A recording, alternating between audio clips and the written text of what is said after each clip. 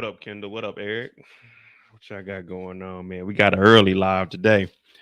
Man, I'm Mo.J. This is the Mo you know. We're just gonna be going over what's been happening with Diddy since the last time we checked in was about 7 days ago when they arrested the OG. Now some people call him a legend. I just call him the diddler. But yeah, go ahead, hit that like button, hit that subscribe button when you come in. We got about probably 5, 6 videos we're gonna go through, probably 3, 4 hours. I didn't do a live yesterday. I got some stuff that's going on behind the scenes with Tubi Tuesday. Nothing bad. Hopefully we can get things situated. Next week we jump back off the porch with it. So I figured today we'll just talk about Diddy all day. We might go back and forth to like the Gotti case. Not the Gotti case, but the Young Dog case. We'll see. Mm-mm-mm.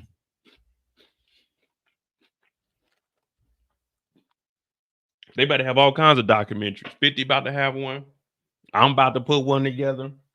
I told y'all I'm doing a class action lawsuit against Diddy. If y'all want in on it, let me know.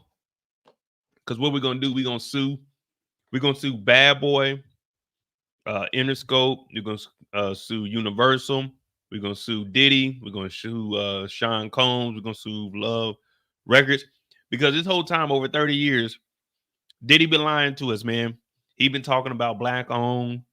He been talking about empowering each other. The whole time he was the man bringing down the community. It was an inside job.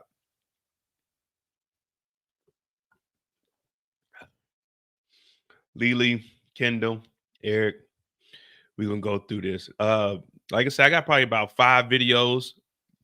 We got some old footage. We're gonna go through all of it. So it's probably about, I ain't got nothing to do today. Well, I am waiting for another Amazon package. So I think I got 1 or 2 more coming. I think I got one going to the box, and then I got one coming to the house. So I might have to get up and buzz them in. But other than that, we got about 4 or 5 hours worth of Diddy information, and we're just gonna go through all of it because ain't nothing like a Diddy party. Mm-mm-mm. The family's gone. We full time. All right. Oh, and I got a lot of candy, man. I took all the candy from work. Um, one of the ladies from across the street, she came by with like a box of candy. I was like, man, I usually don't eat candy during the week, but I was like, I do need me some candy. So I just got one of the bags and just, loaded up on it. But all right. So if you have been living under a rock, Diddy is arrested, and every day there's new allegations coming out. There's a lady that said in 2001 something happened to her. We're gonna go through her press conference. She did a whole press conference too. That was yesterday. She did a whole press conference on being assaulted and how it's been weighing on her mental. And it took 23 years for her to come out. She just been living with it, and she felt like the time was now. Well, let me tell you something. Get your money, but as soon as Cassie put her lawsuit in, if you wanted to be able to get you some money, that's when you should have done it. Because by the time they get to you, Diddy ain't gonna have no money because I already put my lawsuit in. I'm only asking for $100 million. I'm not asking for a lot. I'm just asking for 100 million.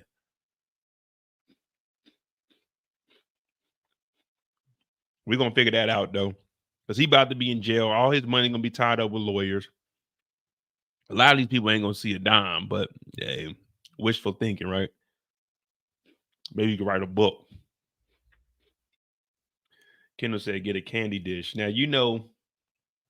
I am frugal, Kendall. That means I got to spend money out of my budget. Y'all know, I finally bought a dryer. I've been living here for 11 months. I got a dryer last Thursday. I had a I had a dryer delivered. Spent 450. Man, when I tell you I've exceeded my September budget, man, I ain't gonna lie to you. I almost cried when I bought that. But my mama put that peer pressure on me. You gotta buy a dryer. I need a dryer. I don't want to hang my stuff up. So I done bought a damn dryer, man. I almost went a whole year without it. What up, Trey? Tamika, what's going on? Like I said, we have some long crime videos. There's about 5 of them, and then I went and found like some old Diddy white parties so we can see if we can identify who was all there. But let's go ahead and jump into it. Let this thing play on out. Oh, October 13th, 12th. October 11th. I'm trying to go to London. So if y'all out there in London, let me know. Drinks is on me. I would say dinner is too, but dinner gets expensive. So drinks, if you ever see me out, don't worry about it. I got at least 2 or 3 drinks that I can buy for you. No Diddy shit. You know what I'm saying? We go to the bar together. You order what you get straight from the bartender. But yeah, if you see me out, because I'm trying to go to London for the football game, the Jaguars versus the Bears. So that'll be the weekend of October 12th, 13th. Will I be watching the Vince McMahon series? Oh yeah, I mean, I used to be a huge fan of wrestling, so I knew something was like, I always knew Diddy was weird, but I knew something was going on with Vince McMahon way back in the day, though. Especially like when his daughter, he was trying to marry his daughter. Like, man, Vince McMahon was wild, but man, let me tell you something. Out of Diddy and Vince McMahon, both of them are wrong, and I don't condone what either one of them did. But if there's either one I like watched more, it was Vince McMahon because I was a huge wrestling fan. But yeah, Vince McMahon was a horrible guy, man. Well, hell, Diddy is too.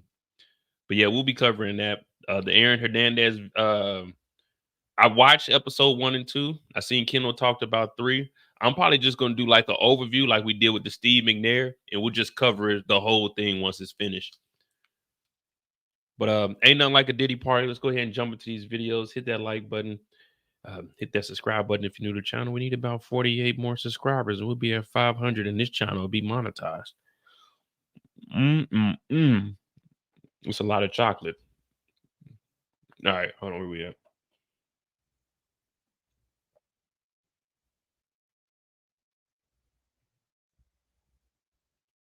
Downloads.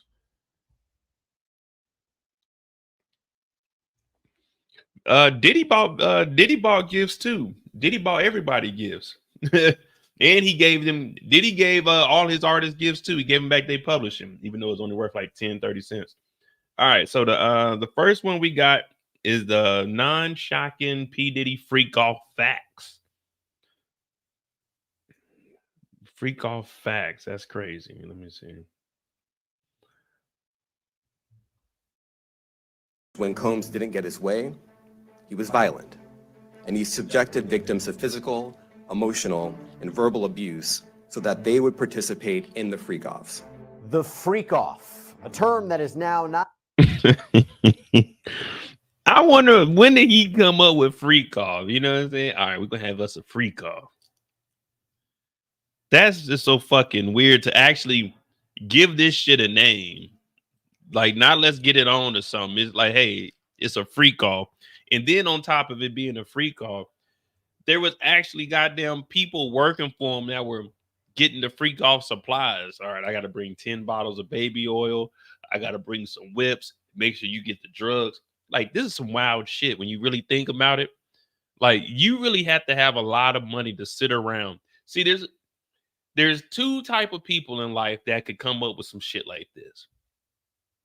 Somebody with too much money and time, and somebody that's a bum with nothing to do. These are the only type of people that will come up with some shit like this. A 9-to-5 nigga's not gonna come up with a freak off. We might, hey, let's bring some girls through and we have some consensual time together. But a freak off is a nigga with money. A freak off is like what fucking bums do in the back alley. That's what a freak off is. You know what I mean? Like, we're gonna all go down the Skid Row and we just gonna watch and see what the homeless people do. Well, I won't say homeless because, you know, they might be homeless, but like the bums, the drug addicts. Let's go see what they do. They do freak offs. Regular 9-to-5ers, we don't have time for freak offs. Now, I might have one chick and a chick on the side, but I ain't got time for no freak off. I got to make sure these freaks don't ever run into each other. You know what I mean? But a freak off is fucking crazy. Nah, Pac was at them parties too. Not only becomes synonymous with Sean Diddy Combs, but it is at the center of his federal sex crimes case. We're going to explain some of the major accusations and details surrounding the freak-offs and what this could mean for the indicted rapper. Welcome to Sidebar, presented by Law and Crime. I'm Jesse Weber. The freak offs is fucking There crazy. is one term that has gone viral since the indictment of Sean Diddy Combs, more than anything else. You've heard it here on Sidebar. You've heard it amplified in the media. It is called a freak off. Freak off! Alleged sexual performance that is at the center of this criminal case facing the rapper and producer Sean Diddy Combs. And I'm going to go over some of the details of these freak-off sessions as laid out in the government's indictment and in their subsequent letters that they filed with the court when they argued against Combs' bail, which, by the way, was denied twice. Now, he's currently locked up. Diddy and Cassie, Khaled and Pharrell. Not my nigga Pharrell. I know Pharrell wasn't that no freak-offs. I forgot who this dude name was. I think his name starts with a, he's like Jesse or something. Oh, Monet Tejada at the freak off. Nas Escobar is there. J and B. There's a wild bunch of individuals here. Let me find out. Zeke's real father is some nigga at a freak off. Monet Tejada's at them freak offs. We got Zeke might be Diddy's son.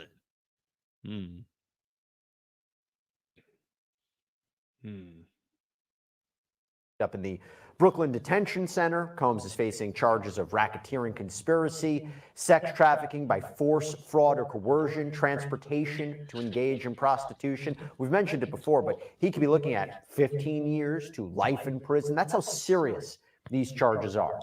But the main theme here, the main allegation, is that Combs led a criminal enterprise.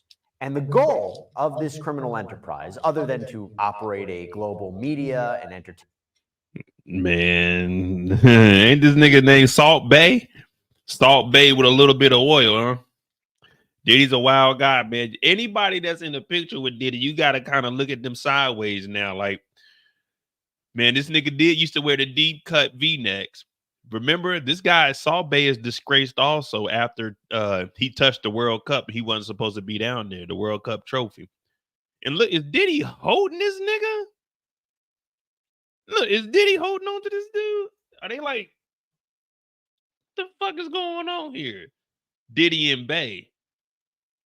Like, and this nigga got a floral shirt on that's like, well, this ain't even a shirt. This is like a robe. What the fuck is wrong with this dude, man? They too close, nigga. Your shoulder should not be on my open chest. We need to either we shoulder to shoulder, nigga, or we need to step back, man. But your shoulder don't need to be on my chest with a deep cut V-neck. And I got a goddamn open robe on. Who decided to take this picture? Like, hey, let's take this picture. Come here, get close. Hey man, Diddy, you know we got wide camera lenses. You know what I mean? You can step back a little bit. This is some weird shit here. You don't even, like, in the beginning, you never notice these pictures. Like, okay, it's cool. They know each other. They close. But now you're looking at it like, this is just a little bit too close.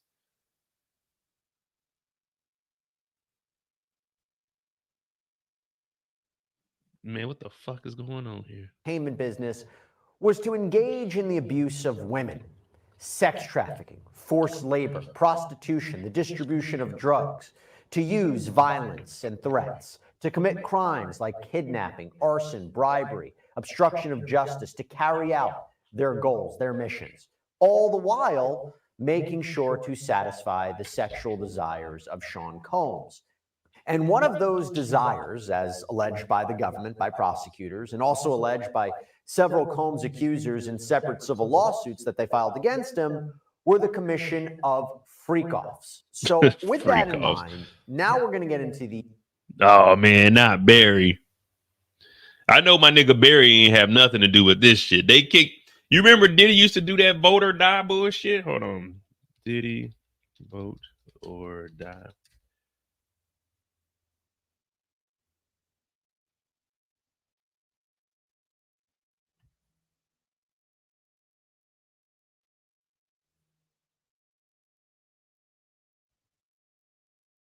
(2004) 2004 is when Diddy started the vote or die shit, so it was into the 2008. Would you see how everyone separated themselves away from Diddy though? when Obama got elected, you stopped seeing here like, man, back your ass up, nigga. Get out of here. These shocking details surrounding these freak-offs. And I guess we should start with saying, what are freak-offs, right? Well, let's go to the indictment. It says, quote, Combs and other members and associates of the Combs enterprise wielded the power and prestige of Combs' role at the Combs business to intimidate, threaten, and lure female victims into Combs' orbit, often under the pretense of a romantic relationship. Combs then used force, threats of force, and coercion to cause victims to engage in extended sex acts with male commercial sex workers that Combs referred to as, among other things, freak-offs. Freak-offs were elaborate and produced sex performances that Combs arranged, directed, pleasured himself during, and often electronically recorded. Now, while this indictment came down, I said at the time, this may be a term that is foreign to any person that was not familiar with Sean Combs, but for me, who's been following this whole saga for, what, a year now?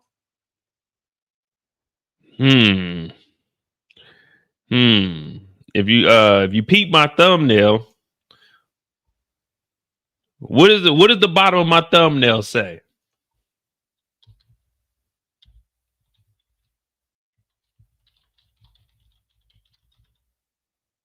What does the bottom of my thumbnail say?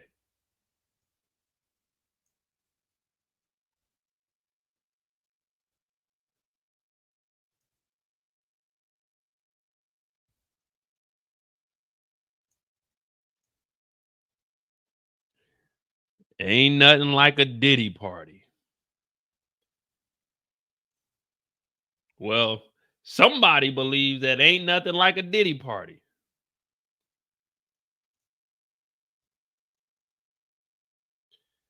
Someone believes that ain't nothing like a Diddy party. Hey, everybody know. Somebody. Hey, everybody know ain't no party like a Diddy party, so. Ain't no party like a Diddy party, says LeBron James. Hey, everybody know ain't no party like a Diddy party, so. Yeah, that's what's up. Yeah. It ain't what? What LeBron James say? LeBron James? Yeah, we caught your ass, nigga. Hey, everybody know ain't no party like a Diddy party, so. Yeah, that's what's up. Yeah. Yes, sir. Ain't no party like a Diddy party, huh? All right, we'll keep that in mind when the case starts going on, nigga. We'll keep that in mind, LeBron. I have heard this term, any person that was not familiar with Sean Combs, but for me, who's been following this whole saga for, what, a year now, I have heard this term multiple times because in the Cassandra Ventura lawsuit, Combs' ex-girlfriend, and Rodney Little Rod Jones lawsuit, this is Combs' former producer, they discussed the freak-offs in their, again, their sexual assault lawsuits. Now, Ventura alleged, among other things, that Combs would demand her participation in freak-offs and that she would have to be forced to hire the male sex workers and that this could happen at any random moment. Jones alleged, among other things, that Combs' son Justin Combs and DJ and record producer Stevie J would engage in freak-offs. Now, to be clear, one of these youngsters are charged also. They just got charged like yesterday or the day before. Those specific allegations, those names, those details were not mentioned as part of the criminal case. I will tell you, though, that the idea of this freak-off, now that it is officially part of the criminal case, now that it's mentioned multiple times, this makes me wonder two things from a legal point of view. Number one, it is such a wild concept and a phraseology that it's hard to believe that this is something that was just made up by Combs' accusers. And when I say Combs' accusers, could that be Ventura? Yes. Could that be Jones? Yes. Perhaps the government got this information. The first year LeBron went to Miami and they lost, he was a little bit distracted. He only scored 8 points in a playoff game. I'll never see Jordan do that, but 8 points in a playoff game is crazy, especially when we know that Diddy lived on South Beach. And if it ain't nothing like a Diddy party, maybe he wasn't too focused during the finals. I don't know. We'll have to wait till the case is opened up and we go to court. this idea of the freak-offs originally from them. And by the way, when I say Combs' accusers, could be Ventura, could be Jones, perhaps the government got this idea of the freak-offs from them originally, but we don't know. To be clear, we do not know for sure. We do not know Kobe was who there the too. accusers are, the victims are in this criminal case, who the government's witnesses are, whoever those people may be, because we don't know for sure who is cooperating with the government right now. But the bottom line is the idea of the freak-off, there's enough there to substantiate it that the government is moving forward with this. And again, it is so wild. It's such a wild concept to come up with that I wonder if an argument will be made that, look, jury, this has to be true. No one can honestly make something like this up. And as you'll see, it doesn't appear it was just witness testimony that corroborates the idea of the freak-offs happening, the existence of these freak-offs, but there's more, and I'll get to that. But this also leads me to a secondary point, that based upon what we are already seeing from Combs' defense counsel during bail arguments, they may not deny that these freak-offs happened, or even that Combs called them freak-offs. They may say, yeah, you know what, he engaged in freak-offs, that's what he called them, but they were consensual. That's the idea, they were consensual, this is not a crime. Talking about Sean Combs and these allegations, does it not show you just how scary the world can be, how unpredictable the world can be? And you know what? You know what one of the most unpredictable things can be in life? Something that is truly terrifying, that comes out of nowhere, if you get injured, right? That comes out of nowhere. But it's important. No, man, we don't need no advertisements.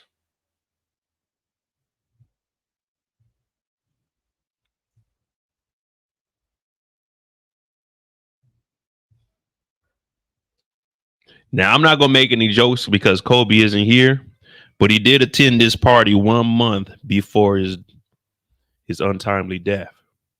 He was at a Diddy party. Now, did he stay? We don't know. But was he there? For sure. But as I said, we're not going to joke about anything that Kobe may have done. God rest his soul. But he was there. To realize that at those moments, what largest emailers of a case, I want to the victim freak-off description and pinned in the comments. And I want to explore that a little bit more. Let's explore a little bit more details of these freak-offs. So the indictment continues, quote, freak-offs occurred regularly, sometimes lasted multiple days, and often involved multiple commercial sex workers. During freak-offs, Combs distributed a variety of controlled substances to victims, in part to keep the victims obedient and compliant. Sometimes, unbeknownst to the victims, Combs kept videos he filmed of victims engaging in sex acts with commercial sex workers. After freak-offs, Combs and the victims typically received IV fluids to recover from the physical exertion and drug use. That is something. And the government would allege that these freak-offs, they have been happening since 2009, that those drugs consisted of ketamine, GHB, ecstasy. Now, in terms of the defense of consent, the defense could say, well, these people knowingly and voluntarily took drugs, but if it's true that Combs kept videos that look at this nigga, man, didn't know about, that could be problematic for him, especially since we learned the government may have the goods to back all of this up. In their bail letter to the judge, they write, quote, the evidence against the defendant, which would be made public at trial, includes substantial evidence that is highly... There you go, Destiny. The fact that there hasn't been any actual witness victim subpoena list released yet or used the already advertised video evidence that's resurfaced is too much. But right here, they said the evidence against the defendant, which will be made public during the trial. That's what I'm saying. This is the feds. This isn't the state where the state got to try to get public opinion. No, the feds are different. They holding on to everything. They making sure each and every day they collect more and more evidence. So once the trial actually starts, boom, they can just lay it all on the line. And at that point, Diddy's not going to be able to afford lawyers for this because, well, the feds, they ain't about to take no whole year on this case. This case is probably going to be at most 3 months. They're going to get this shit rolling and they going to get it rolling. I'm talking about they're going to finish this shit quickly. So they probably won't go to, unless he does a speedy trial. They probably ain't going. I doubt they start before the new year. So probably like March of next year, probably from like March, April, May. Shit, by June, this nigga's in jail. Well, he's in jail now, but you know what I mean. Sensitive and has the potential to significantly and negatively impact the defendant's reputation. For example, dozens of video recordings created by the defendant of freak-offs with victims. I mean, we wondered. See, they have the footage. They have the footage, but they not releasing none of it. But once this trial starts, see, that's the thing. I wish I had some leave. If I got some leave, I'm gonna fly to New York and I'm gonna try to get 1 or 2 days. I'm gonna just try to get in there and see if I can get in the courtroom for like 1 or 2 days. I had to take some leave. It's got to be like I have to leave here on like a Wednesday so I can get like a Thursday and a Friday. We're gonna see if I can get some time off. I'll fly back for one of these days. What was collected by federal authorities after they raided Combs' homes in LA and Miami back in March? There were reports that they collected digital evidence. In fact, further on in the government's letter, prosecutors write, quote, setting aside devices seized in connection with the defendant's arrest, the government has obtained over 90 cell phones, laptops, cloud storage accounts, as well as over 30 other electronic and storage devices such as hard drives, thumb drives, cameras, and a surveillance system. The government also wrote, victim testimony regarding freak-offs is at times corroborated by other witness testimony, communications with the defendant and commercial sex workers, travel records, hotel records, videos of the freak-offs, and records reflecting or indicating payment.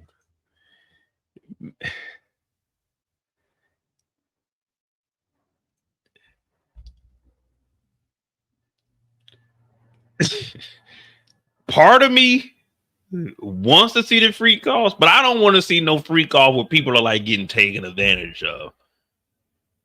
I want to see who's in the freak offs. I ain't gonna lie. Maybe I might need to go in there to see this because I want to see who's in these freak offs. But something is telling me that a lot of these people are not fucking consenting to this shit. I'm imagining people being like drugged up. You know what I mean?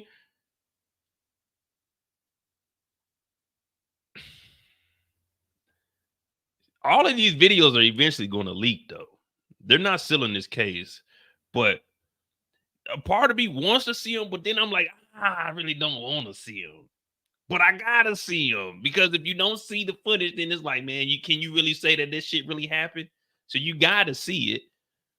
There's a bunch of people in mask and oil, but we got security footage of people coming into the house. So they weren't wearing masks when they were in there. They were having a regular party. You got your regular party, and then about 10:30, 11, it turns into freak off. You know, the lights start getting a little dimmer. So it goes from like this. I've never been to a Diddy party, so I wouldn't know. But it starts off like this. You got your regular party going on. Oh, man, of course, my battery would die when I'm trying to do a goddamn experiment. You got your regular party, and then it just slowly. Damn, I done brightened this mug up too much. Fuck. I'll go get some new batteries in between this. By the way, you're talking about evidence of freak-offs. Prosecutors revealed one other way that they can prove that these freak-off events happen, because in the government's bail letter, it states, the defendant arranged freak-offs with the assistance of members and associates of the enterprise, including employees of his business, and the hotel rooms where they were staged often sustained significant damages.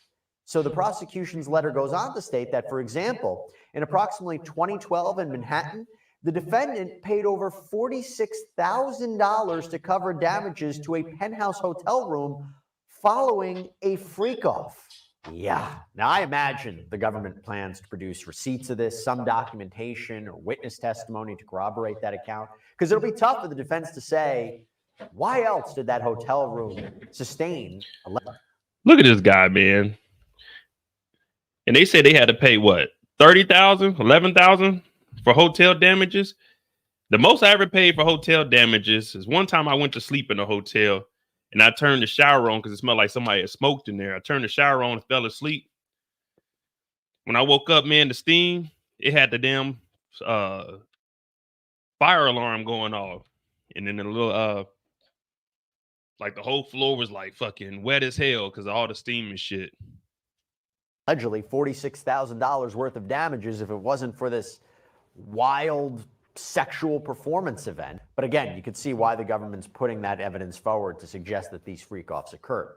Now, going back to that idea of consent, this defense of consent, I couple that with something else that I've been hearing. I've seen people say, why are these freak-offs a crime, right? You might be wild sexual encounters, but why is this sex trafficking? Why is this racketeering? Well, as laid out in the indictment, but also this was articulated by Damian Williams, the United States Attorney for the Southern District of New York. Here's what he had to say in a press conference after the unsealing of this indictment. As alleged, Combs used force, threats of force, and coercion to cause victims to engage in extended sexual performances with male commercial sex workers, some of whom he transported or caused to be transported over state lines. When Combs didn't get his way, he was violent, and he subjected victims to physical, When ain't he emotional, violent? and verbal abuse so that they would participate in the freak-offs, and that Combs hit, kicked, threw objects at, and dragged victims, at times by their hair. On one occasion in March of 2016, that conduct was captured on video and later reported in the media.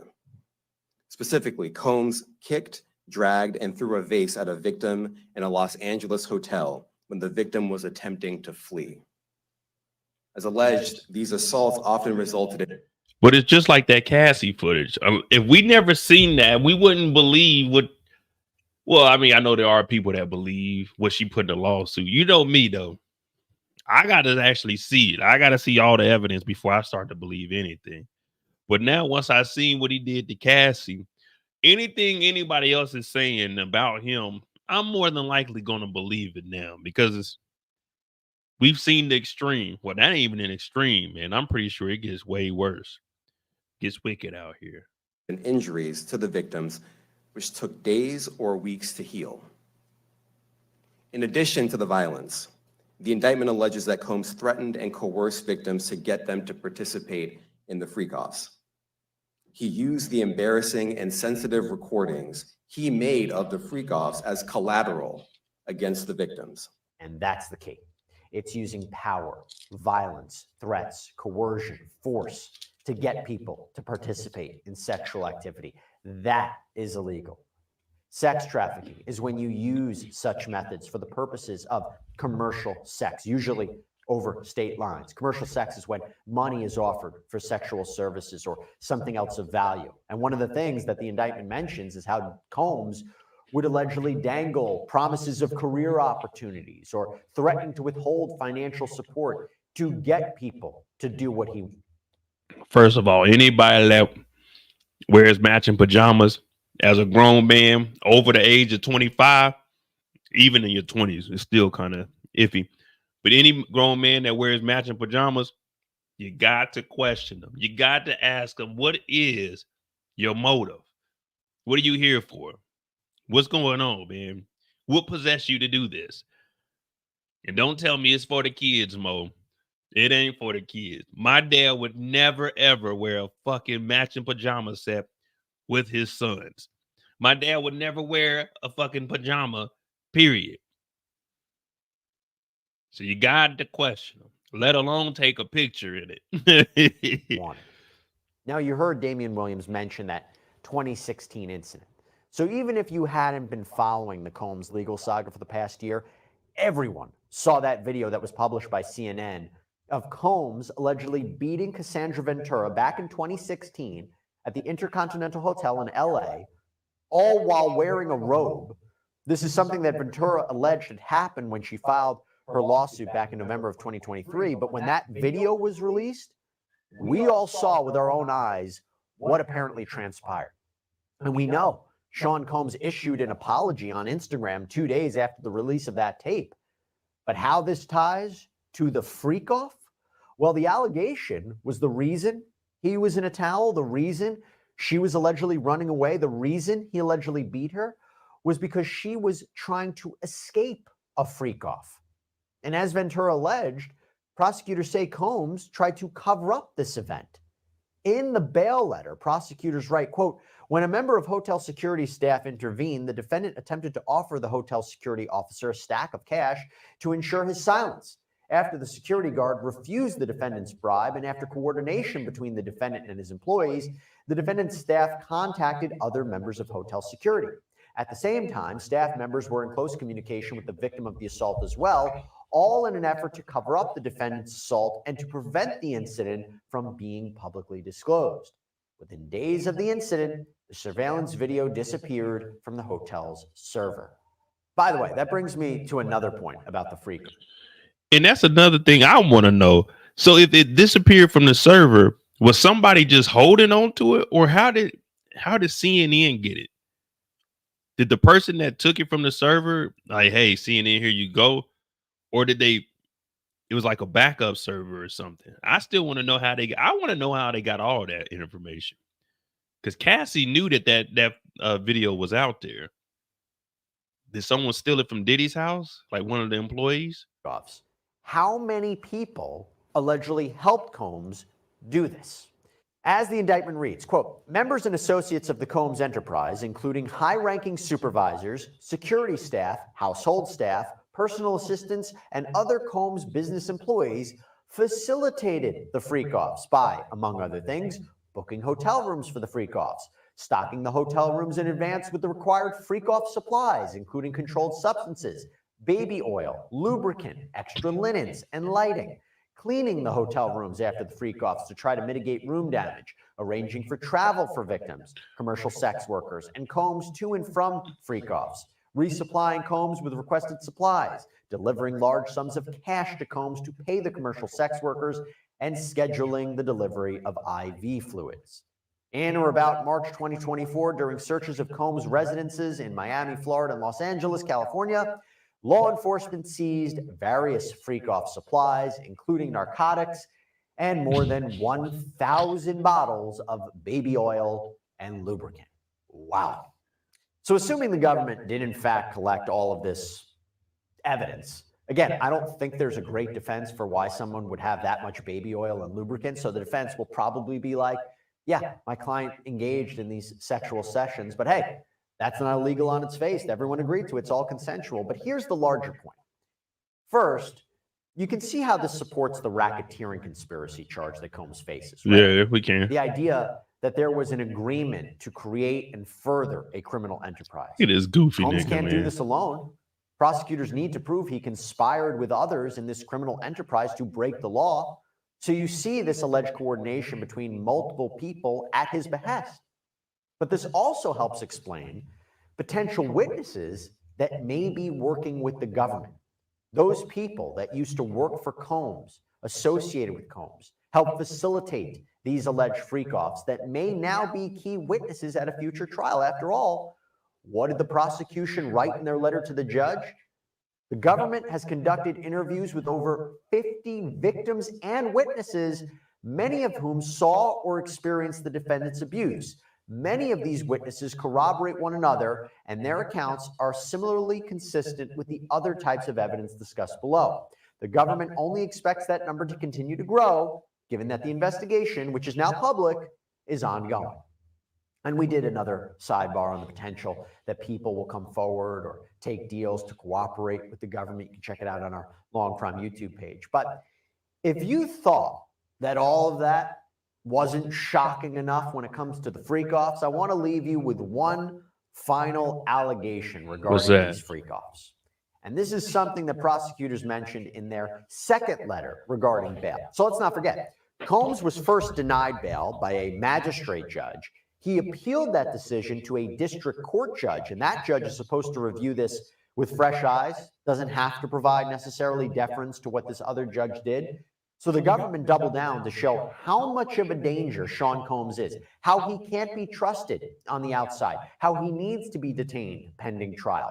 And in their second letter, they write, quote, indeed, since at least in or about January 2024, When the defendant was unquestionably aware of the criminal investigation, the evidence shows that he is engaged in multiple freak-offs, some involving the interstate transportation of individuals to participate, has continued to use narcotics, and has contacted multiple witnesses. So if true, the government is saying these freak-offs are not years old. They are essentially still happening. This was after he had already been sued. How freaky of a nigga do you have to be knowing that all of this shit is happening and you had freak offs in January this year? Cassie got paid in November, December, January. So you probably had a freak off for New Year's, probably had a freak off on Martin Luther King birthday's weekend.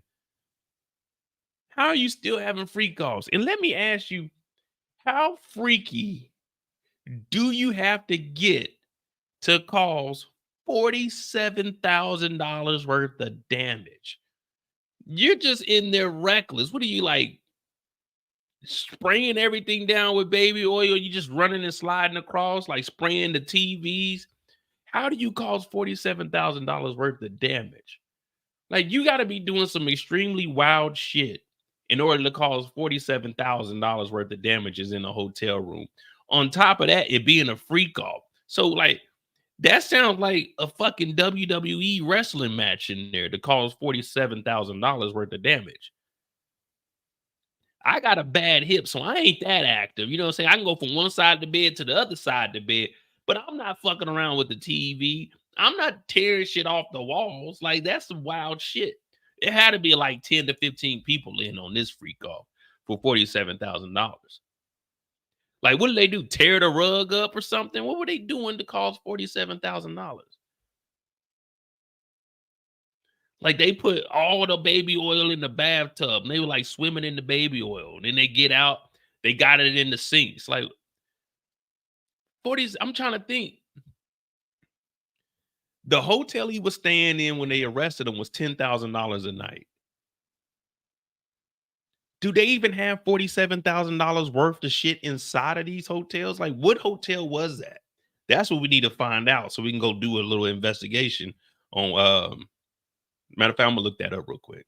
And after the idea of the freak-off had become publicized through those lawsuits people were talking about in the media, and he's still allegedly engaged in this behavior, that's huge for prosecutors. And of course, here, we know that Combs was denied bail again by that secondary judge.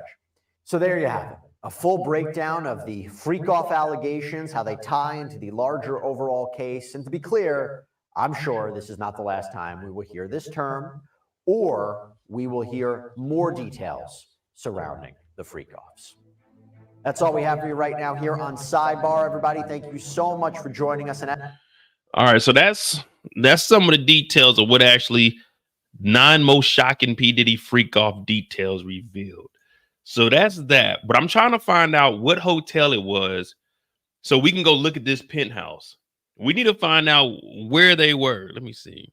Man, we turn off no ad blocker. The freak off. Hotel employees.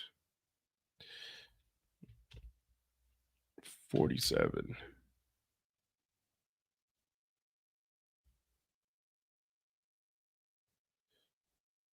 Okay, 46,000.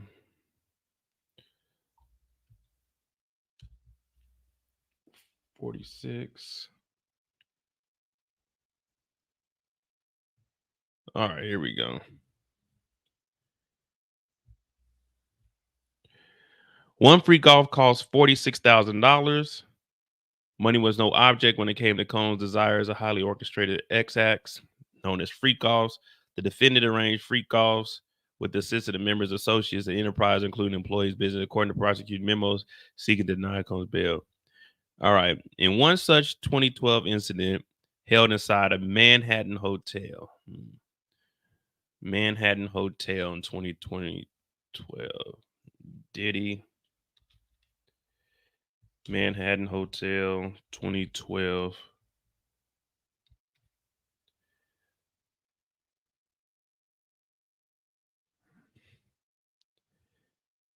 A swanky hotel. All right. No one's got the name of this swanky hotel. Swanky New NYC bill destroyed.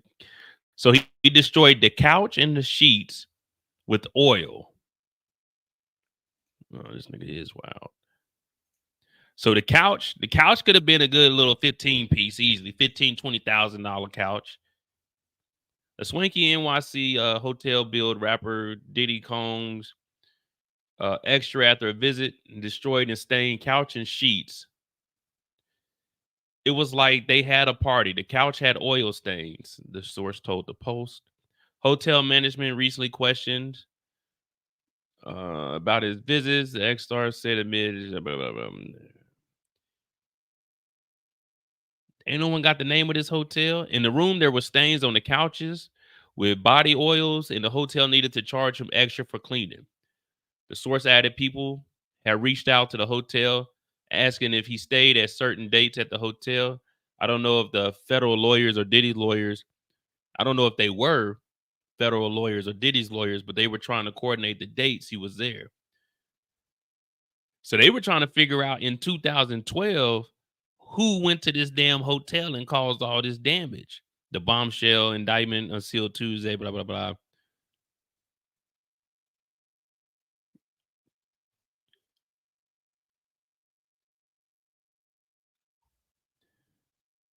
Okay, so let me look. We're gonna look up this this Park Hyatt, New York. This is where he was at. So this will just give us an idea of.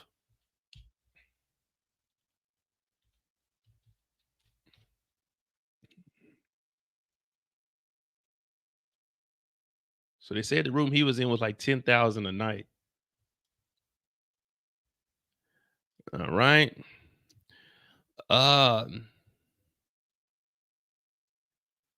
I might need to give this hotel a call. Give me a second. Let me see what my phone bill is looking like for this month. I might need to give this hotel a call.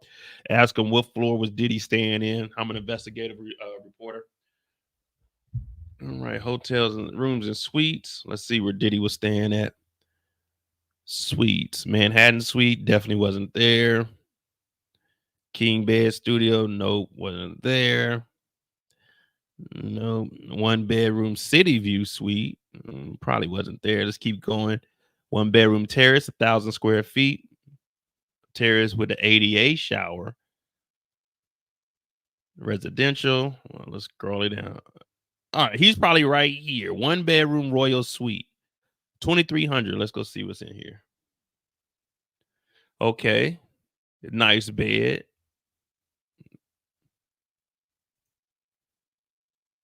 Oh, this is a nice bathtub here. I'm pretty sure the feds found all the pink powder in here. So you get 2 robes in here. Okay, that's nice. These are those tinted windows too. Oh yeah, this is lavish right here. Floor to ceiling windows, Central Park City View, separate living area, private king bed, walk-in closet, dining room for 6 guests, fully stocked wet bar. He needs to stay away from there. Butler service, butler pantries with kitchenette, luxurious bathroom featuring dual vanity. Do I got a dual vanity? No, I just got one. Just got one sink, man. Unfortunately, a walk-in rain shower, oversized marble soaking bath, heated marble floors. I got heated floors. A Toto electric toilet. Okay, nice. Fresh fruit, an espresso machine. I had an espresso machine, but that motherfucker broke. Twice daily housekeeping service. Well, they don't show how much that costs, but I'm assuming this is what he had when they arrested his ass.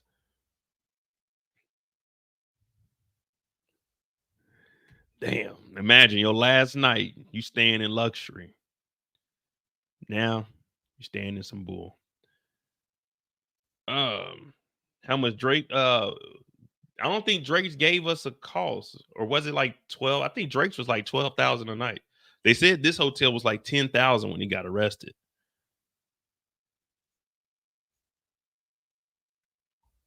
Let me see how much this one is. We'll do it the 25th to the 27th. Look now.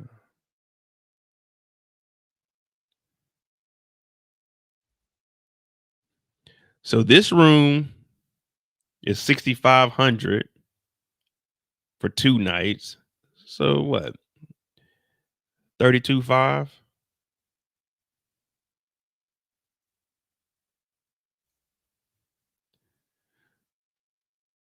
Okay, the presidential suite is $86 a night. So the standard rate is $91. So if you're a member, it's $86, so it's $91 a night for the presidential suite. But the presidential suite is smaller than the actual suite we were looking at, though. So the suite we were looking at is probably about $10,000 because this is $9,100. Shit, that might be like 12 because this jumps from 42 a night to 91. Let me see. We'll do the standard rate. Yeah, so he's probably paying about okay, cool. Not bad. He won't be getting any of them over those nights though. So the next thing we have is, let's see.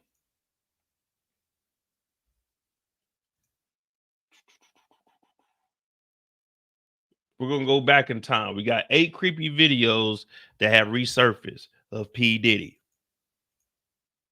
Right, gotta keep him there. Right, you need locks on. So right now we about to take it back and we're gonna watch Diddy tell on himself back in the day. We're gonna take it back, way back. So it's always been in your face. And that's one thing about criminals.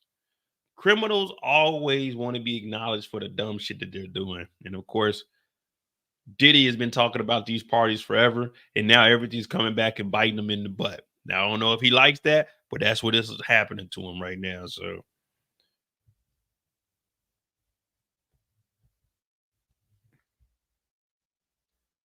let me see, 55, 56.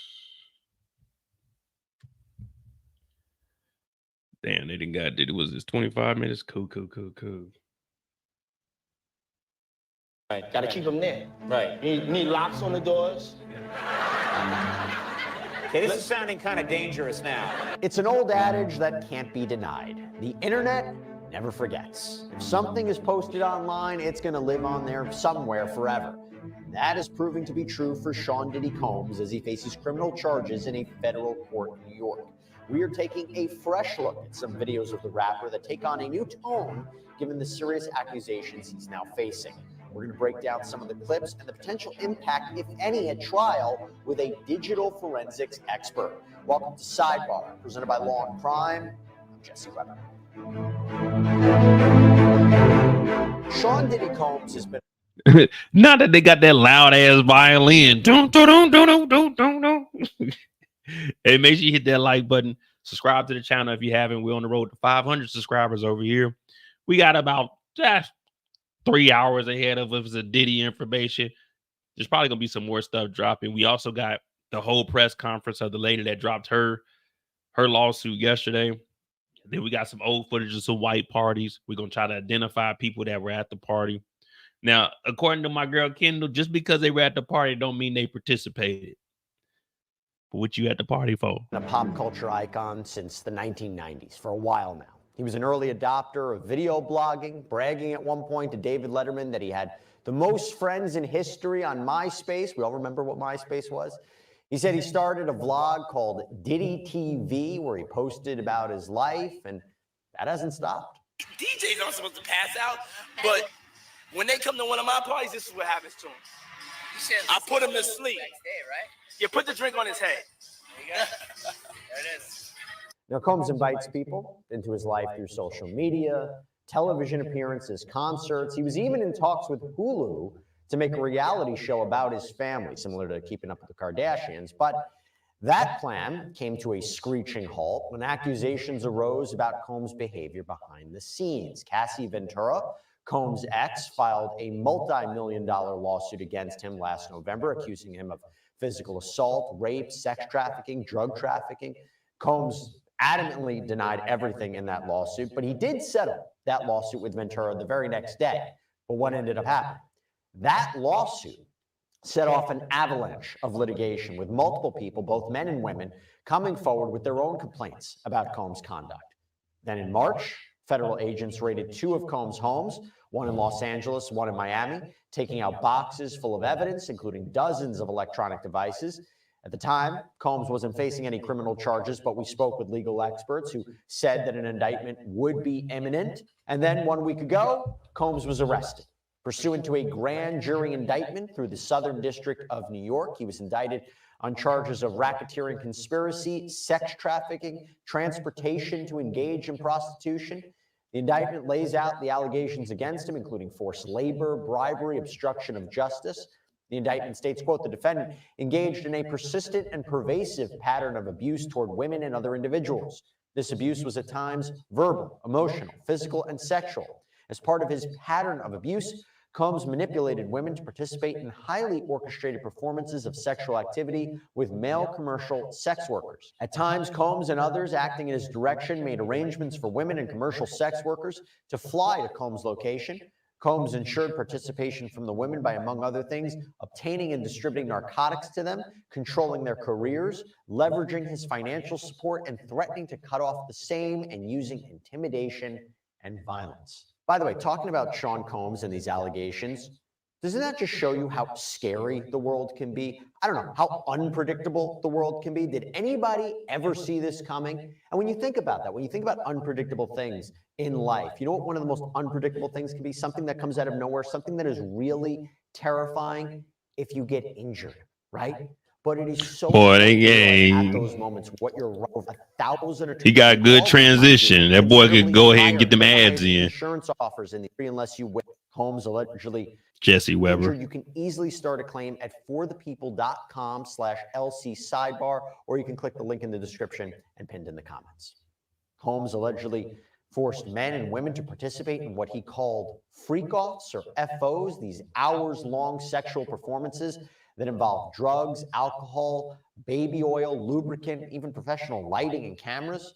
Prosecutors say that Combs coerced people into taking part in these freak-offs for years, and now, as old video clips of Combs start to surface, it appears Combs' bad boy behavior has maybe been an open secret in Hollywood and beyond. And what we are seeing now in these resurfacing of older videos of Combs are different contexts. We might be looking at these videos in a different lens, given these allegations. Did these videos tell us anything? Could they be used as evidence at trial? Well, to talk about this, I want to bring in digital forensics expert Heather Barnhart to talk more about this. Heather, thanks so much for coming on. Good to see you. First, I want to get your reaction to this indictment. You know, I've spoken with a lot of legal analysts. You're an expert in digital evidence. What stood out most to you about not only the indictment, but I'll also say the 2 letters that were submitted by prosecutors when they were trying to fight Combs' bail? He's been denied bail twice, but we learned a lot more information in those letters too. Sextortion is the major issue here, and it's a platform I've been speaking on. In my opinion, it's the #1 threat that we're dealing with in the United States and worldwide. The fact that Combs is allegedly reaching out and threatening to release these videos and ruin people's lives. The thing is, one video, one photo can ruin your life forever. And who knows what control was set in place to even have these videos recorded, if they were consensual or not.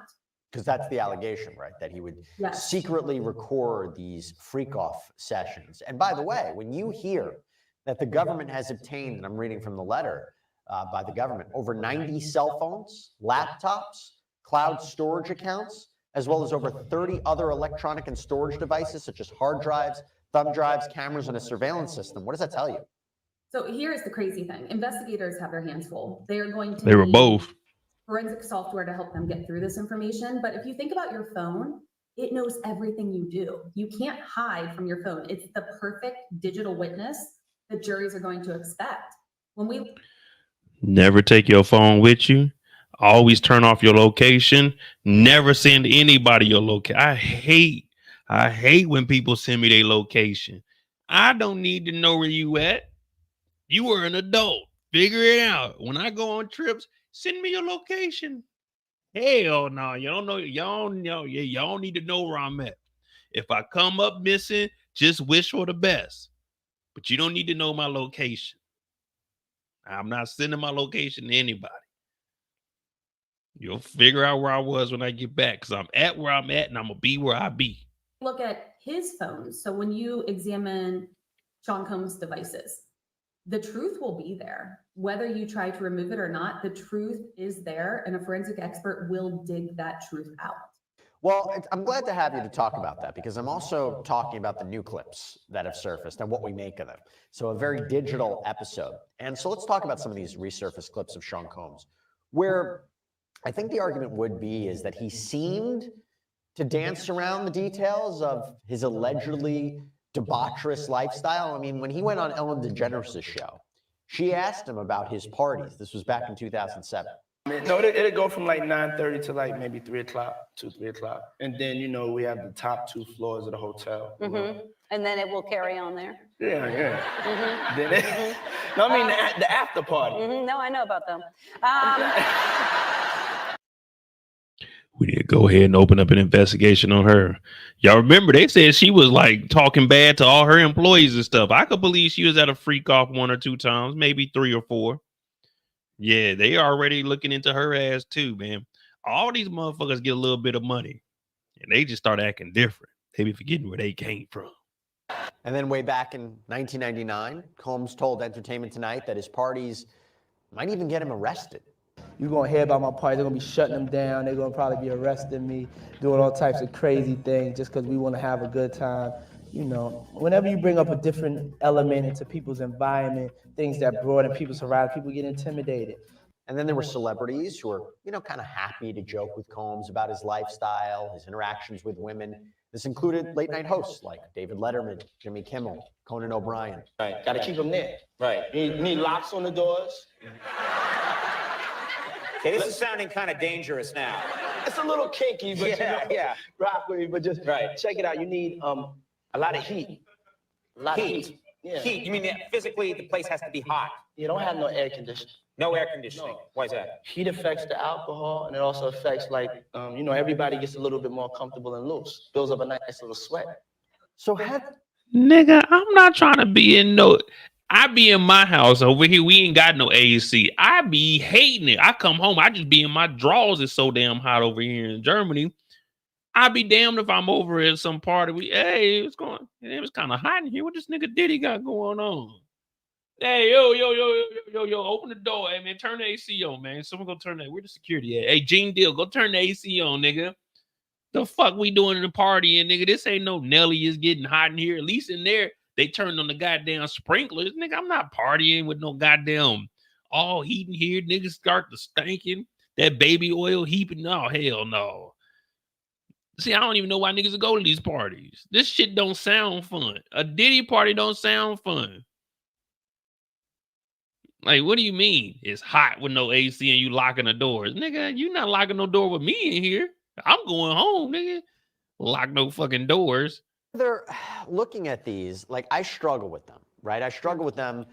I don't know if they'll make it into evidence. I don't know if they'll necessarily be relevant. They're actually kind of, I don't know what they tell us. They could be innocent statements about his parties being a good time, exaggerating. What up, RC? These might be like puffery. Maybe they are wild. Maybe there was sexual escapades, but not necessarily illegal. What do you take away from those videos? I think there's a huge amount of control that had to be implemented here. If you think about seeing the videos of the cell phones being collected and what people were told when they were arriving at the party and how fun it would be versus what you end up in, it almost sounds like you've entered into a prison and then you were released. So thinking of that and the threats of violence and all the things that could occur from what we're hearing allegedly happened, but it's almost, when you watch those clips, as if he were bragging that he wanted the attention on what these things are, because curiosity, we're humans. Humans are curious. If you're curious about what these parties are and you'll do anything to get there, there's going to be a huge celebrity list of people who probably were just present and not participating. So I think it's going to be wild what we see investigators uncover during this investigation. I think it's also, and what is frustrating for a lot of people, this was known. Puffy's parties, everybody knew about them. They're wild. Now, they're dancing around it a little bit, but he didn't feel, to me, uncomfortable talking about the parties. Now, he might not have, I don't think he ever expected that he was going to get arrested for allegedly what happened. Yeah, and that's the thing. He may have seemed confident about it, but if you think back in the 90s, the 2000s, like the shit that they were doing, I won't say is the norm, but it isn't like it is now. You know, anything you do now, you'll go to jail for damn near. So back then, him talking about it, he thought that this shit was cool. But when you look at it in hindsight, it's like, nigga, everything you was doing was fucked up, man. Like, y'all all on drugs, and it's drugs that they don't even know that they own. There's allegedly you putting shit in different, like in bottles and shit, and making the girls drink different bottles than what the dudes is drinking. So, like, man, that shit was never cool. But like having these free calls, this nigga probably thought, man, yeah, I got the best parties in town, don't I? I'm like, no, nigga, this don't seem right, man. It's hot as hell in there. It stink. You locking the doors. The girls, they ain't even like they not moving. That shit ain't cool, man. That's why I'm glad I was a little, you know what I'm saying? I wasn't a popular kid. You know what I mean? So I wasn't never invited to none of the cool shit. I was knocking niggas' heads off. Pause. At some of these events. And by the way, he's not being arrested for what happened at parties like the white party in general. It's specific sexual coerced encounters, but he seemed very comfortable speaking about this too. He did. And, you know, I think we're going to see, as we look closely at the devices belonging to Combs, we're going to see other people that may be nearby or involved just from connecting to hotel Wi-Fi, yacht Wi-Fi, proximity to his device. So even if these devices are collected, there's going to guaranteed be other people associated to this. So we may be. Damn. They said the forensic, they can get, if you connected to the Wi-Fi, they can go back. Well, of course you can. You can go through the IP just like I can go in there now. So they said they're going to be looking at anybody that even connected to the Wi-Fi at this nigga's house or over on the yacht. And it's going to tell you the time that they connected and the time that they were off of it. Imagine you over there, all you doing is trying to get the Wi-Fi so you can get your Google Maps to work. Because you like, man, this party shit seem a little different. You on the goddamn Wi-Fi trying to get the goddamn Google Maps up. You trying to order you an Uber. The fuck? They calling your house. Is this Mo? Yeah, this is Mo. Hey, nigga, you was on that Diddy Wi-Fi. Man, I was trying to order an Uber, man. Nah, at 3 a.m. Yeah, nigga, the freak off was getting ready to start. I was trying to get the freak out of there. Nah, nigga, come on in. Bring your cell phone. Now I'm like, man, I ain't had nothing to do. I was just trying to use the Wi-Fi to get the fuck out of here, man. Damn. They hitting you at the Wi-Fi check. Sheesh. Sheesh. Just imagine if you walking by and it's like, okay, oh, it's free Wi-Fi over here. It don't say Diddy, it just say FO. It say like FO 97. Okay, shit, let me connect to this. What is this? Free online? That's what I'm thinking. If I see FO 97 free online 97 minutes, that's what I'm thinking. Let me connect to this. It's 4 a.m. You out there with your girl, y'all sitting on the beach, y'all just chilling, not knowing you connected to the freak off Wi-Fi. Police notifying you, calling your phone up. They just subpoenaed your goddamn calls, and now you in court. You and your old lady, she's in there, so she's supporting you, but she don't know what you in here for. But you ain't did nothing illegal. And then now they going through your phone records. Now they pulling up. You done made phone calls. You done exchanged text messages with some other chick. Now your main girl, she mad at you because you didn't got caught up in this damn free online, which was really freak off 97. Because you can connect it to the Wi-Fi. So now you up there in New York courtroom, they talk about what you got to do with Diddy. I ain't got nothing to do with Diddy. Then why were you connected to the Wi-Fi? I was out there with my girl. Then why were you texting these other girls? Man, that wasn't me doing that. So now you messed up with your girlfriend all because Diddy wanted to have a freak off and forgot to lock the Wi-Fi. Man, that's some wild shit. That's some wild shit. Sheesh. Imagine if they get you on some Wi-Fi shit. Mo, I didn't try to get the Wi-Fi at the Ciroc. I went to hotel. This is where I was at. This is where I shot my commercial at. Hotel. No. Club.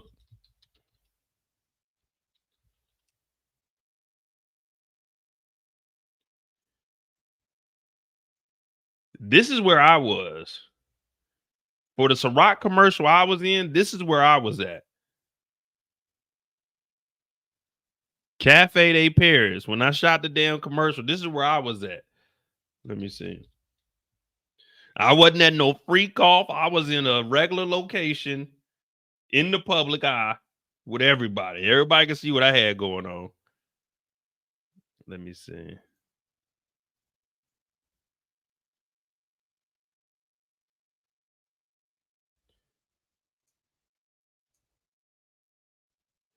This is stories. Settings.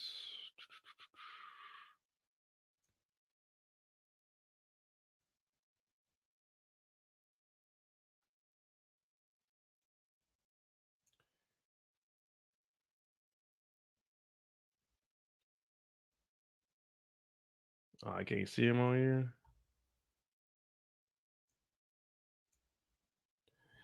Yeah, it wasn't no Wi-Fi for me. I was just in a random ass commercial, and at the end of that, I ain't even get paid for that shit, man. It was just a random commercial I was in.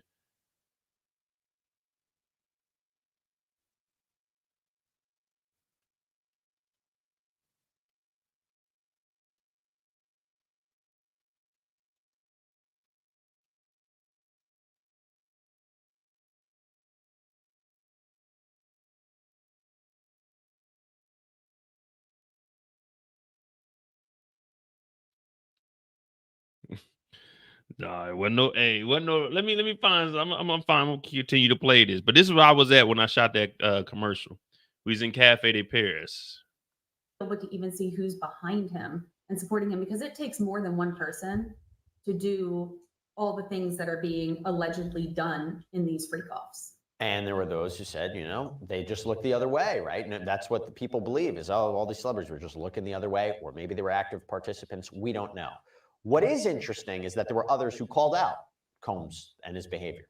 So we had comedian Cat Williams, and he said this now infamous line during an interview with Shannon Sharp on his YouTube channel back in January. So this was after Cassandra Ventura's lawsuit was filed, before the raids on Combs' mansions, before the charges came out. But listen to what he said. Because P. Diddy be wanting to party. And You got to tell him no. You got to tell him no. I did. Okay, so Heather, to be clear, Cat Williams is not mentioned in this criminal case. In fact, everyone I'm about to mention, everyone I'm about to talk about is not actually brought up in the criminal complaint or the letters. There are no names. The government mentions victims and witnesses. There's a specific mention to victim one, but no one by name. So I just want to make that clear. But what do you make of that statement from Cat Williams? Clearly word got out. And this goes back to, is it a respect for who Sean Combs was? Why would people not talk about this? It seems to have gone on for over a decade. Think of people who are adults now that were children at the time. There has to be some level of control, or almost like an intrigue to these parties, even if you didn't want to participate, that no one went forward and said, hey, this is what's happening, until they started to. And you know what else is coming into question is how Combs acted around, like you said, when you talk about age, the young up-and-coming artists that he was mentoring, like R&B icon Usher, pop superstar Justin Bieber. You know, Combs produced Usher's first album, and Usher apparently lived with Combs for about a year. And he talked about that, what seems to be an intense period of time. He talked about it with Howard Stern in 2016. Hey, it was curious. I got a chance to see some things. Yeah, but you were 13. What were you seeing? I went there to see the lifestyle. Right. And I saw it. And it was, but I don't know if I could indulge and understand what I was even looking at. It was pretty wild. And Usher also told Stern in that interview that when asked if he would allow his kids to do the same, he replied emphatically, hell no. Now, Heather, again, not sure what to take away from that. And to be clear, there were no allegations in the indictment or the government's letters where they say anything about minors, right? That was a very conspicuous absence from those filings from the government. 14 minutes. This is where I was at. This was a freak off free event that I was at. This is where I was. There was no freak offs here. It was just a commercial. That's it. I thought it was a video. But yeah, that's all it was. Wasn't no freak off.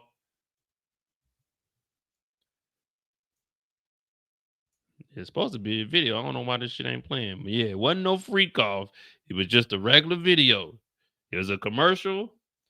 They said, we needed some black guys in here.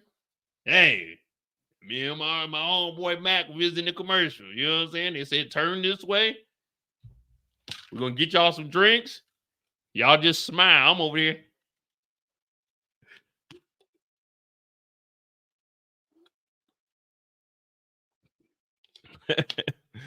And then we end up leaving this club and we went somewhere else and got a section. Because when we got there, all the sections were gone. So we only stayed there for probably like 2 hours.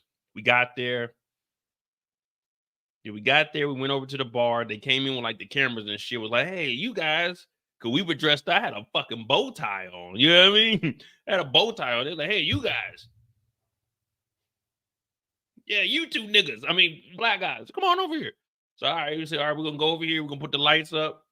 You know what? That may have been a freak off. Because Diddy, they said Diddy was taking lights and shits to the like freak off supplies. They had like lights and stuff come in there. And they had like Ciroc bottles. Because they had us by the bar acting like we just been here living the good life.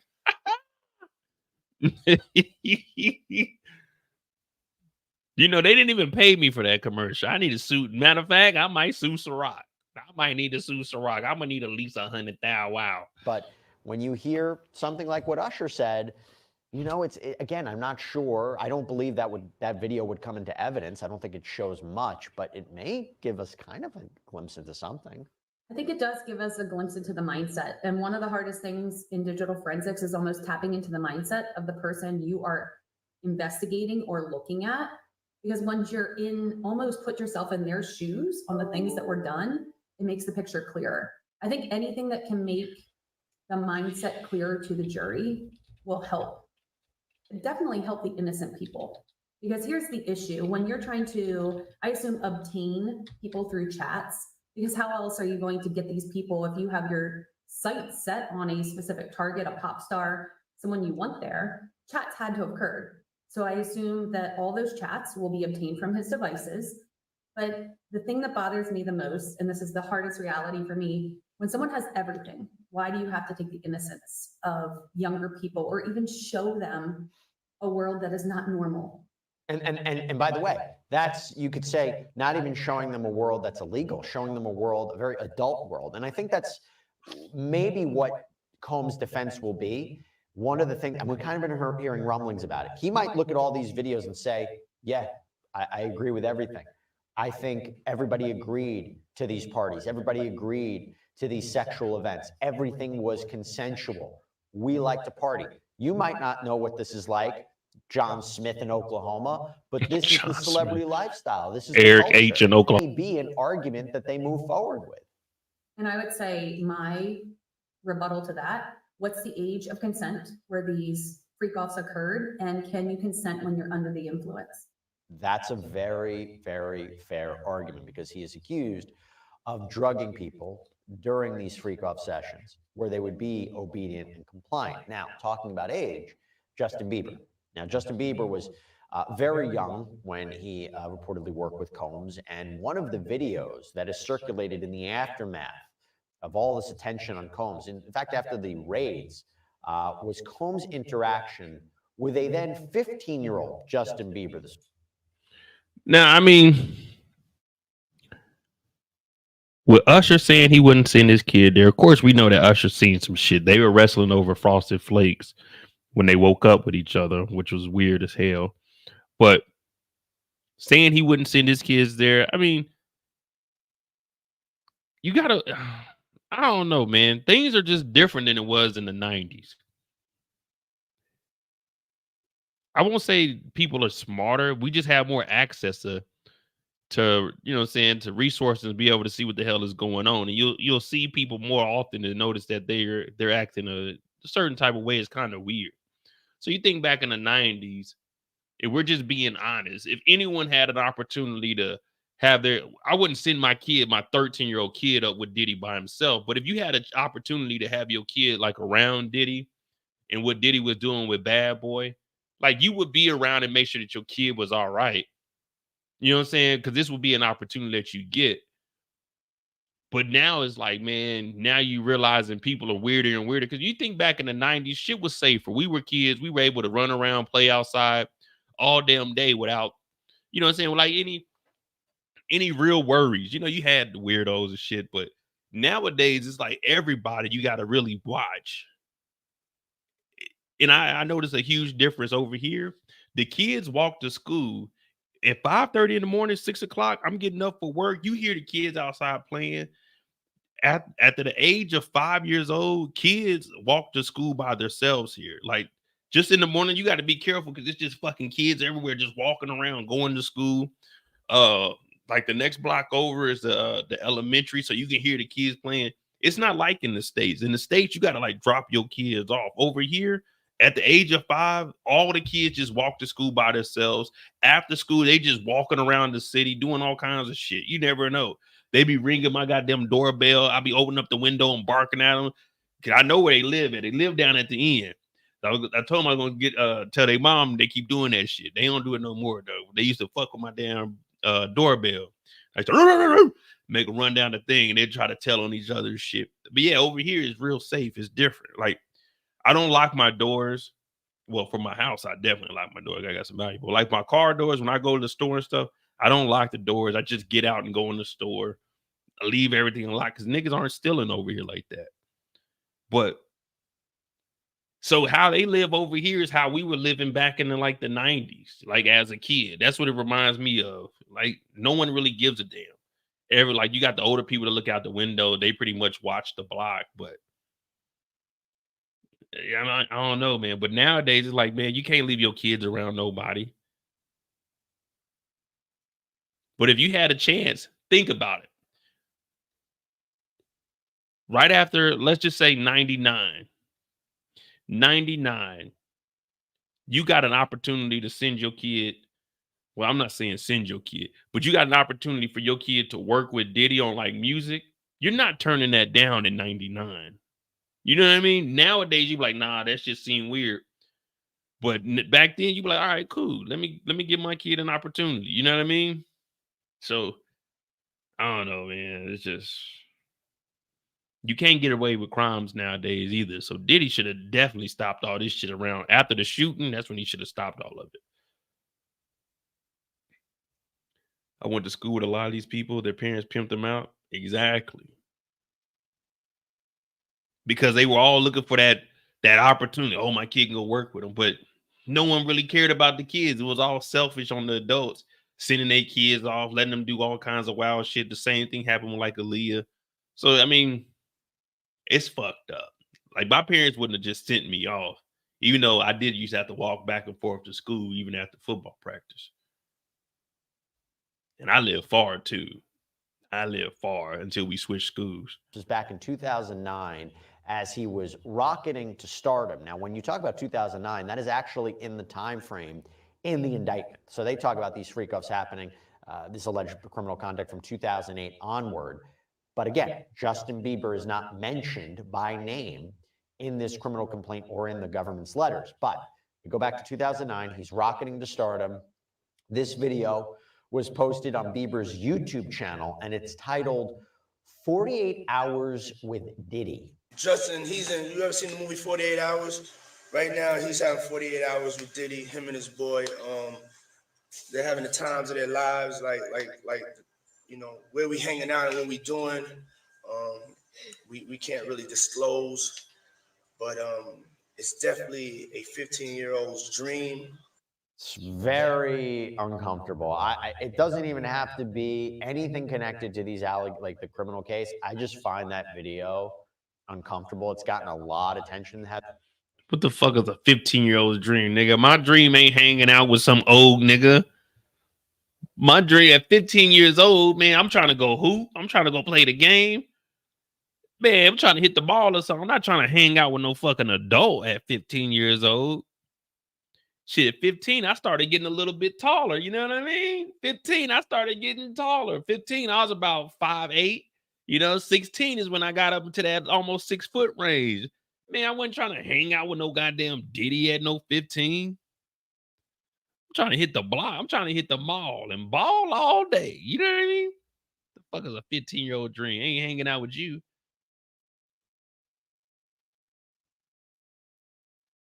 There are those who believe that Bieber may be cooperating in the government, purely speculation, but just that video in and of itself, I think makes a lot of people uncomfortable. It definitely does. And he's a father of a young infant son now. I think who you were then, what you were introduced to, again, it's taking away the innocence of people that don't deserve that at all. Can I ask you a question? Again, and the only reason I'm bringing this up is because there were allegations in the lawsuits. I'm really specifically talking about the Rodney Little Rod Jones lawsuit. This is Combs' former producer who sued him for sexual assault, sex trafficking. He mentioned that he was tasked with soliciting minors and that there were underage people at these parties. Why do you think there was nothing about that in the indictment? Do you think that the digital evidence maybe didn't corroborate it? Maybe there was not witness testimony that could corroborate it. Maybe prosecutors are waiting to bring those charges, or maybe they didn't want to bring that in connection with this case, although R. Kelly, he was facing sex trafficking or racketeering charges that were very much had a theme about minors. So I just was, again, I don't know if it could very well not be true, right? The prosecution said there's not enough evidence to show that. But when you're looking at these kinds of things, were you surprised by that? Why do you think it's not in there? I think they may be saving this one, possibly, or even think of this, the minors at the time could potentially be adults now. So do they want to be involved in this investigation? Are they willing to speak out on their experiences? Because as an adult, now they can actually do that. But I think when you look at all of these freak-offs that occurred, there has to be a collection. And I read a lot of articles saying that he recorded these with multiple cell phones, with professional cameras. So I think the collections of the videos, when investigators dig through those, will tell the truth and reveal some of the proposed ages of these minors. You talk about the power of video, by the way. I mean, that 2016 video of him allegedly beating Cassandra Ventura, that was one of the biggest pieces of evidence that came out even before the charges, and clearly it made its way into the criminal case. If that is just a sampling of what the government has, you're seeing a very strong case. Absolutely. Now, given what we know about Combs' party lifestyle through these lawsuits and people that have spoken out over the years, it is concerning when you see someone so young as Justin Bieber hanging out with the rapper. And in fact, in a video that was posted on Combs' YouTube channel, it was just a year or so later, Bieber, again, he looks uncomfortable when interacting with the rapper. That's my take, but let's see what you think. What's up, man? You good? I'm good. How are you? All right, young brother, everything's good? Selling out arenas and everything? Starting to act different, huh? You ain't been calling me and hanging out the way we used to hang out. Well, I mean, you try to get in contact with me, through all my, partners and whatnot. Mm-hmm. But you never really got my number, so. Okay. My number? Yeah. I'll tell you my number. Yeah. Now, Khloe Kardashian also made comments. What kind of shit is this, man? I mean, of course, I've seen all those videos, but all of them even seem weird when you first watched them. Even with my nephews, hey, man, when you hit me up to hang out, like, and then my nephews, and like, hey, what's up? How you been? You good? All right, cool, man. Your mama told me you been fucking up at school. Nah, Uncle, man, I'm trying to get him. Like, man, you fucking with them girls, ain't you, man? You get your head in the books. Like, I'm not talking about, nigga, you ain't hit me up to hang out, nigga. The fuck we gonna hang out and do? Now my nephew's older. He came over here for his 25th birthday, 26th birthday. Is it 26 or 20? Damn, I think he 20. It was his 26th birthday, no, 27th birthday. Damn, they getting old, man. And then my other nephew's getting married on the 28th. Sheesh. They're getting old out here, man. Yeah, I'm not hitting them up to hang out.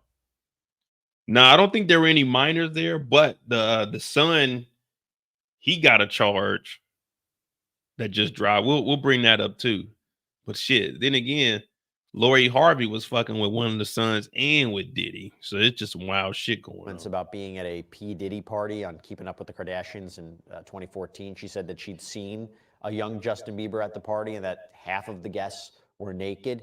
You know, Heather, looking back on it, he might be uncomfortable. I think he actually looked more uncomfortable in the first video, but it could have been a sketch. It could have been like a little skit between them. I'm not entirely sure. But again, you know, when I think about the number of witnesses that the government is speaking to or could be speaking to, because this is an ongoing investigation, I have to wonder if they are celebrities, if they are Justin Bieber, if they are the Kardashians. I bet they are. And here's the thing, names are going to come out and I think it's going to shock a lot of people. And there's so many things that you read and all the allegations that are out there. But even just looking at the phone in that video, you can tell the digital data is going to seal this investigation on what the truth is. That's what I honestly believe. But I think too, when you see Justin Bieber look so young in those videos, there has to be a plethora of minors involved in this. And I guarantee they're going to be big names, because I feel like that would be the attraction to come to his parties. If that's something you're participating in and there's a new pop star, you're going to come see that, unfortunately. And how much of this do you think would be documented, not just in videos, I'm talking text messages, especially if you're dealing with minors who they might not realize what the consequences of this are. So if they're just freely talking about what happened at these parties in text messages, I feel like that could be something that prosecutors might be looking at as well, right? The text Golly, boy, they own it. Absolutely. Chats are everything. And even if you take devices, if you came to my house right now and I take your phone, when you leave, you can do whatever you want. That's why I do worry about the level of control that Combs may have had over the potential victims or the people that participated or even watched or saw. But there's no way for a decade that someone didn't talk about it, text about it, share something along the way. And even the alleged threats that are happening, those are happening in email and text messages. So all of these chats, secure or not, software like Celebrate, that's what we do. We dig in and we uncover the truth. Now, Bieber, who's now 30, actually recently collaborated with Combs on the Love album, and he was featured on a song called Moments. Combs even posted photos of the two of them in the studio together. And sources told the Daily Mail that Bieber was shocked, deeply disturbed by Combs' arrest, reportedly unwilling to discuss it. They told the outlet that so many people who helped to make him who he is were very close to Diddy, and it has completely thrown him. Justin hasn't been responding on this since the home raids. He's not going to. He had a long break from Diddy when he believes most of this took place, and he had distanced himself from him. He was featured on Diddy's most recent album, and had he known any of this, there was no way he would have done it. So it seems like Diddy's wild parties were a pretty open secret, but could those partygoers be aware of some of the crimes that are alleged in Combs' criminal indictment? The alleged abuse and coercion that was going on. It remains to be seen if the Southern District of New York will charge anyone else in connection with Combs' alleged criminal empire.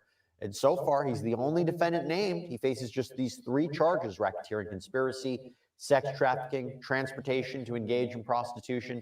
Heather Barnhart, I'll give you the final word, because we're still at the early stages of this. And you know, one of the things I imagine, if this is an ongoing investigation and people are coming forward, there's going to be more digital evidence that authorities have to sort through. There will be. In sextortion, something this major, you can't act alone. There have to be other key players who are assisting Combs in this entire allegation. Heather, thank you so much for coming on. Really appreciate you breaking down these videos with me, what we can expect from the digital evidence in this case. A final question I have for you is, I really don't know if any of that's actually going to make its way into trial. What do you think? I think some of them should, especially trying to show the age or even the look on minors' faces when they're discussing these parties and what's happening behind closed doors. I think it shows the discomfort and the people who are probably excited to spend time with Combs. Look, I think if minors are not a part of this case, the defense will have a really good argument that none of this is relevant, that it's highly prejudicial towards their client. But we shall see. We're in the early stages. Heather Barnhart, thank you so much. Appreciate it. No, I mean, of course, right now there aren't any minors in it, but like you said, after they start going through all this evidence, if they do find like some text messages or something, they can definitely bring it in. Now, since we were doing old videos, here goes a clip from Nickelodeon. So here's a clip from Nickelodeon. I think it was on All That. It's some weird shit though. I always ask myself, what would P. Diddy do? Oh, what would P. Diddy do? No, I don't know. Hey, let's ask him. Oh, okay. Now, if you notice, there's a guy laying on the ground. I mean, not on the ground, but on the couch. And it looks like he got like lotion or something all over his body. And you already know Nickelodeon had their scandal with that motherfucker. What's the dude name? The slob dude that was always like trying to put feet in there. So Nickelodeon already had their shit going on. Now, if there's a connection between Nickelodeon and Diddy, oh man, come on, man. But listen to what they're about to talk about. They're trying to wake this gentleman up, and they're like, what would Diddy do? Now, why would they ask what would Diddy do to a guy that's covered in either oil or lotion that's sleep? Why would we care what Diddy would do? P. Diddy? What's up? We can't wake up Shane. You try symbols? Yep. What about sour milk? Didn't work. Tell you what. Take this toy helicopter. Put it down his pants. All right, we'll do it. We'll do. Take a toy helicopter and put it down a grown man's pants.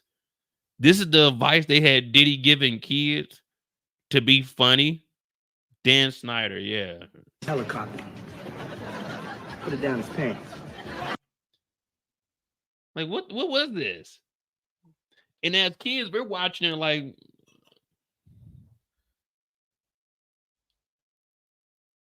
I'm thinking as a kid, this is just white people shit. This isn't anything that we would do. Like, if we try to wake our homeboy up at this age, well, let's just say 12 years old, we might slap him. You know what I'm saying? You might slap him, might throw water on him, put his hand in water so he pee on himself or something. But we're not thinking sticking something down his pants. This is like white people shit. We don't play around like that. Or like make a loud noise and wake him up or push him off the couch, pull his legs or something so he fall off the couch. We're not thinking let's stick something down his pants. Orlando Brown was Disney Channel, but Orlando Brown was at the Diddy party and people been calling him crazy. But the whole time, Orlando Brown has been telling the truth about what's going on.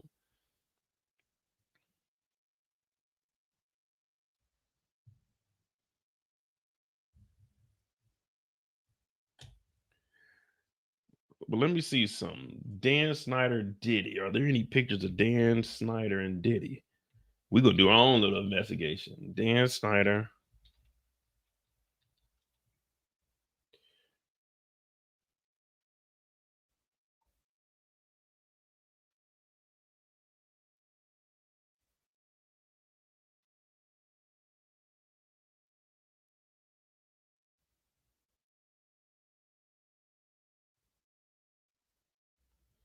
No, I'm not seeing like any pictures besides this happening here.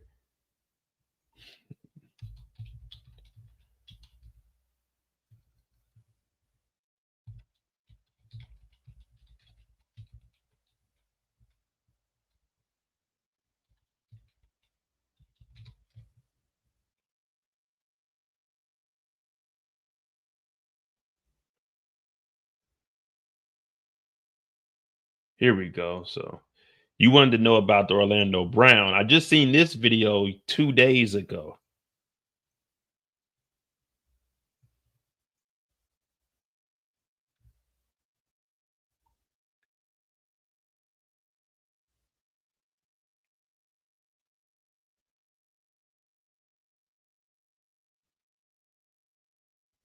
Yeah, this thing will load up.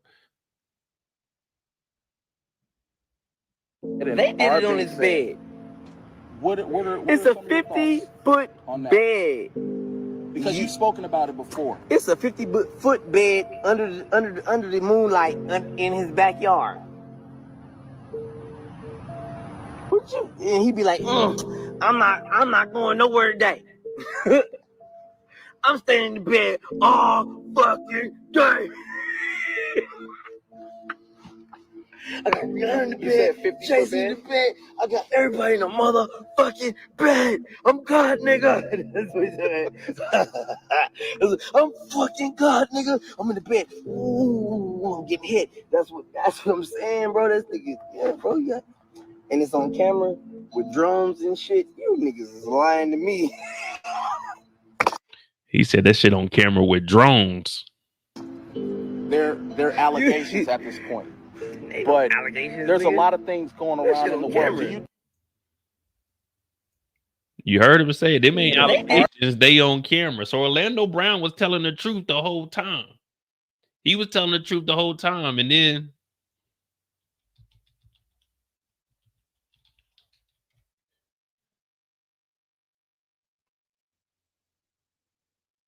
there's actually a 50-foot bed in his backyard.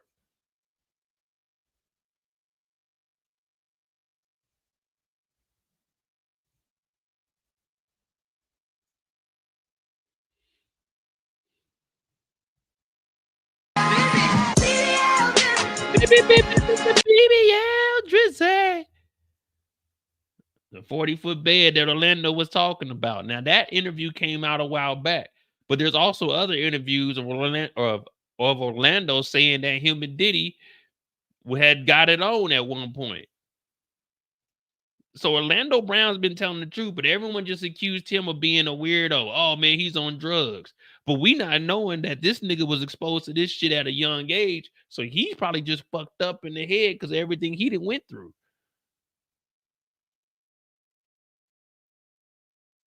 Look at that. He said they got drones and everything. So he wasn't lying about none of this stuff. Yeah, and there is a video. There's a video where Orlando Brown is saying, man, we can go down the rabbit hole with Orlando Brown right now. There's a video of Orlando Brown. They said, hey, don't bring your girl to Diddy's party. He said, you could bring your bitch to a Diddy party, but he don't want your bitch. He wants you. Let me see. Man, Orlando Brown.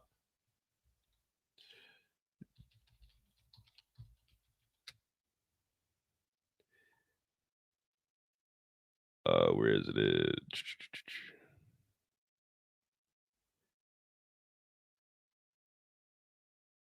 See, it's a whole bunch of things. Like right here, everybody was calling Orlando Brown crazy, but listen to what he said him and Diddy did. What's this on Facebook?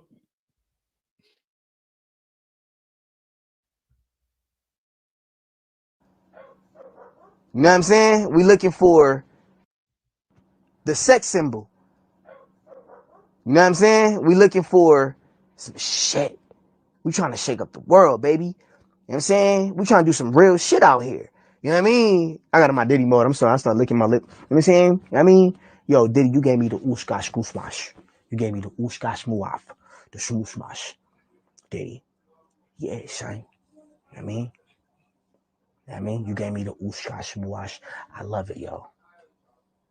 I love it. You gave me the ooshkash muash.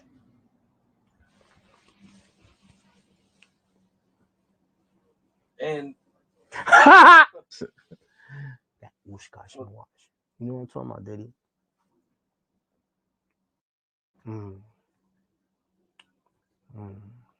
Diddy. God.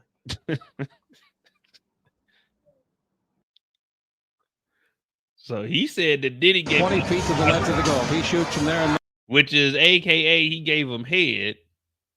But everyone was like, oh, Orlando, he tripping. Orlando, he on them drugs. No, the whole time Orlando was telling the truth. The whole time Orlando was telling the truth. Now, you see how it's different when they say believe all women, but when Orlando was telling us the truth, everyone just said this nigga's a junkie. You see how that works? It's one-sided. That's why unless I got the evidence, I ain't believing nobody.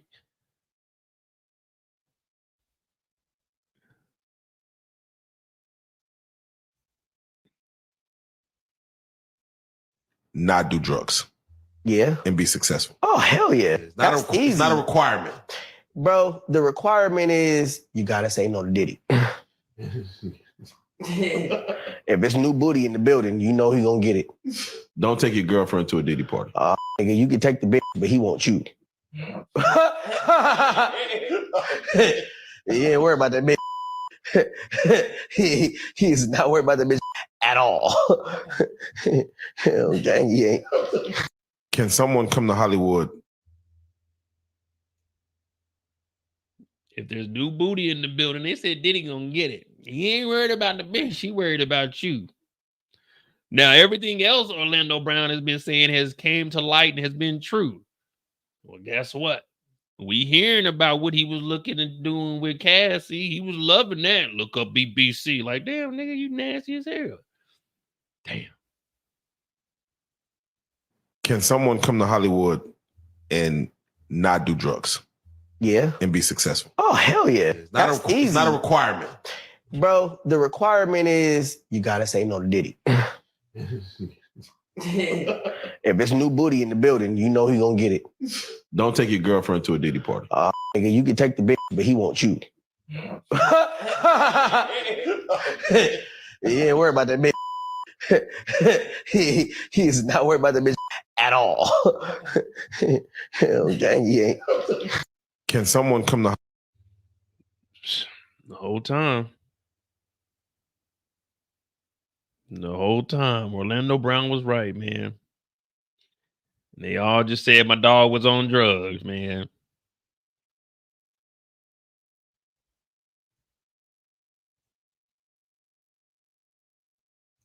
One thing he said about Diddy was that Diddy wants to party, but you gotta tell him no. Oh yeah, well you do gotta tell him no. You gotta tell him no. You gotta tell him no. You gotta tell Diddy no. Everybody knows you gotta tell him no, because if you don't tell him no, he's gonna put you in a situation where you will have to say yes or no again. So just say no. Just say no. just say no. One thing he said about Diddy.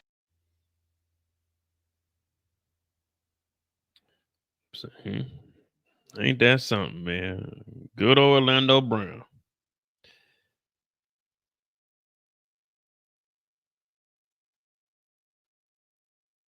I'll give you this. You can willingly turn woman and have a bag, or you can do what I'm doing. You can willingly turn trans, or you can get in trouble and go to jail and get up, and they do it to you forcefully because you up and you didn't know what to do with your blessing. So out of those two ways, me sitting here in one piece is not easy. It's not easy at all. You have to be respectful. Like, can't be just like, oh yeah, you think I'm sitting here playing with people's lives and these wives and bro and kids. Yeah, what they did to me was up. So I have the right to say whatever I want to say because they never thought I'd be able to say it. Okay. But when it comes down to just this industry and how people are willingly turning trans, turning female rapper just to get the bag, bro. You know what I'm saying? Like, that's what I will tell you. I'll give you this.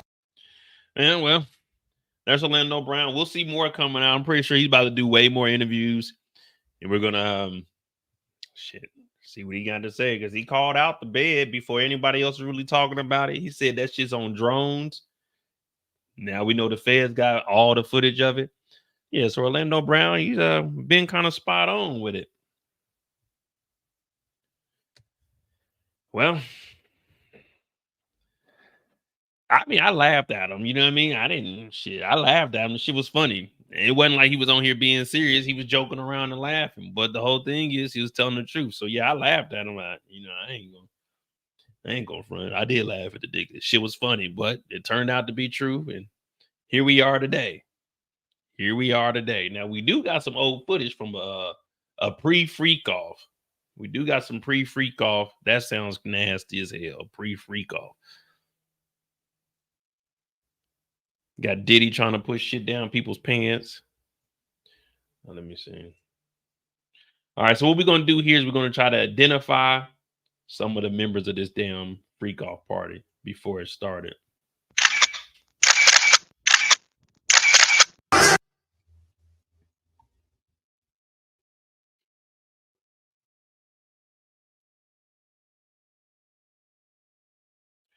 Make sure you hit that like button, hit that subscribe button. Mo.J, this is the Mo you know. We're covering Diddy right now, and This is a wild man. Let me tell you, this guy is something else. But you wouldn't believe it until you seen him. And after we seen the raids, 1,000 bottles of baby oil automatically makes you like second guess anything he's ever done. But here we are today, and right now we're about to go look at one of these all-white parties. I think it's from 2007 or 2009. We're gonna see who was all at these parties. This is the pre-party. This is the early party, though. This is the early party. This is before you get your freak on. When you come up here and you just chilling, and you thinking that, oh, it's gonna be a cool little party. We're gonna be chilling today. And no. It ain't no party unless you party.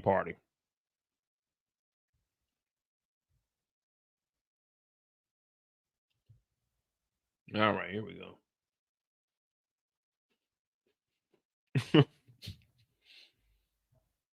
Dude, this nigga Diddy is wild, man. Who would have ever thought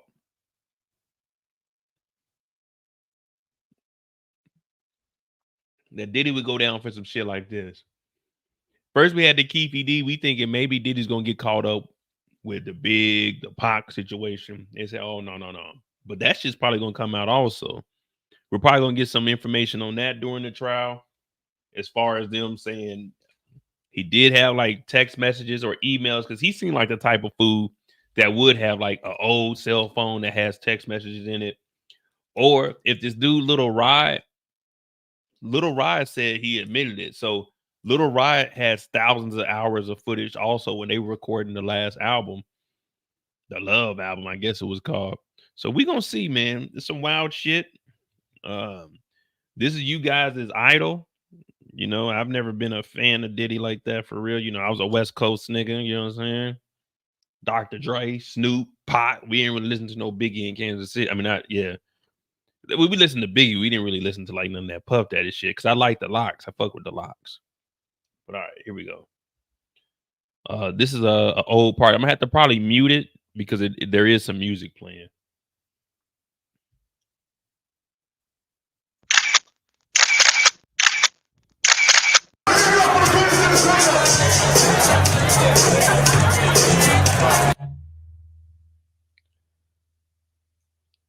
So what do we have here? We got the ladies on the swings. Okay, we got one in the bikini. An all-white party. They got that 2009. Was P. Diddy all-white party in 2009 the best party the world has ever seen? They listened to some Michael Jackson too.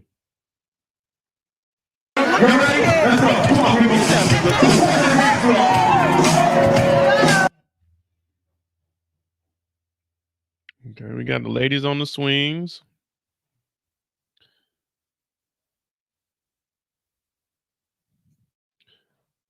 Ashton Kutcher is here. Now there is they are talking about Ashton Kutcher being quiet, because him and Diddy were real close, especially once they got that MTV deals together. We had the making of the band, and then we had Punk. At one time, Ashton Kutcher was on top of the world. He was like the most famous white guy at one point in time. I think he had like a 2-year stretch where he was like the most famous white guy, even more famous than Leonardo DiCaprio. Believe it or not, Ashton Kutcher at one point was the man. So we got Ashton Kutcher here. We got the dude Hits from BET. You remember the dude Hits? He ain't talked for a little bit when he had that one character.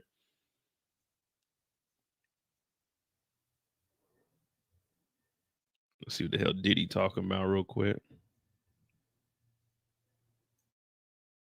That's a Krista. Can we get a shout out? How you doing? So, like, we here to like try to raise money for these, mosquito bed nets. So if you don't understand, like, just imagine living in Africa and like, your little infant child just gets bit by a mosquito and he dies.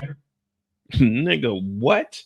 That's how he was trying to sell these mosquito nets. Imagine you had a infant in Africa and it got bit by a mosquito and died. Like, nigga, that don't make me want to donate money, man. You got put somebody else on the microphone. I'm with a charity this year, and I'm glad to attach with my boys' charity, and we're gonna do it every year with another charity. So thank y'all very much for coming. So let's party. We got Christopher Brown. My bad. Briss Breezy. Briss Breezy is in the building.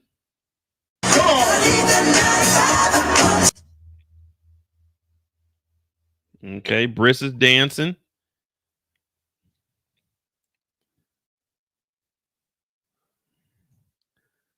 Who the fuck is this? Is that still Chris dancing? Who's this little Bow Wow over here?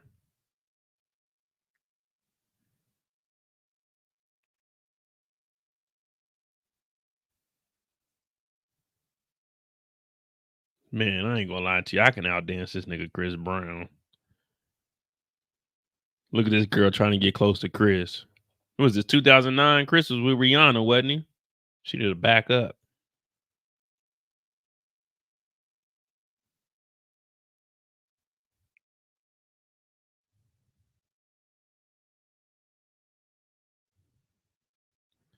Man,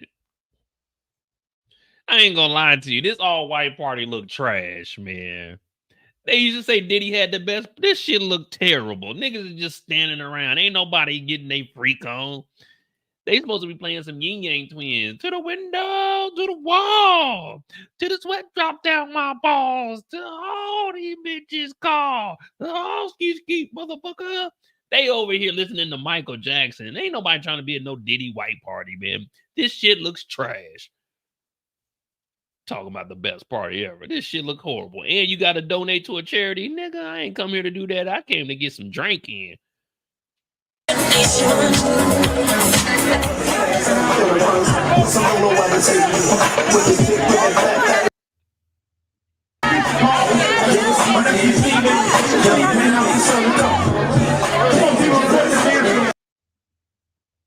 Okay, Ashton Kutcher again hits.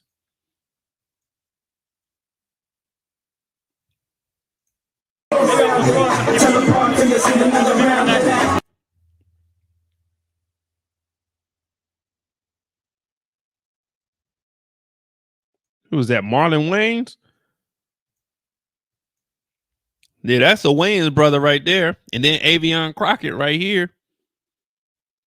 I think that's a Wayans. Ain't that a Wayans? Who's that, Sean? Oh, they said he bringing Chris Stokes down with him too. Yeah, that's the Wayans right there. And then this is, I think, Avion Crockett.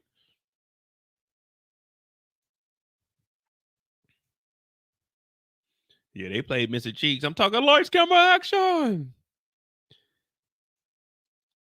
I don't know who these niggas are. Wait a minute, is that Rev Run?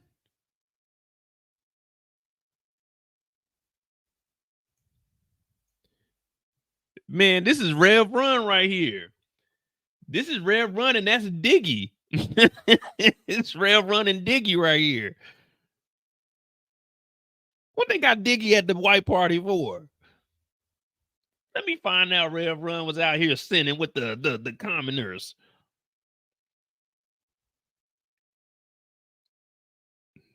Yeah, that's Rev Run right there. Nah, ain't no, hey. Nah, we need to know who was here when the lights turned off. What Rev Run doing up here at this? Rev Run is the Rev. He ain't supposed to be at no parties at all. Then when you the Reverend, it ain't no parties. The only thing you can do is go to church, and you can go to the dinner down in the basement. You ain't allowed to go to no damn parties. You the Rev. You can't be at no party. You can't be at no all-white party where people are indulging in liquor. Nah, where women or men are dancing on each other that ain't married. No, you can't be here, Rev. What you doing here? Now I got questions for the Rev. Now I got questions for the Rev. Diggy at the party. What Diggy doing at the party? Diggy don't need to be at this all-white party. No, let's see who else is in here though.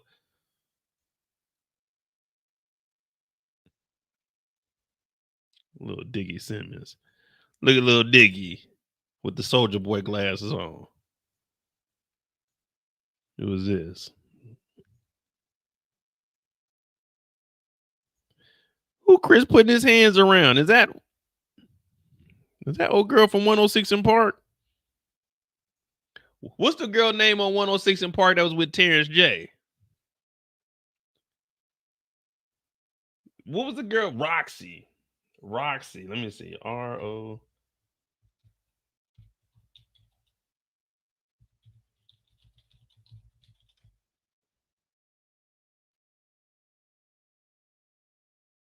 Nah, that couldn't have been Roxy because she was on there at 2012. Who the fuck is this?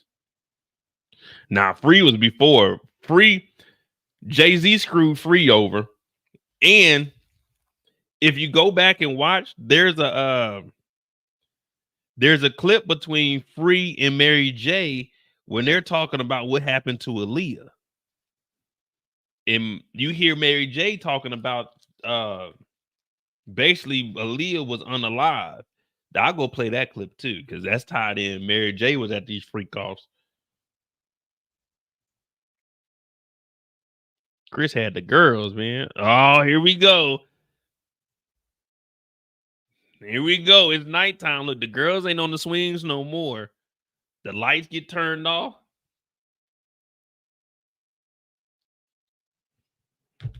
Now it's time for us to do some digging. If we see Rev run here, we're going to have some questions. It's nighttime. Who's still at the freak off?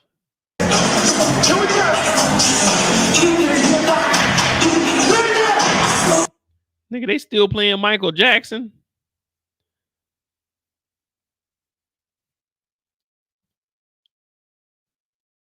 Who over here? Who is this? Who is this? They said 2009 is when the freak off started. This may have been the first freak off.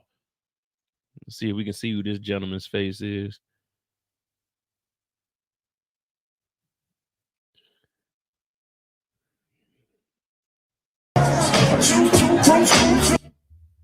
Playing some Biggie. Like, we can't really see shit. They're tracking on this damn old ass. Ah, damn. We can't see. We couldn't see. We couldn't see who was at this damn freak off, but man, that party looked weak though, man. If we being honest, that party looked kind of weak. Let me see something.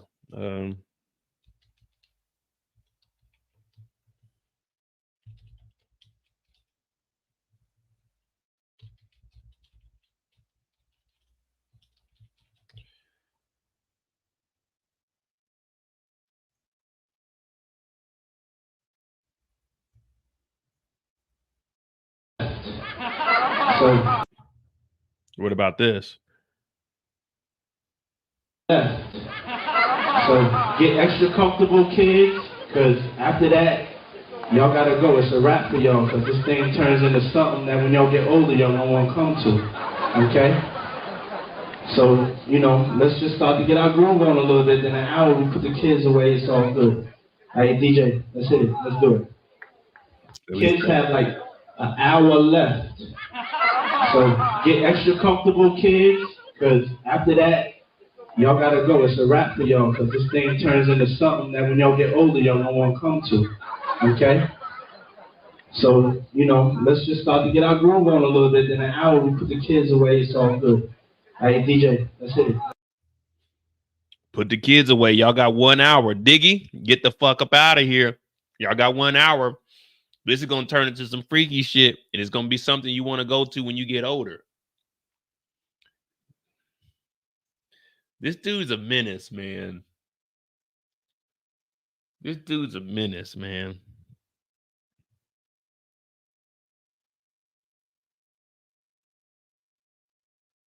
It's been right in front of us the whole time.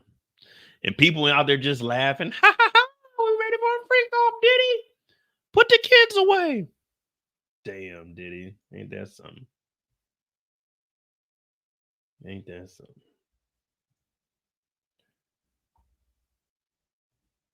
Well, 207.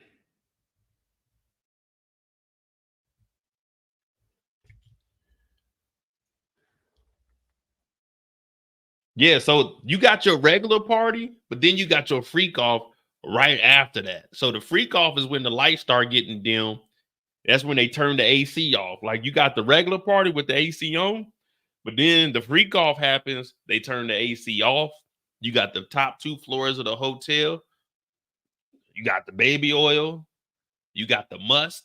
You got all the wild shit. All the concoction. They start bringing out the supplies. You're like, damn, where they come with all them boxes at? The freak off begins at about 3 o'clock in the morning. That's what he said. 9 to 3 is the regular party. And then you start to weed out the motherfuckers that ain't going to be for the freak off. So that's what they got there.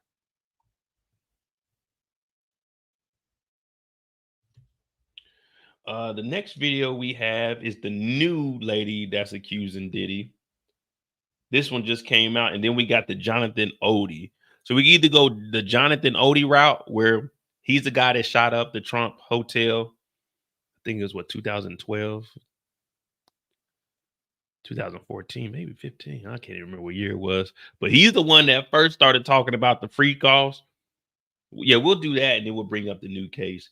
So he's the first person that started talking about the freak offs. And, you know, when everybody's seen it, they were like, no one believed it. Even the police didn't believe it. But it turned out everything he was saying was true because it popped up in Cassie's, in her lawsuit. So we'll talk about that next.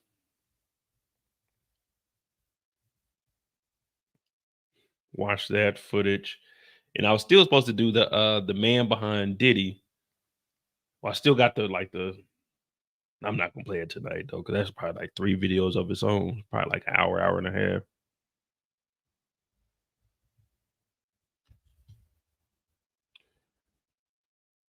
Just don't go to a Diddy party and you'll be all right.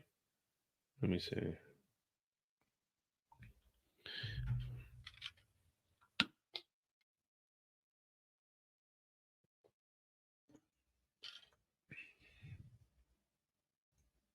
Was it 20 minutes? No, that ain't bad. What time is it? Oh, it's only 7:40. Yeah, I got like 3 hours left.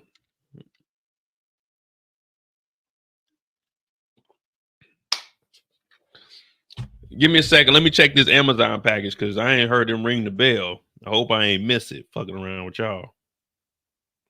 Because I definitely need that for this weekend. It ain't freak off supplies. It's just regular supplies.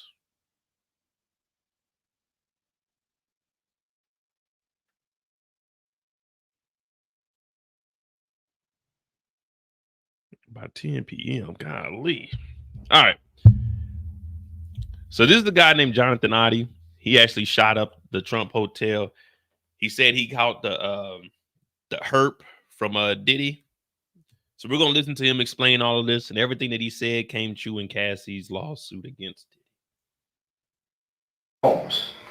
Puff Daddy. Yeah. P. Diddy, whatever you call yourself these days. Yeah, go ahead. It is one of the strangest interrogations we have ever covered here on Sidebar. And in light of a criminal indictment against music mogul Sean Diddy Combs, some people are seeing it in a whole new way. We're taking another look at the bizarre claims made by a man accused of shooting up one of former President Donald Trump's Florida hotels and his connection to Sean Combs. Welcome to Sidebar, presented by Law and Crime. I'm Jesse Weber. So as you know by now, rapper Sean Diddy Combs is facing sex trafficking and racketeering charges out in New York City, accused of using force and coercion to get people around him to facilitate and participate in so-called freak-offs, these group sex sessions that sometimes last for days at a time. The criminal indictment lays out the allegations, only names Combs as the defendant, although that could potentially change down the line. We may see more defendants. But since Combs has officially been charged and he's locked up behind bars, there have been a lot of videos that have been surfacing, particularly online. And one of those videos is the interrogation of a man named Jonathan Odie. Now, this is a strange one, maybe some would say, an odd one. See what I did right there? So I want you to stay with me. So we go back to 2018, and Jonathan Odie. Someone need to get me and Jesse Weber on an episode together, man. Allegedly went into the Trump National Doral Miami Hotel and Resort in the middle of the night and ostensibly went on a rampage. The state attorney's office says that Odie fired shots in the lobby and toward the chandelier, then draped a giant American flag across the front desk. There was a shootout when Miami police got to the scene, and Adi was shot in the leg and tried to hide, but he was taken into custody. He faces multiple charges: attempted murder, armed burglary, grand theft. Now, you might be saying, well, why are you talking about him? What is his connection to Sean Combs? Well, once Adi was released from the hospital, he did an interview with police where he repeatedly asked to speak with the FBI, the CIA, Secret Service, the media. And during that conversation, he brings up, of all people, Sean Combs. Now, why they use this photo of Diddy? Of all the people, you brought my name up. That's how Diddy looking. Of all the niggas you knew, you brought my name up. Here's the thing. You might say, Jesse, what are you about to talk about? Does this guy sound crazy? I'll leave that to you. But what he ends up saying back in 2018 is kind of eerie, thinking about what the allegations are right now. And for that, I want to talk about some specifics. And I want to bring in retired NYPD detective Tom Smith to talk more about this. Tom, thanks so much for coming on. We haven't had a chance to talk about the Sean Diddy Combs arrest, the indictment. I'll first ask you about the arrest, and then we'll get into the Jonathan Adi situation. But what's your overall reaction about what happened last week? And particularly, I thought it was really interesting because there's this video that's been surfacing, I believe TMZ published, where you can see agents arresting Sean Combs at his hotel at the Park Hyatt. He knew this was going to happen, seemingly. He came to New York to face the charges, but I don't think he knew at that moment he was about to be detained. There was a question about, did he want to surrender himself? But they detained him in the hotel lobby. What did you make of that? Well, it's how it's done. You have indictments, you have an investigation and indictment. And let me tell you something about the Southern District of New York in the U.S. Attorney's Office. They are the most powerful, strongest U.S. Attorney's Office in the country. And they do not just do a case, okay? They are airtight when they are brought to them. They do not prepare for a trial. They put so much pressure on the defense team and on the defendant with the amount of evidence they have and witnesses and electronic surveillance evidence, all of that into a packet. They don't move forward until they have you. And Diddy is in a lot of trouble with the Southern District being at the point they're at right now. He has a lot to look forward to because, like I said, U.S. Attorney's Office, Southern District brings cases that are airtight, and they don't move forward until they're ready. Hey, by the way, we really appreciate you guys coming to us for our show. What video you talking about, Eric? Diddy getting arrested? The video of him getting arrested wasn't like nothing spectacular. They were just walking him through the hallways. On Combs coverage, we plan to continue to bring you updates on this story. And look, the reason we're able to do this is because not only of the support that we get from you guys, but also from our sponsors. And if I can, I want to call out one right now, Upside. So this is so cool. Upside is a free app that helps you get cash back on daily today. I used Upside to find a gas in stores so to get an extra 25 cents back on every gallon on your first tank of gas. I hope you can check it out. Yeah, and we spent a lot of sidebar episodes so far breaking down the indictment, the charges, what might be to come, why they charged it this way. But now you see things that have come out. You see these videos that have come out. And I want to talk about this interview where Adi is rambling for a while and he's talking about different conspiracy theories. And then suddenly he mentions Combs. Do you know Sean Combs? Puff Daddy. Yeah. P. Diddy, whatever you call himself. Yeah, go ahead. Yeah, he's part of what's called the Boule. The Boule is a branch of the Illuminati. Okay. It's the black people. Okay. Quick aside here, the Boule is a real thing. It's the senior leadership of Sigma Pi Phi fraternity. Our understanding, it's the oldest postgraduate fraternity founded by and for black men. It was secret in the beginning, but not anymore. It's been rumored that Sean Combs might be a member, but he's not. Tom, first let's start there. When you're interviewing somebody like this, who allegedly just shot up a public property, you have to take what he says with a grain of salt, I imagine, but you don't want to just ignore everything he's saying, right? No, not at all. And you know what? I was always taught when you're doing an interview like that, you do more listening than you do talking. And you let them talk because it's amazing what people will bring up when they're in the situation that this individual was in. People will give up anything they have in their back pocket, experiences they've had, or who they've had them with will all come out during interviews like this. And you have to kind of break it into categories of believable, 50%, 25%, and 25%. You know, you have to break up what you're listening to, but you don't stop listening and you take notes. And there's a way to kind of go about doing it in not getting him off track. If he starts to go down a road that's really weird, you can always say, hey, hold on to that for a minute. I'm interested in that, but hold on to that for a minute. We're going to go back to this. The Diddy information is really interesting because that can be pushed back and seen if he's actually where he was at that time. But the information that he was given during that interview was really interesting because it's all true right now. Let's talk about what he said in that interview. So Adi claims that Combs is connected to this larger agenda to try and run the world. And as Adi starts to talk about Combs, run the world. He reveals something that the detectives really weren't expecting. I had sex with Cassie and Sean. Basically, he would message me, tell me what to do with Cassie. I had like 15 encounters, and I heard lots of business. Because what they would do is Sean talks a lot on the phone and on the TV with speakers and stuff, and I was like a sex slave. Okay, for them that's what I was. That's all right? Now, Cassie is Cassandra Ventura. This is Combs' ex-girlfriend, who filed the initial civil lawsuit against him last November, really kickstarted this entire legal story because we saw after that a whole slew of other lawsuits that came out. And eventually this led to the federal criminal indictment. And while she isn't named specifically in the indictment, she is believed to be the person identified as victim number one in this indictment. It's with respect to the sex trafficking charge. And her story in her lawsuit and the accusations in the indictment seem to line up. And Cassie claims that Combs abused her for almost their entire 10-year relationship, using his money and influence to keep her from leaving. She claims Combs would have male escorts brought to his home or hotel rooms where these freak-off sessions would occur. These elaborate setups were reportedly filmed, complete with lighting and support staff. Thousands of bottles of lubricant and baby oil have been found during the course of this investigation. And Combs reportedly used these sessions for his own gratification. But he also held on to the videos as collateral against whomever might be featured on them. And Cassie says that she was forced to take drugs when she participated in these freak-offs. Sometimes Combs would participate, sometimes he would just watch.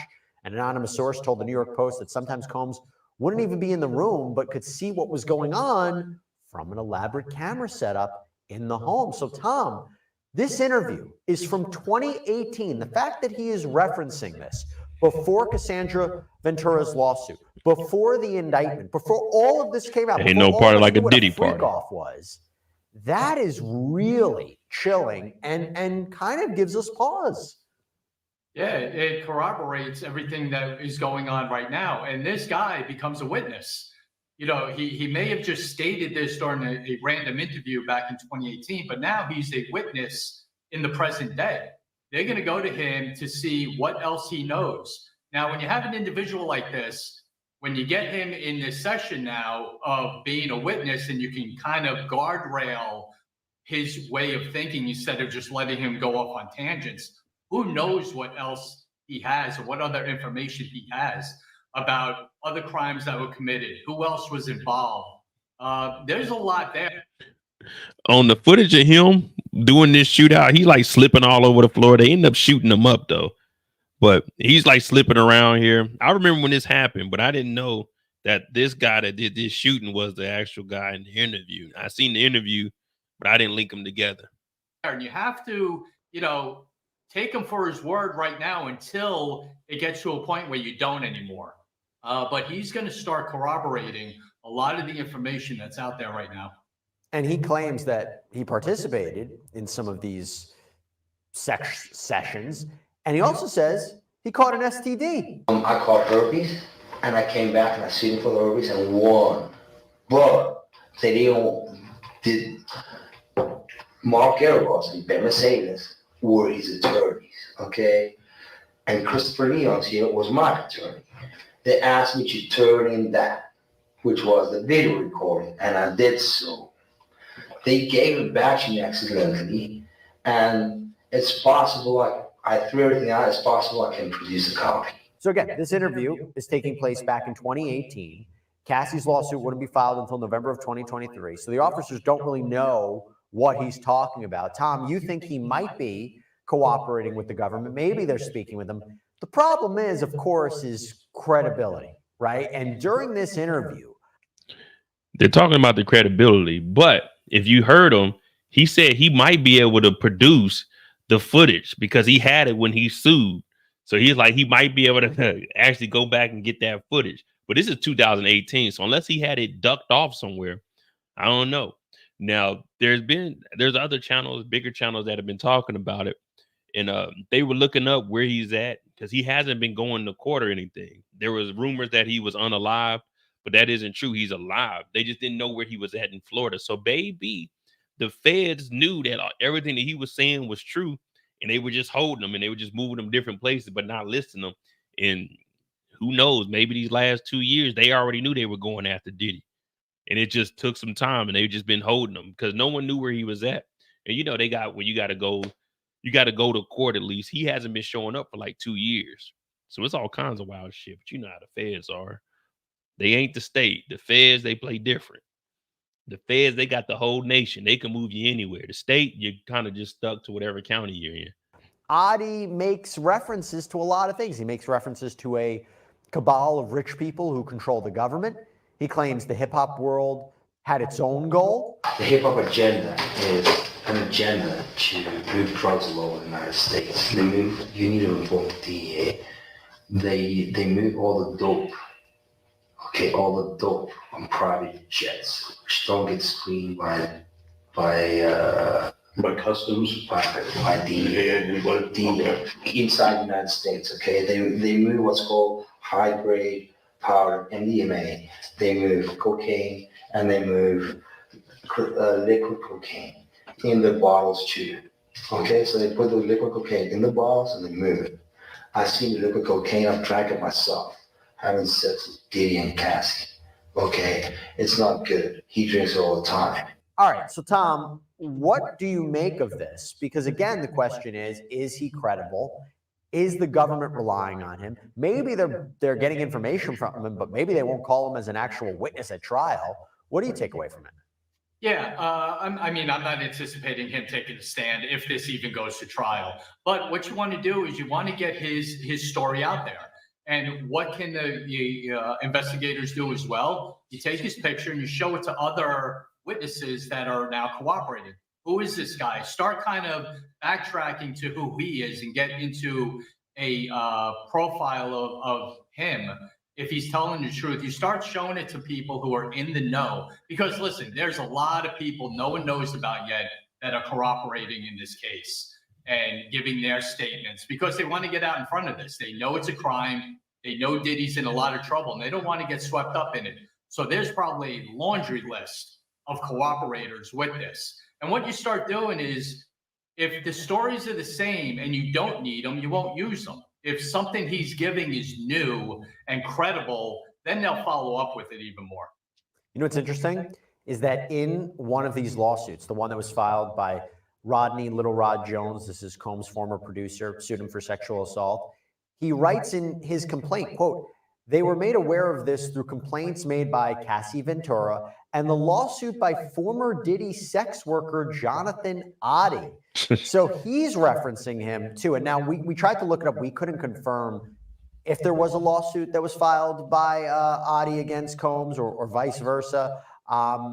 And just to give everybody, here's another sampling where he talks about it as well, because the detectives try their best to steer Adi back to this issue about the shooting inside the hotel. But listen to what he says. I've had a great life. I've settled $4.125 million with Diddy.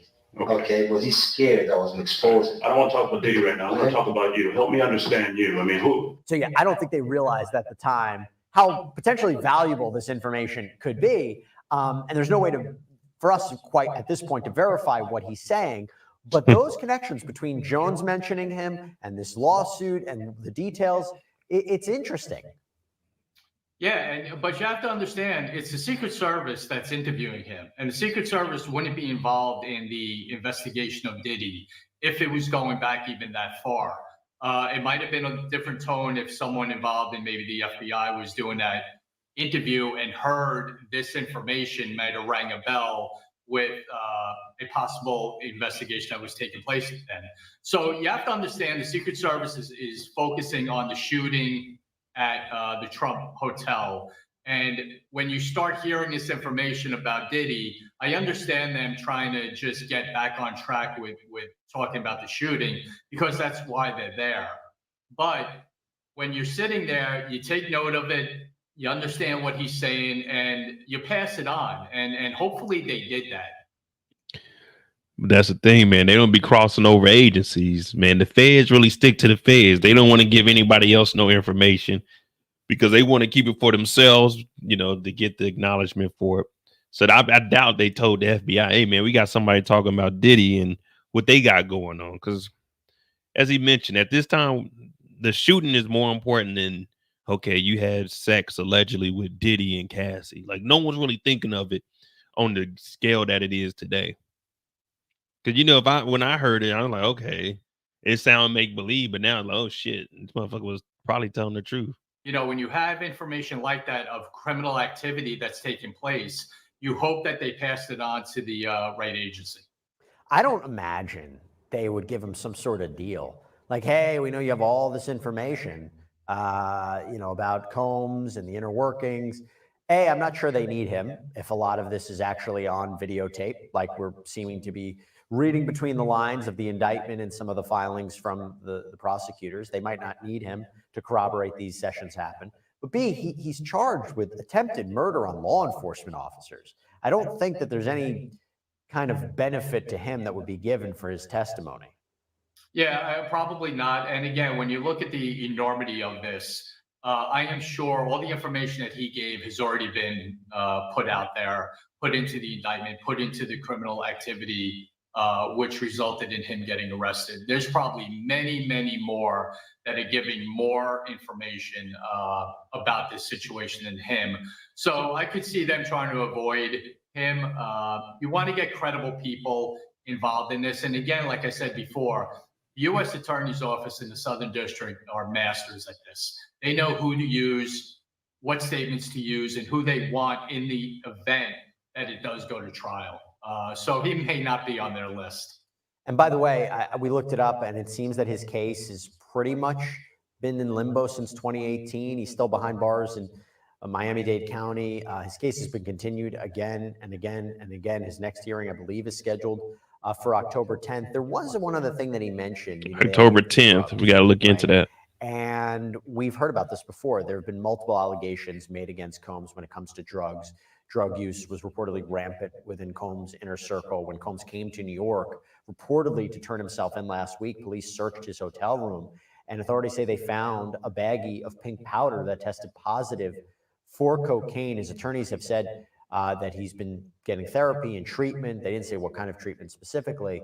And although he is not charged specifically with drug offenses, that makes up underlying crimes within the racketeering case, this criminal enterprise, this organization that committed a bunch of crimes. He's also not hit with specifically federal gun charges, but there were accusations in that indictment of possessing guns with obliterated serial numbers. Again, these kind of underlying charges. So what it looks like with these other charges, the drugs that he had, and then the guns, the feds, it looks like they're probably holding on to that information. Let's just say miraculously, somehow, Diddy beats all of these allegations. Well, if it looks like they're about to lose, the feds can come in with a superseding indictment and say, well, we'll get you on the guns, the 3 defaced guns and the drugs. Because if you got illegal guns with the drugs, oh yeah, that right there, that's an enhancement. So the feds are probably going to keep the guns and the drugs in their back pocket. If Diddy does beat all of these, then it's like, all right, well, you beat those. Well, we'll go ahead and get you for the guns. Each one of the defaced guns, we're going to go ahead and give you 10 years for those with the drug and an enhancer. You're looking at another 40 years anyway. You see what I'm saying? The feds don't, people say, oh, they playing dirty, they ain't playing fair. They ain't gotta play fair, nigga. You a criminal. Like, their job is to get the criminals off the streets by any means necessary. Now, of course, we don't want them to get somebody that's innocent, like the gentleman that they executed in Missouri. Missouri's a red state. It's always going to be messed up like that. R.I.P. to that brother. But when they have evidence on you where you did wrong, they're going to throw that book at you. And the feds, they not fucking up. They not fucking around. They didn't put none of the guns, none of the drugs in there. They just got the trafficking, you know what I'm saying, and doing all this wild shit. But let this trial get ugly. And they going to put them guns on them. They're going to put them drugs on them. And it's going to be a whole different case. And he's going to jail. There's no way around it. Diddy's doing at least 20. I say 30.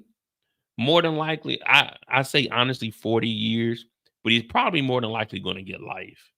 Diddy's not getting out of this. He's going to jail. There's no way he's getting out of this. He's going to go to jail. I say 40 years, though. Yeah, so the DEA will pick up the guns and the drugs. ATF probably won't because the DEA would take over. The DEA is higher than the ATF. FBI is like at the tops, like FBI, CIA, and then you got, Homeland Security, but the FBI is like the top of the top. But yeah, he's not getting out of this. And there ain't no way you're getting out of this. The upper room is the only way he's getting out. From an investigative point of view, when you think about the raids and you think about the connection between drugs and guns and this criminal organization, what jumps out to you? Well, it all makes sense. These criminal activities that are happening is under an umbrella. You see it all the time. Where there's drugs, there's money. Where there's money, there's guns. That's just a equation in law enforcement that we dealt with for decades, and I did personally.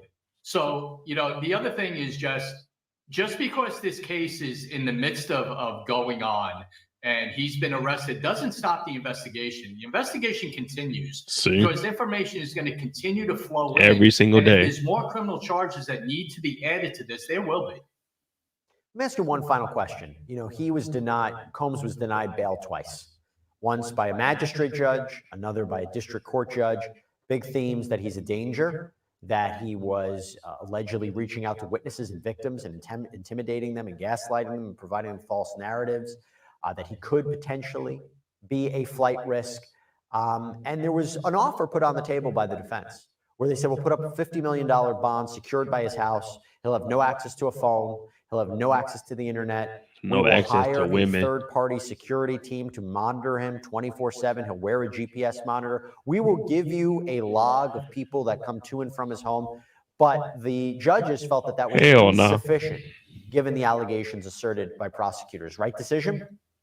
Absolutely, 100%. You cannot let him out because I think the number one thing is the flight risk. I think personally that's the biggest threat for him. And even though he never left, even though he came to New York voluntarily, there was communications between his attorney and the prosecutors in this case, the United States attorneys for the Southern District, where they told them constantly, Combs is going here, Combs is going here. We have his passport. That's what his lawyers were telling the government. So even that, you still think the flight risk was the big thing here. Yeah, because now he's charged and in jail. Your mindset changes.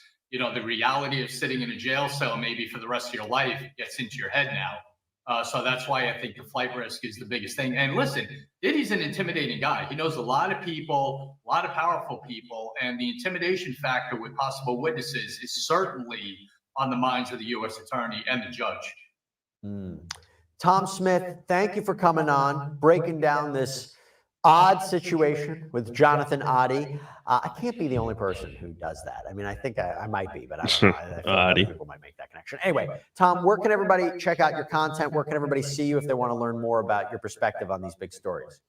Well, I'm always on with you, which is great, on Law and Crime, make an appearance on Newsmax every once in a while, and on our podcast, The Gold Shield Show. You can check us out there. All right. Tom Smith, thank you so much.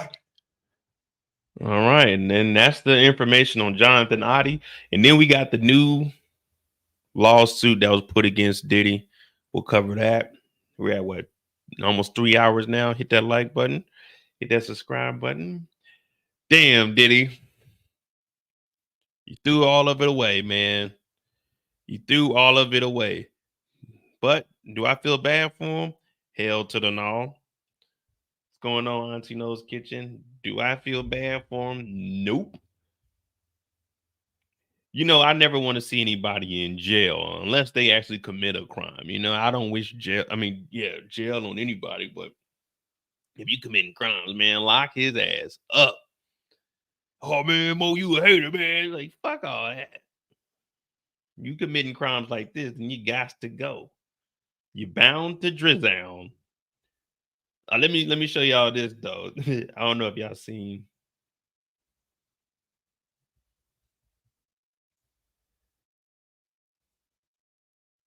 It truly is about the Benjamin, as we see. Oh yes, he's glittering. Watch how Mike Tyson moves Diddy's hand. So Mike Tyson already knew what was up back in the day. So they sitting there, Mike Tyson and Diddy, they on Arsenio Hall, and Diddy got his hand next to Mike Tyson. Mike Tyson gonna pick his hand up, move it, and then reposition himself. So he's facing Diddy and not sitting next to him. It truly is about the Benjamin, as we see. Oh yes, he's glittering. It truly is about the Benjamin.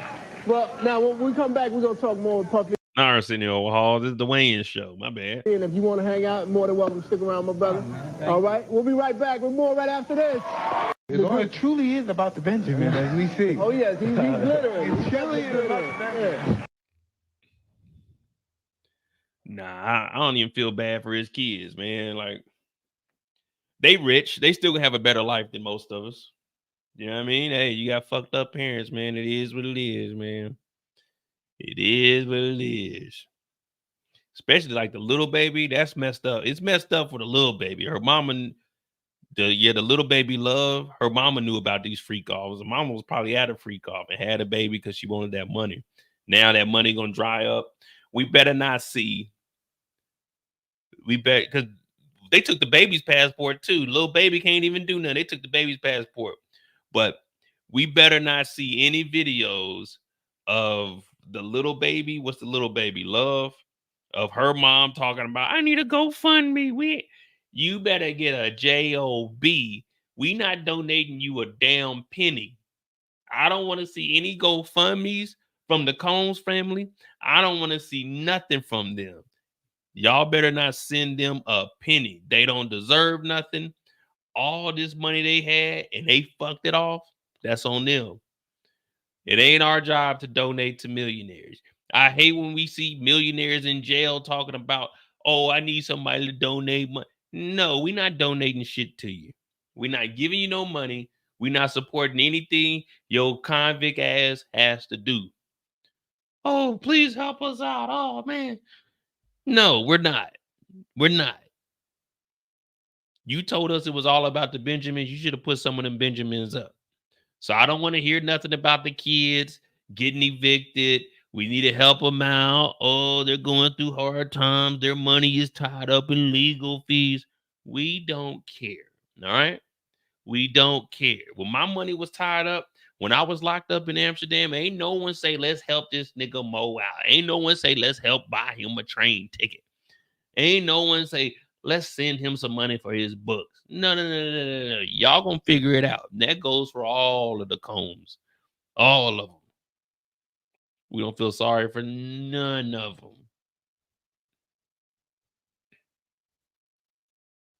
It ain't the kids' fault that Diddy was tripping.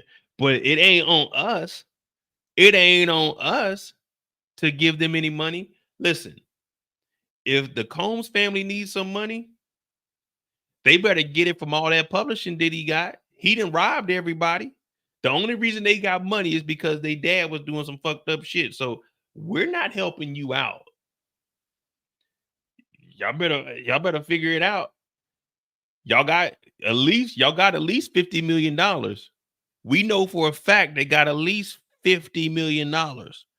They put mama's house up. They put his house up.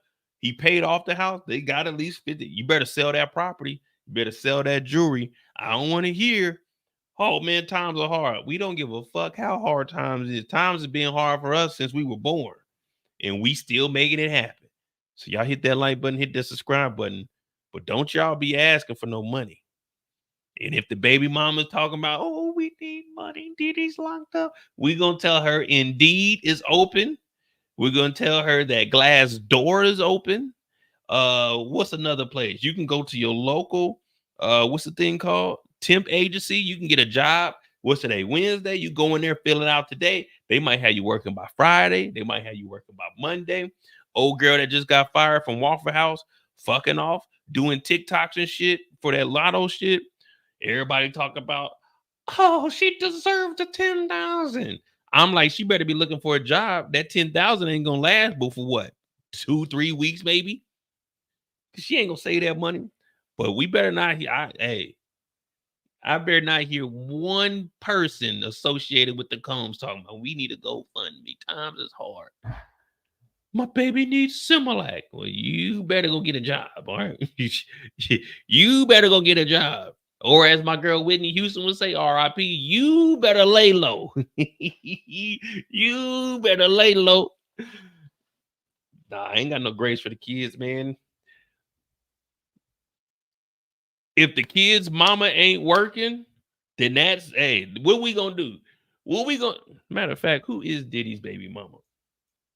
Let me see something. Diddy, daughter, love, mom.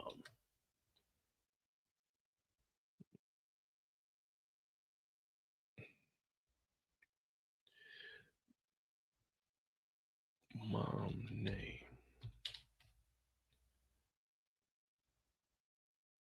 I don't even know her name.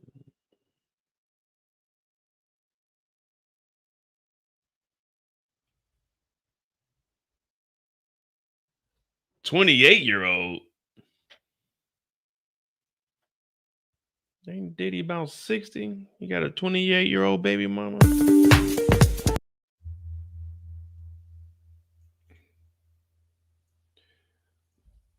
Who is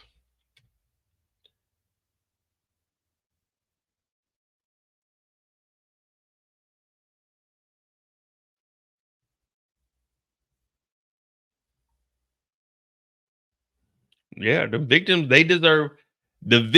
deserve every single penny that they are awarded. Listen, it goes, the victims are more important than the kids. I'm sorry to say that, but the victims are more important than the kids. The kids, they're a part of Diddy. They got to take a step back. The victims need to be paid out, and then whatever's left, the kids can have. But the victims are more important than the kids. Not in the sense of like kids are the most important, but when it comes to the money that Diddy got left, it's more important that the victims get the money than the kids because they were done wrong. This is the baby mother. If we see her asking for money, man, we better not send her nothing. Who is she though? What does she do?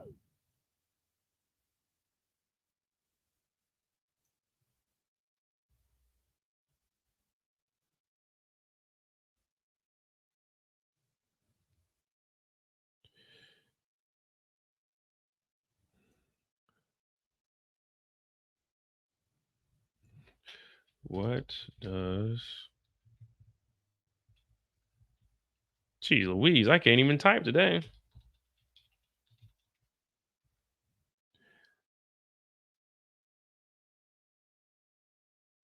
I don't think this is her. Global industry, cyber and digital. This can't be her.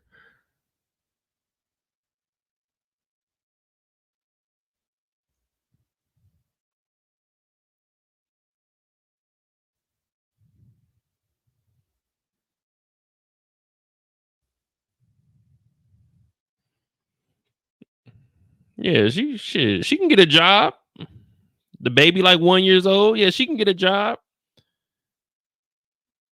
We better not hear her asking for no money. She got all this money to take all these damn photos.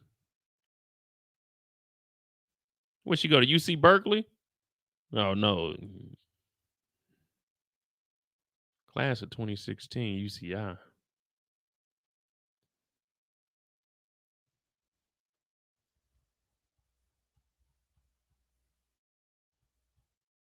Yeah, she can get a job. Get a job. We better not hear her asking for money though. If we see her asking for money, I'm gonna be up in the comments like, you don't need no money. Get a job. Get a job. We ain't supporting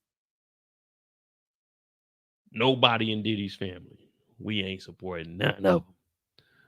All right. Now we got the new lawsuit here. Let me see. Okay, 2049. And this one's probably like 30 minutes. 30. Because they did a whole press conference for this. I don't even know the lady's name. Let me see.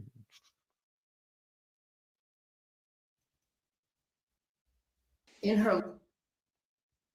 Because when MC Hammer went broke, I ain't see one person say, hey, let's donate to MC Hammer's kids.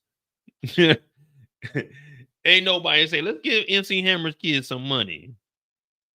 No, hell no. They just let it happen. All right, so this is the new accuser. She breaks her silence. I guess this happened in 2001, so 23 years ago.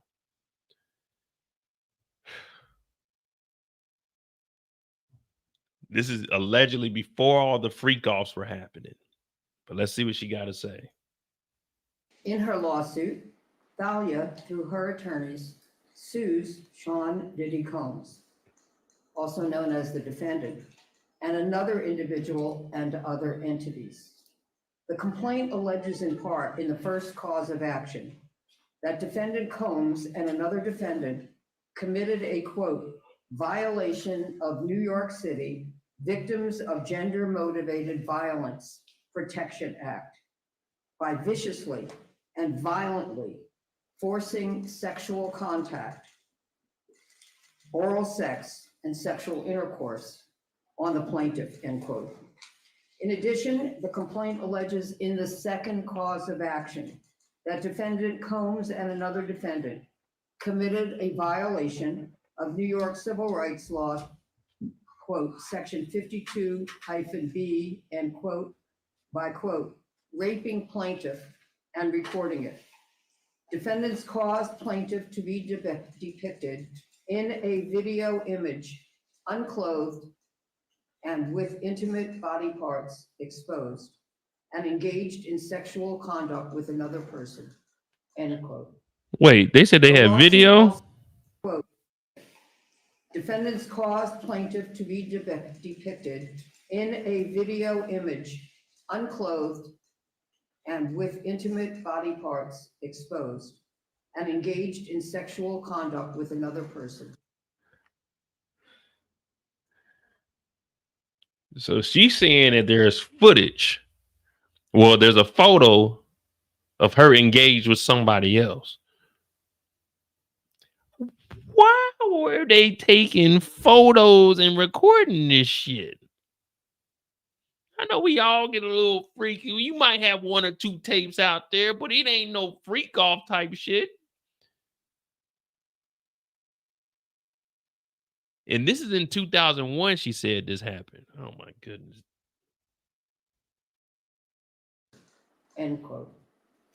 The lawsuit also alleges that, quote, defendant Combs and another defendant published and or disseminated the videos without plaintiff's knowledge or consent.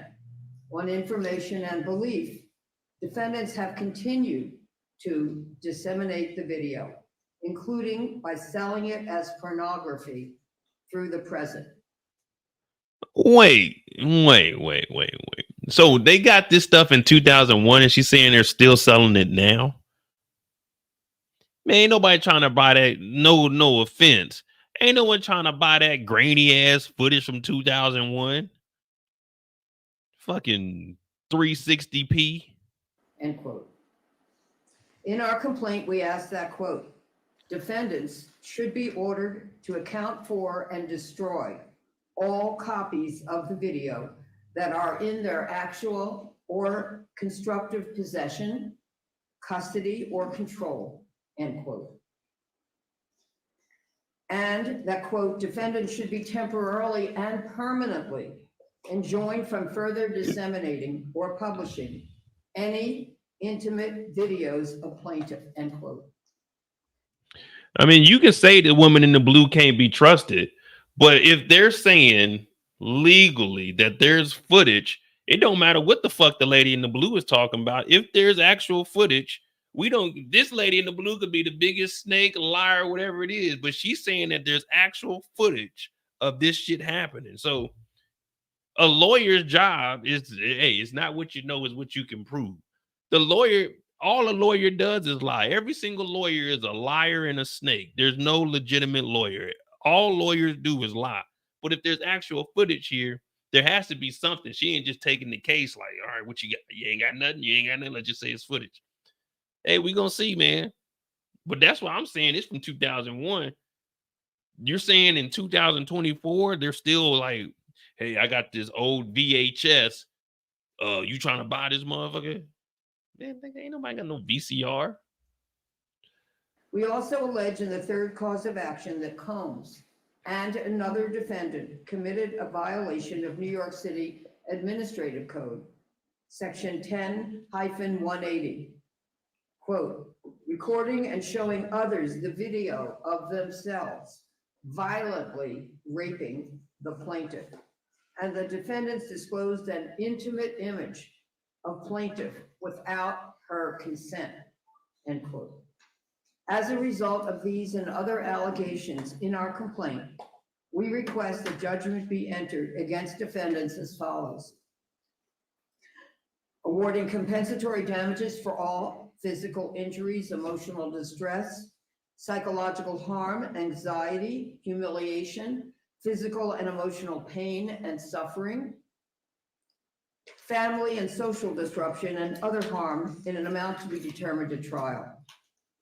Awarding punitive damages in an amount to be determined at trial. Awarding attorneys' fees and costs pursuant to any applicable statute or law, including under New York City Administrative Code, Section 10-1104, New York Civil Rights Law, Section 52-B2, New York City Administrative Code, Section 10-180, and any other applicable statute or law. We're also seeking additional relief that the court may deem just and proper. As a result of what is alleged in the lawsuit, Thalia alleges that she has suffered and continues to suffer, among other damages, emotional harm, including mental anguish, emotional distress, humiliation, and physical damage.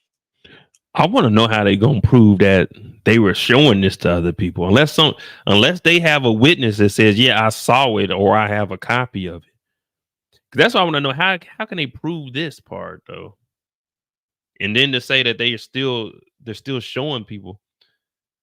But I mean, obviously they got to have some kind of evidence. We're gonna see where this goes. I haven't heard nothing else about this, but we're gonna see. We're gonna see. You can sue about everything, man. You get a civil case, man. You get emotional damages, punitive damages. You get all kinds of shit, man. Oh, emotional stress, physical stress. I can't sleep at night. I toss and turn in my sleep at night. Woke up the next morning, niggas that stole my bike. In a few minutes, Thalia will speak to the impact and harm that she has suffered and continues to suffer. She will take this courageous step because she thinks that it is important that the public understand the impact that rape and other criminal acts have on those who have been victimized. Often victims do not speak publicly about the specific damages that criminal acts cause them. Some of the many reasons that victims do not speak out publicly about this include being ashamed or shamed for this. But we believe that victims should not be shamed, and instead those who committed the criminal acts against them should be ashamed and take responsibility for the harm that they have caused victims to suffer. We are very proud of Thalia for speaking out today in order to help victims of rape and other acts of sexual violence against them. In addition, we thank our co-counsel, Marianne Wan, Heather Gregoria, and Jasly Liriano for their exceptional legal work on this complaint. Our goal for Thalia is very simple. We want justice for her, and we are looking forward to winning it. It is long overdue for those who have caused her to suffer to be held accountable. To the mic.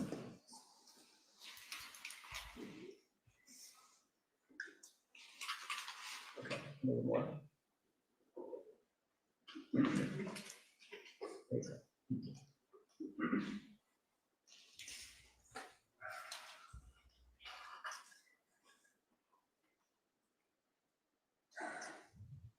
Take your time. Let's see what you got to say. Here we go.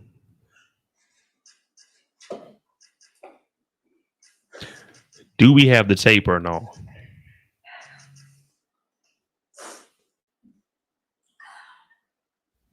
You know, I don't even know who this lady is. I just seen it pop up yesterday, and I'm like, all right, we'll talk about it today.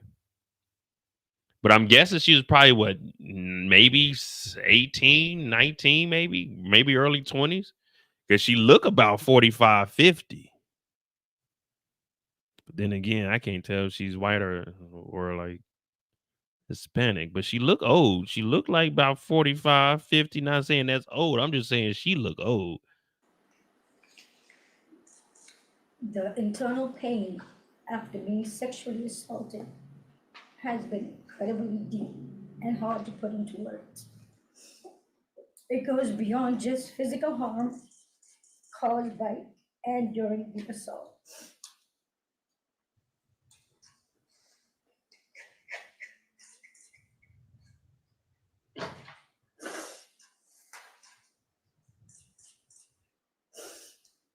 It's a pain that reaches into your very core of who you are and leaving emotional scars that may never fully heal.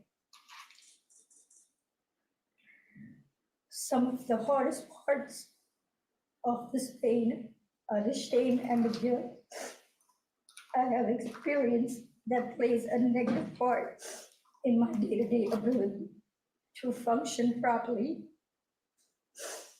Being blamed, questioned, and threatened has often made me feel worthless, isolated, and sometimes responsible for what happened to me. I wonder who's threatening her. My Like, family issues made the pain even worse. I was already going through a divorce at the time of the assault and did not get the support that I needed. I was also faced with disbelief and judgment. This has put a strain on my selection of men and relationships. But many relationships became aggressive and abusive, which has made me feel even more alone in my struggles.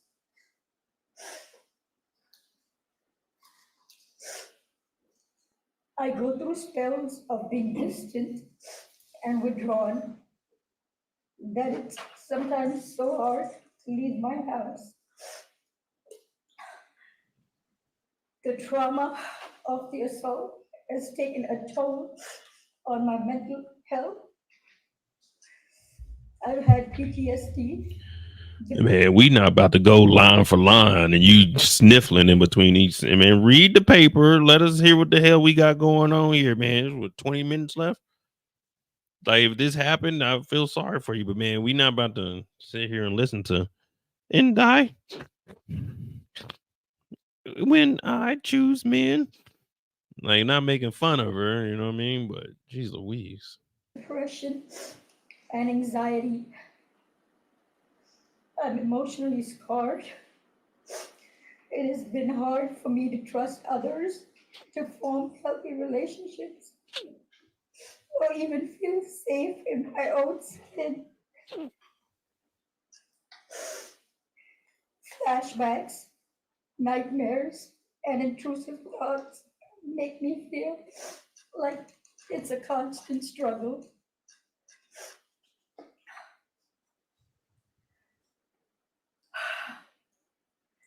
I also suffer with physical problems such as chronic pain, sexual discomfort. Man, sexual discomfort ain't no physical pain. When they say physical pain, they talking about like the physical pain you going through like right now if you sitting down, not like The violation I have experienced during the assault has had lasting effects on my body, causing ongoing health problems and complications. The combination of physical and emotional pain has created a cycle of suffering from which it is so hard to break free. I want to continue on this journey towards recovery and healing. I'm glad that he is locked up, but that's a temporary feeling of relief.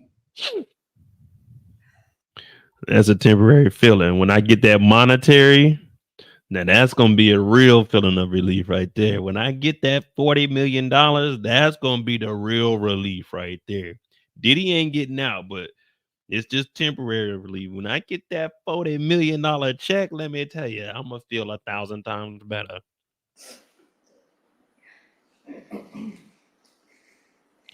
I just want to know, do they actually have footage? Any questions? I'll be happy to take some questions. Corey, can you talk about the context of this assault? What, where, when, what occasion? Question is, can I? Kendall talking about I should have pre-screened this. You think I'm about to watch this shit by myself? Hell no. I just seen it in download. I didn't know it was a full 30 minutes of this. I thought it was gonna be like Jesse Weber was gonna be doing some talking, and then they like reference what she said. I didn't know it was like the whole press conference. There's no way I'm pre-screening this shit by myself. Hell no. Man, I'd have been to turn this off. I'm barely staying awake watching it now. It's like, it's just a temporary relief. And I think, like, I'm not making fun of her. Like, are we going to get to the part where they saying they got the actual footage? Like, is there a still picture you guys are inserting into this lawsuit? Like,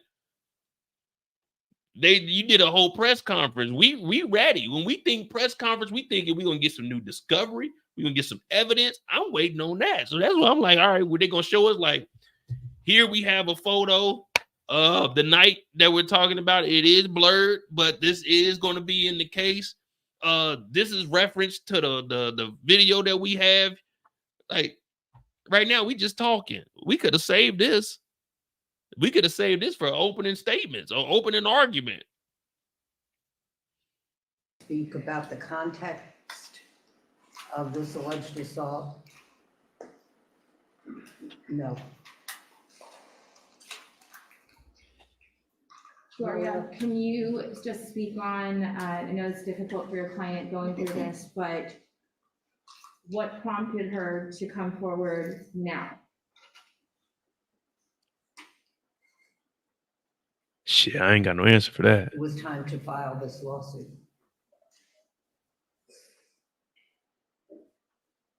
Gloria, what do you know about the video that was allegedly recorded during? Here we go. Question is, what do I know about the video that was recorded? Yeah, what do you know? Is it still, where is the video? Yeah. We ain't got no answer. There are many details in the complaint. Oh, yeah, it sound like bullshit now. Complaint alleges that it was taken without her knowledge and consent, that she wouldn't have consented, that it was then published and Published viewed by where? others, She don't sound too confident. and may still be out there being viewed. Gloria, do the allegations in this All right, Gloria. I tried to give you the benefit of the doubt. You don't sound like you know what you're talking about. There's footage. Hey, it's footage. It's in the complaint. And trust me, it's in there. They say that footage is still. I'm trying to give you the benefit of the doubt. I'm listening to this. I say, hey man, this don't sound right, man. What do you know about the tapes? Have you seen the tapes? How do you know that there's tapes? Well, they in the complaint.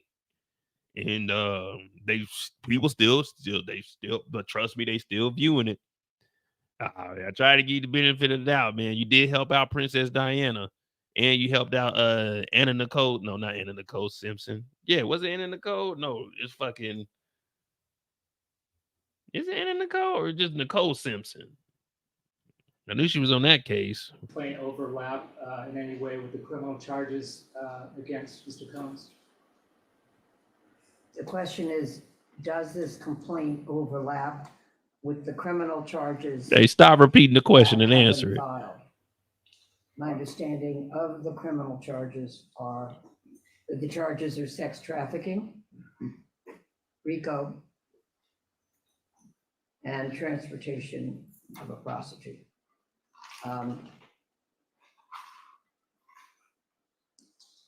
Come on, Gloria, get it out. We are not alleging any of those criminal charges in our complaint.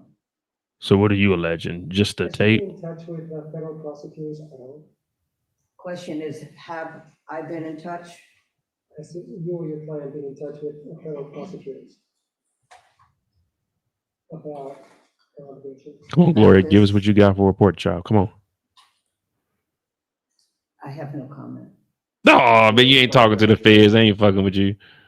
Pardon me? Grand jury, federal prosecutors, or grand jury is Ms. Graves supposed to either? Is the question, has she testified before the grand jury? Is that the question? No, she hasn't. Let's put this way. I never comment on whether any of my clients have testified before the grand jury or will testify before the grand jury, since the grand jury is a secret proceeding. No, it's not. We know when there's a grand This other jury. defendant in the video, alleged defendant, is this a celebrity? It is the other defendant alleged to be in the video, and what was the remainder of your question? Is that person, that alleged defendant, is that person a celebrity? Is the person that has not. Hey, nigga, stop repeating this damn question and just answer this shit. Yes, it is a celebrity. No, it's not a celebrity. Or C, it's in the complaint. Nigga, we don't need you to repeat. We can hear what the damn people are asking, all right? We need answers. We need them now. We got fucking 17 minutes left. We ain't about to be playing these games now. Been named by me a celebrity, Yes or no? not as far as I know. So it's a regular nigga. Okay, got it. Gloria, as disturbing as the video may be, have you yourself laid eyes on the video? This is what I've been wanting to Have I know. looked at the video? No. I have not viewed the video, nor do I wish to view the video, nor should anyone else. Oh, nigga, if we can't see the video, we can't say that it happened. Well, open and close case. Throw this case out, man. If it did happen, hopefully she gets her money. But if the lawyer don't even want to look at the tape, then I can't take anything that either one of them are saying serious, man. We got to be able to see the tape. We got to be able to see the we the jury got to be able to see the tape. We don't want to look at it, but we got to see it. We got to at least confirm. Is there a still photo? Do you have any kind of like, what made you take this case? That's what we need to know now. View the video, with the exception of if law enforcement and a court believe that they should and are permitted to view a pornographic video. They view all kinds of pornographic stuff in court. The courtroom, there is no we'll turn the cameras off, but we showing everything in court. Courtroom, they show bodies, they show everything in court. And if this is real, we got to see the fit. Maybe they found it at Diddy's house, but if you ain't got it, you ain't seen it, we can't go off of your allege. You gotta tell us you seen some proof or something. As evidence in the case, if they have it. If they have it. Then that would be it. Lori, to be clear. We don't ever view pornographic videos, even if they might end up being evidence in the case. And we do not transmit any such video, if we have it, to any other person. They showed the whole R. Kelly tape in court, so we gonna need to see this. Because we do not think it is permitted under the law. It is in the courtroom. It is permitted. Would you please speak up? It's hard to hear you. Yes, sorry, I'm back here and a bit short. In the complaint, you noted that your client learned about this video in November 2023. That is around the time of the first public lawsuit against Sean Combs from his ex-girlfriend Cassie. I'm curious how you and your client learned about the existence of this video. You're saying that this incident is alleged to have occurred about the time of another lawsuit having the, I'm sorry, I can't understand your question. Per the complaint, How'd y'all find out about the tape? Incident occurred in 2001, but your client learned about the existence of the video in 2023, more than 20 years after. I'm curious how she learned about the existence of that video. Yeah, so the question is. Oh my God, come on. She alleges that the incident took place in 2001, but you are saying that it is alleged in the complaint that was filed that she learned about it in 2022. And then the question is, how did she learn about it? We have no comment in response to that question. Oh my God. Excuse me? Has Diddy reached out to your client? Question is, has Diddy reached out to her? Yes or no? We will not comment on that either. That's another no. I know this is very difficult for the parents, but would you be able to share? She ain't even got no tears anymore. She looking at her lawyer. You told me you was gonna handle it from here. You ain't answered none of these questions. How did I find out in 2023 about this tape? Right around the same time that Cassie dropped her lawsuit. You said the question is, how did you find out about the tape? I'm not understanding what you. Hold on, let me talk to my client real quick. You said, how did you find out about the tape? Yeah, they want to know, how did I find out about the tape 22 years later, 23 years later? Is there a tape? You told me you would take this case. You said that if we take this case, we could win it. Open and shut case, $30 million. So how did you find out about the tape? Look, I'm just going to tell her no comment. No comment, y'all. No comment. We don't know. I haven't seen the tape. I really don't want the tape being shown because it permitted in law. I don't think they would show it, even though they show everything else in the courtroom. But if they have the tape, then it will be up to the courtroom to show it if they want to show it. Now, me, I wouldn't want to watch it. Y'all shouldn't want to watch it. But if they do have the tape, then maybe they should show it. But if they don't show it, it's because they don't want to show it. Does that answer y'all question? Next question. A little bit of a background. Where does she come from, or what did she do? Can you give us some details about your client, please? No, I can't provide further details about where she came from or what she does. Corey, to your knowledge, has any law enforcement agency reviewed this video? What's the question? Charges?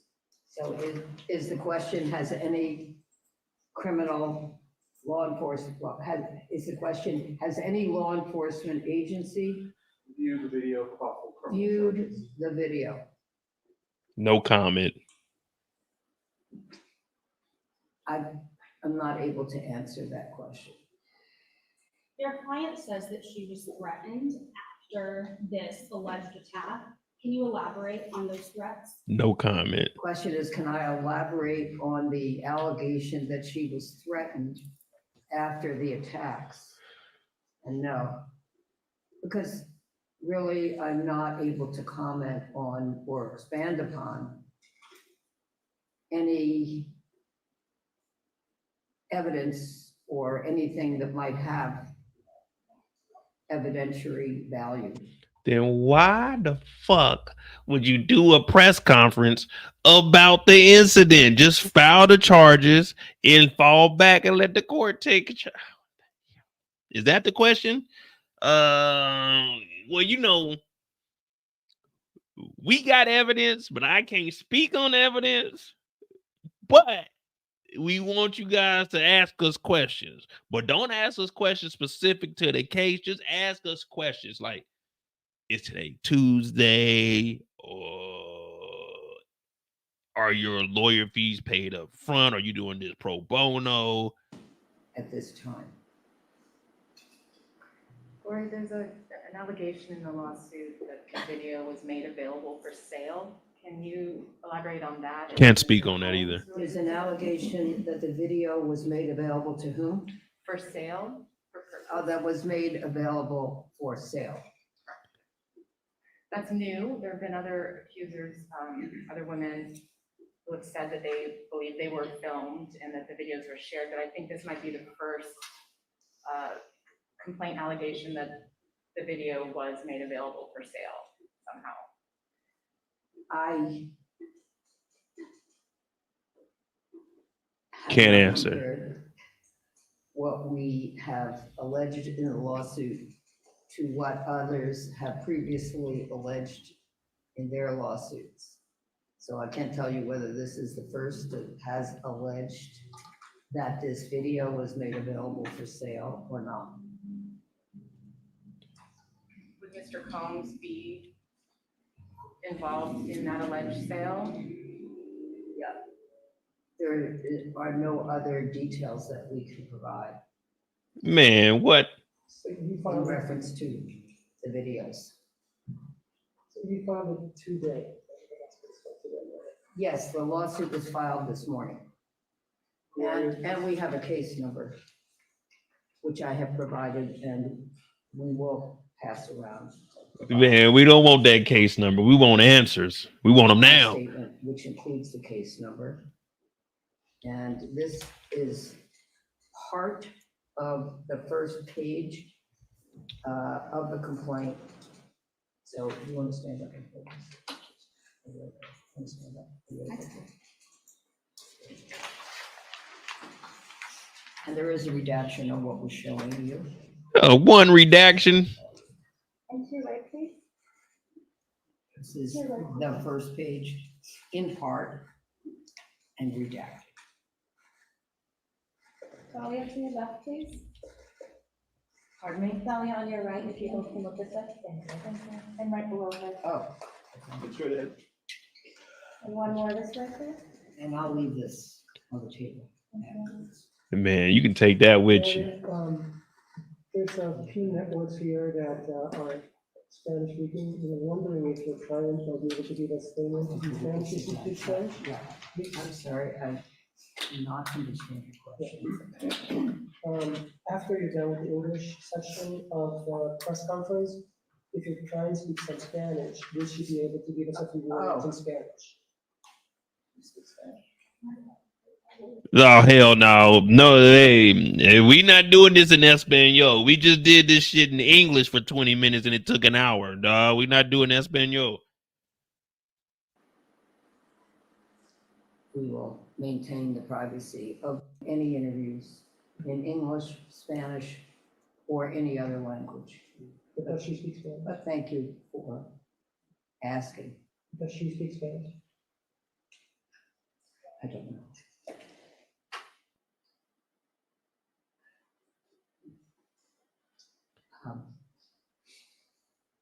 Any other questions? Hell no. I just have one last question, Gloria. Okay. As far as the video One last goes, question. one Go last ahead. question. Hey, Gloria, stop fucking repeating the questions. You said one last question. I say I got one last question. You gonna say, okay, one last question. Hey, you better give us an answer. You better give us an answer. I'm calling your law firm tonight. I don't want to hear none of that. You give us an answer. I'm calling the law firm tonight, and we're going to get some answers. I'm getting someone on the phone tonight, Gloria. You better answer this question, or I'm calling up to the office myself, and I'm asking questions. Where's the tape? As far as the video goes, do you know, or does your client know, if there has been more than one copy or multiple people have a version of the video? The question is, I'm not able to comment on whether we know if there is more than one copy of the video.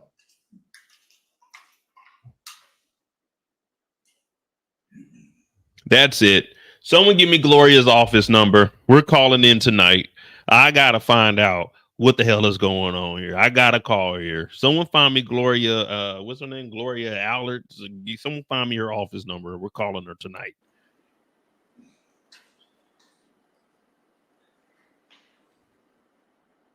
If there is any witness who wishes to contact me confidentially to tell me that they know that someone else has a copy or that they have seen it or been told that someone else saw it online, we would be happy to speak to that person. Y'all trying to get us to do all the work. We don't even know this lady's name to be looking to see if there's any. All right, just one more question. Just for our reporting purposes, is she a New York native? Is she a New York Native? native? I can't tell you at this time if she is a New York native. She does not reside in New York at this time.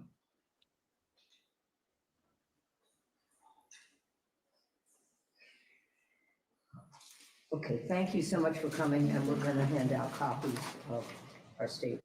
Y'all can keep that.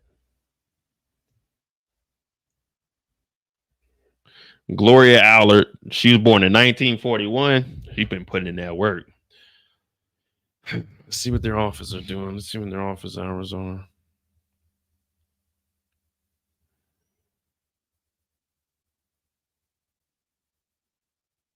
Three, 2, 3, 8, 9, 4, 9, 3, 1, 8.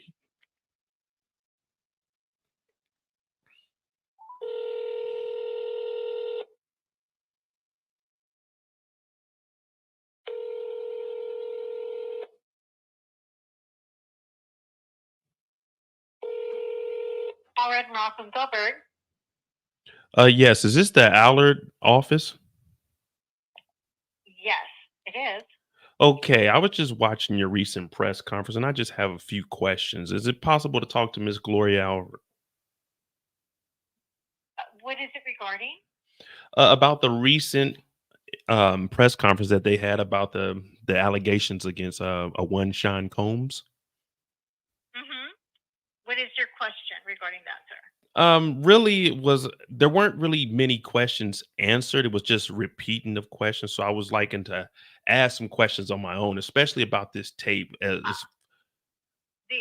reason for that is it's an ongoing case, so they cannot give information on an ongoing case because that can hurt their case.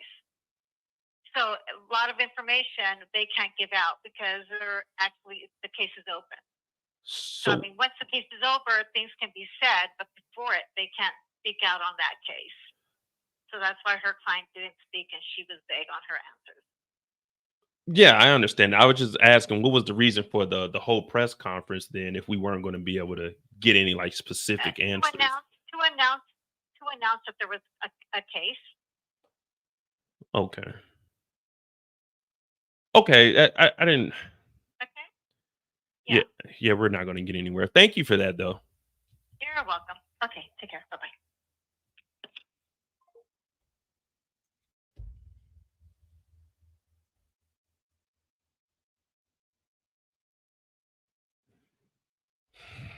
Now I got to email them. Now I got to email them and follow up. Now I got to email them. Let me see. Email. What email can I give them? I read the disclaimer. What's the disclaimer? The use of internet or this form for communication with any firm or individual member of this firm does not establish an attorney-client relationship. Confidentiality or time-sensitive information should not be sent through this form. How can I get in contact with them and actually get some freaking answers? They were just too vague for me, and it just doesn't sit right with my spirit. But one thing we're going to do on my channel, we will always call and try to get in contact. She was trying to get me off the phone, but I'm like, what's the point of having the press conference? She said to announce it. Man, you could have sent $1,500 to the shade room and they would have posted it. We didn't need a whole press conference for you to repeat the answer. I mean, the question. Jeez Louise.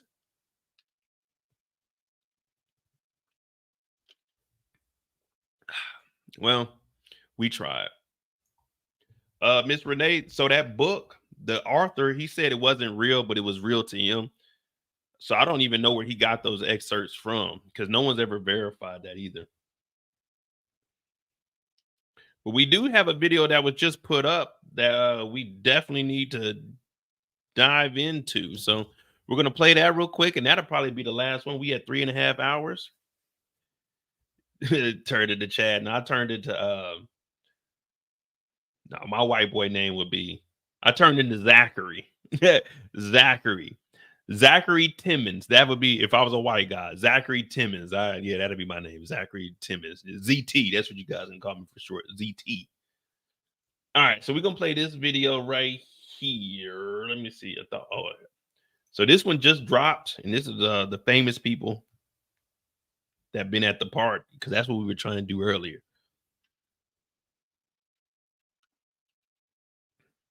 Bartholomew.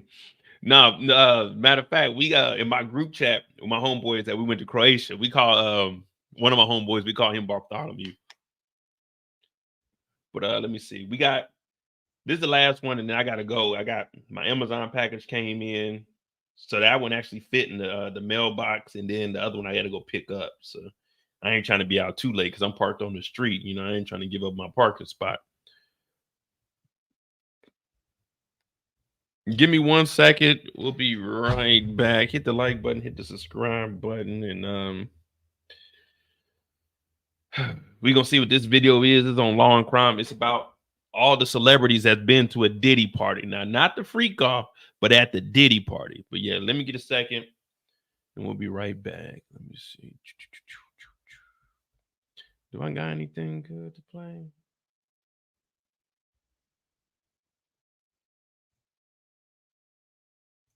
Damn, the ambulance is out. Sound like somebody done got hit by a damn fire truck.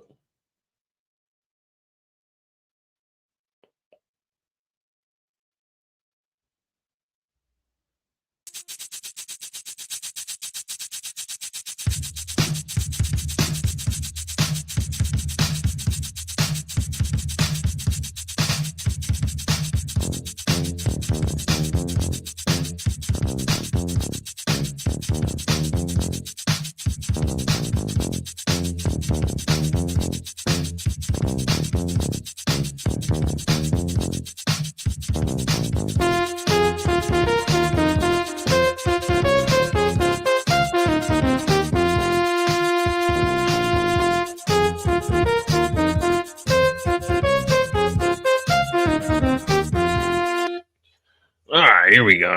We back. What the hell time is it? 3:31, 3:32, 3:33. Jeez Louise.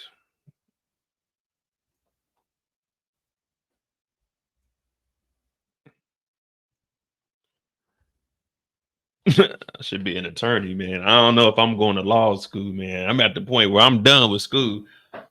If I went to be an attorney, I'd have to be a defense lawyer, though. I couldn't be like no damn. Oh, I could be a prosecutor. I'd lock some niggas up for real.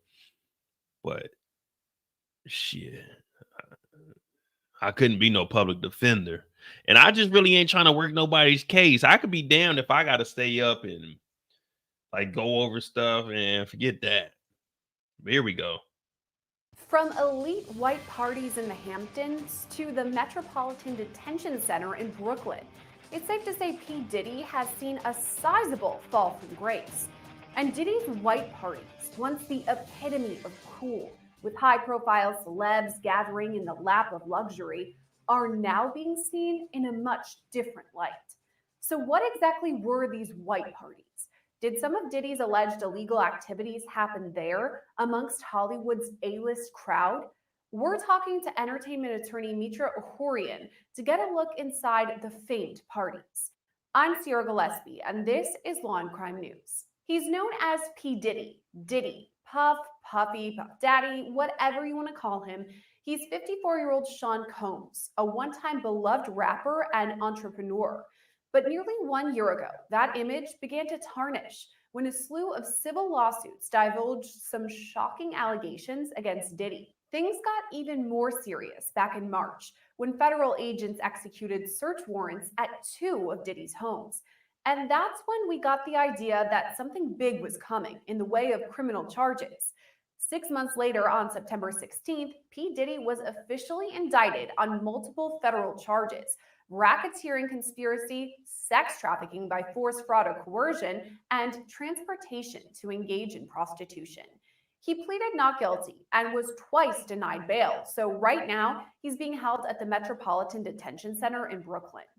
The startling allegations against Diddy range from the 1990s until now, accusing him of things like rape or coercion or even controlling a criminal enterprise. We first started talking about these allegations last fall, when Cassandra Ventura, also known as the singer Cassie, filed civil suit against Diddy. The pair dated for years, during which time Cassie alleges Diddy drugged her, beat her, forced her to have sex with prostitutes, and even recorded it. Similar accusations have been brought forth in multiple other lawsuits, including one from Diddy's former producer, Rodney Jones, or Lil Rod. When he filed suit in February, Lil Rod specifically referenced hundreds of hours of audio and video recordings he says shows Diddy and others engaging in some serious illegal activity. That's likely what led to the federal raids in March, and now those recordings are referenced in the federal indictment against him. Prosecutors allege Diddy recorded victims, sometimes without their knowledge, while forcing them to participate in something he called freak-offs. These freak-offs were elaborate and produced sex performances that Combs arranged, directed, masturbated during, and often electronically recorded. Freaky ass nigga, man. Diddy's associates would arrange these freak-offs, booking the hotel rooms where they took place, supplying the room with required freak-off materials like extra sheets and baby oil or lube. These associates also arranged travel for both the victims and sex workers and provided IVs that were given to both Combs and the victims after these freak-off sessions. Man, they told me this video was investigating P. Diddy infamous celebrity white parties. Like, I thought they were going to show us some celebrities that were in these parties. To help them recover from the physical exertion and drug use. Okay, I know you're multitasking when you're watching our videos, but if you're out running errands, listen up. This is for you. I have to tell you about the free app Upside that gets you cash back to download apps. Those are just a small portion of the dozens of allegations against Diddy that led to his indictment by a grand jury last week. He maintains his innocence and has pleaded not guilty to the charges. Now he's being held in jail as he awaits trial. But as these allegations come to light, there's been a renewed interest in Diddy's infamous white parties. The first white party was thrown on September 7th, 1998 at Diddy's mansion in the... So the first white party was 97. This is right after Biggie. The first white party was thrown on September 7th, 1998 at Diddy's mansion in the Hamptons. The party became a staple for the Labor Day weekend when groups of A-list celebrities would flock to Diddy's home for the lavish parties. Some notable attendees of the parties included Leonardo DiCaprio, Jennifer Lopez, Howard Stern, Beyonce and Jay-Z, Mariah Carey, Aretha Franklin, and Kim Kardashian. I know Aretha wasn't at the party getting down. About the parties, Diddy told Oprah in 2006, quote, "I wanted to strip away everyone's image and put us all in the same color, on the same level." So all the high-profile guests were required to wear all white as party attire. Kids Shout out were to invited Trey. to the parties too, but only Freaky for a ass while. nigga. Their parents were allegedly given a 1-hour warning for when the kids would be required to leave and the real party would begin. There's allegations that at this adult portion of the party, there were illegal drugs like cocaine and ecstasy, sex workers, and other illegal activity. The parties were mainly hosted at Diddy's 4,500 square foot mansion in the Hamptons. To give you an idea of the home, he sold it in 2020 for $4.7 million. Later, That's Diddy it? took the party to Beverly Hills and even co-hosted it with Ashton Kutcher. The last white party was held in 2009. But now, more than a decade later, there are questions about the illegal activity there and whether these high-profile guests knew anything about it. And for that, we turn to entertainment attorney Mitra Horian. We're looking back at all the allegations against Diddy, and he was in the public eye for many, many years. One of the main things that people knew him from, obviously rapping, but also he threw these elaborate parties, the white parties. Can you explain to me a bit about what they were? Yeah, the white parties were famous. I was not a lawyer at the time.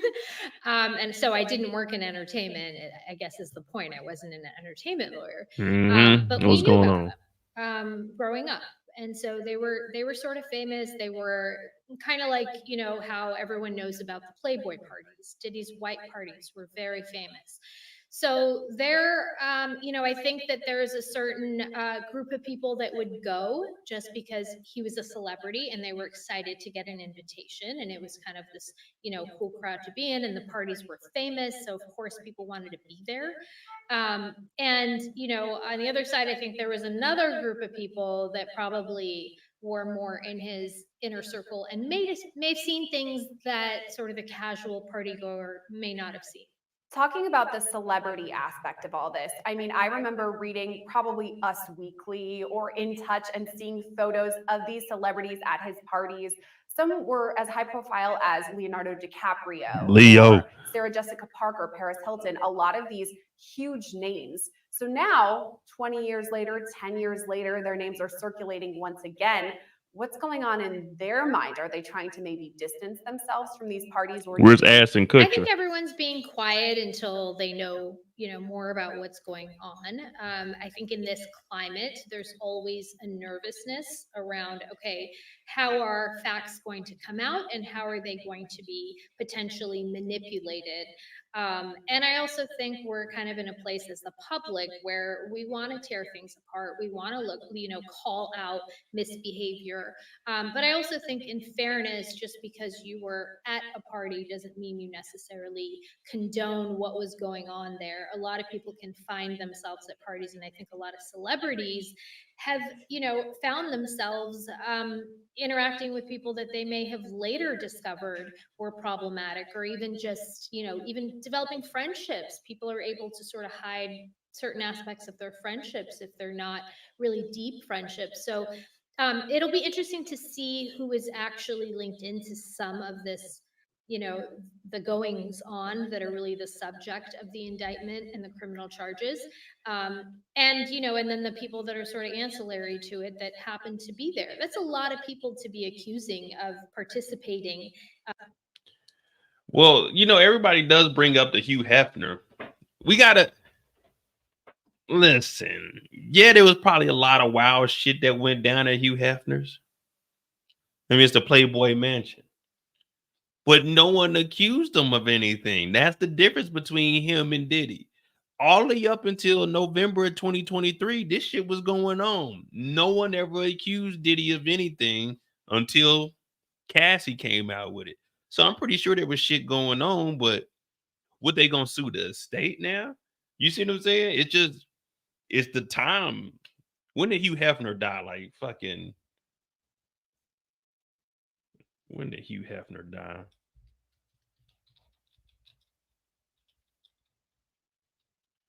He died in 17. So what, 7 years ago?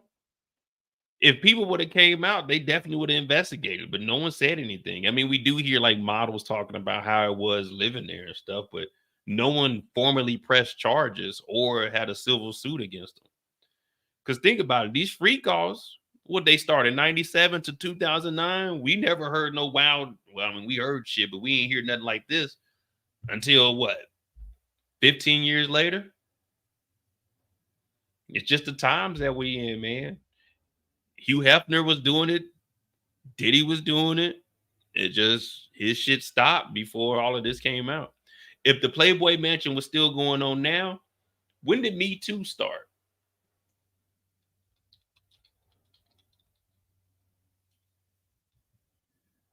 2006, and it started picking up, but yeah, I mean, we didn't really start hearing nothing about Hugh until after he died. In this sort of behavior. I think from the outside, someone who isn't really in the celebrity world, a lot of people just assume that illegal activity sometimes goes hand in hand. Maybe illegal drugs or things like that are more accessible to these celebrities because of their connections and their money. And a lot of people are saying that there was illegal activity at these parties. But again, they were 10 years ago, maybe more. Could any of that affect his charges now? I mean, I think it depends on what kind of illegal activity we're talking about, right? So, first of all, in that era, for example, in California, marijuana was illegal. It is now no longer illegal. So, I think people wouldn't necessarily bat an eye if you said there was a lot of marijuana there, right? But there is, I think unquestionably in parties in Hollywood, at least, and the white parties were in the Hamptons as well. Those sort of, parties are kind of, you're going to expect to see certain things that you wouldn't necessarily expect to see going to dinner at your friend's house. It is a party environment. And I think the drugs are going to be there, the alcohol is going to be there. That could lead to other things. But the level of accusations here, what we're hearing in really graphic detail, rises to a level that nobody would accept or expect, I think, on such a large scale. So I think that it's you might expect to see some drugs or some sexual activity, but I don't think you're expecting to witness things like rape if the allegations are true, weapons if those allegations are true. There are things that rise above the types of things that you expect to see at a party, even a Hollywood party. So we've talked about this. These are very high profile parties that me as a child living in Wisconsin even knew about. I mean, all over the country, we had heard about these parties. And according to some reports, there were as many as 1,000 people who were there. So I'm wondering if there was this illegal activity, these sex workers or rape, drugging people or guns, why was none of that reported back when the party took place? It's first of all, celebrities, we can't get around the fact that they are treated differently. Historically, under the law, there's certain things that obviously, we have to enforce regardless of who it is. But there are some things that sort of fly under the radar. And, it's somebody's home, right? So these are things that are happening in a home. And when you have 1,000 people and it's getting out of hand and everyone's, that's a part of it is getting paid very well to do their job. I think that, there are certain things that people kind of let go. But again, it's in a home. It's in a very large home. I guess we should call it a mansion. Let's not call it a home. And, in a home that's like, 20,000 square feet, I'm not sure the square footage, but I'm going to guess it's at least 20,000 square feet. And a lot of the parties are happening, also outside, the weather's nice. So when you have a home that big, you can't possibly, not everyone's going to all parts of the home. Not everyone's going to be seeing everything. There, there's a lot of people that are just happy to be there. And you mentioned 1,000 people cannot possibly have witnessed some of the activity that we're talking about. I think when the indictment came down, a lot of people were kind of drawn to the description of these. So, all right, man, they ain't really getting into no new details or anything. They just talking about the same shit we already know. There's a lot of niggas. There's a goddamn white party beginning. And then it turned into a freak off. The kids had to go home because the freaks come out at night. And then there was some wild shit going down. Each individual room, you're hearing all these news stories. But yeah, A&E has a documentary. I think it's 12 parts, 10 or 12 parts on Hugh Hefner. So allegations came out. It was just after he passed. Because it's the Playboy Mansion. Come on now. Let me see. I think I got an article. Let me see. The most appalling allegations in A&E's Hugh Hefner docuseries, Secrets of Playboy. Man, what the hell?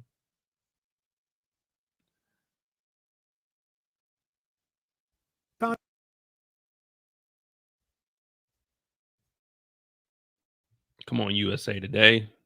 Play fair, man. We're not disabling our ad blocker. Yeah, I'm a pre-screen that video that I just played that just dropped 10 minutes ago while we was on the live, Kendall. It's hot off the presses, Kendall. I'm not pre-screening anything. I'm not watching none of this stuff on my own. If I'm doing a live, we just gonna have to watch it together. If I gotta suffer, we gotta suffer. Now, if I'm making a video, then I will definitely watch it and take out the pointless parts. But if I'm doing a live, we all watching it. We all about to sit here and watch it. It ain't no way I'm pre-screening, watching this shit for an hour by myself and then getting on here and watching it for an hour. Ain't no way that's gonna happen. We gonna get on here. We gonna sit down like one happy family. We gonna watch the shit and we gonna figure out from there, where do we go? Which way did he go, George? Which way did he go? Let me see something. Allegations of animal abuse. See, they didn't do these allegations on Diddy. Allegations of animal abuse and bestiality at the play. What? Crystal Hefner says she was constantly crying over everything at the Playboy Mansion, as she recalled Hugh Hefner's animals wailing for help.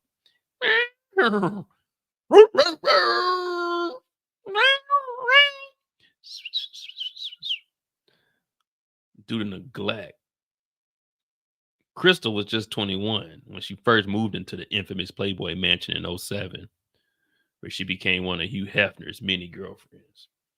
See, they were doing the same wild shit out there. They just wasn't complaining about it. 5 years later, Crystal married Hugh, who was 86 at the time. They remained together until his death in 2017. 2 years ago, Crystal vowed to expose the complicated and conflicting truth about what her life with Hugh had really been like in her brand new memoir, Certainly Delivers. Now, this is another instance of Hugh probably didn't leave nothing to her. She didn't went broke. Now she wants to expose all of this stuff, but she moved in 2007. So after 10 years, she wanted to finally expose this because the money probably started to run out. But while the money was good, they there with you.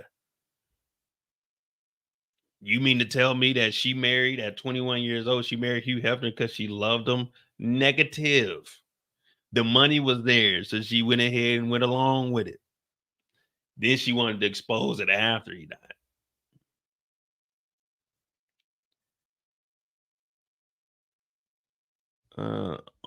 Only say good things, surviving Playboy and finding myself. Everybody got surviving something. I need to go ahead and trademark the word surviving. Trademark blah. Trademark surviving. Shit, I need to be getting paid off all of these. Everybody's surviving something. You were living a regular life. You didn't survive. You were just fucking living. Like, that's like me saying surviving every day. Can I make a documentary about my everyday life? Mo, surviving the day. Like, come on, man. Everybody ain't surviving shit. Niggas ain't putting a goddamn gun to your head. You're not surviving. It's not like they're drowning you. This is not surviving. It's just fucking living. You're 21 and married an 86-year-old. That's not surviving the Playboy Mansion. That's you willingly marrying this old motherfucker that had 90 girlfriends. This is not surviving Playboy. You can't just throw surviving out there. You throw surviving out there. Oh my God.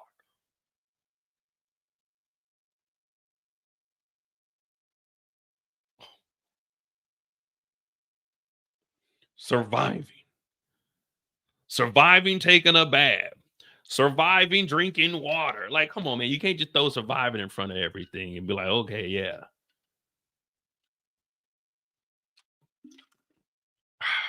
Surviving drinking water, man. That's my new book. But yeah, like she exposed all this. So it's not that Hugh Hefner didn't have allegations. It's just nothing came out while the money was good. Think about it. When the money is good, you say, hey, you just do what you do. But when the money run out, motherfucker, wait a minute. I've been sitting on my ass married to this rich motherfucker. He gone now. Now I got to goddamn work because the money done ran out. Aha. I'm going to write a book surviving that shit. But you wasn't surviving it. You were just living a regular life. I don't think Hugh Hefner may have been grooming, but I look at Hugh Hefner like if they came to the Playboy Mansion, they came to be a playmate. Like, it's not really grooming. They signed up for it. They knew what the fuck a playmate was. Once you got like, I'm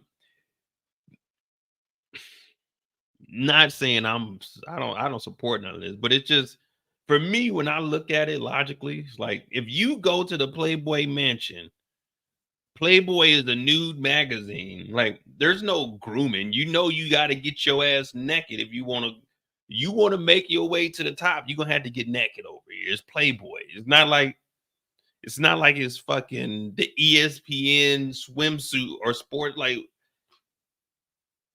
it's the fucking Playboy Mansion. What do you expect when you go over there?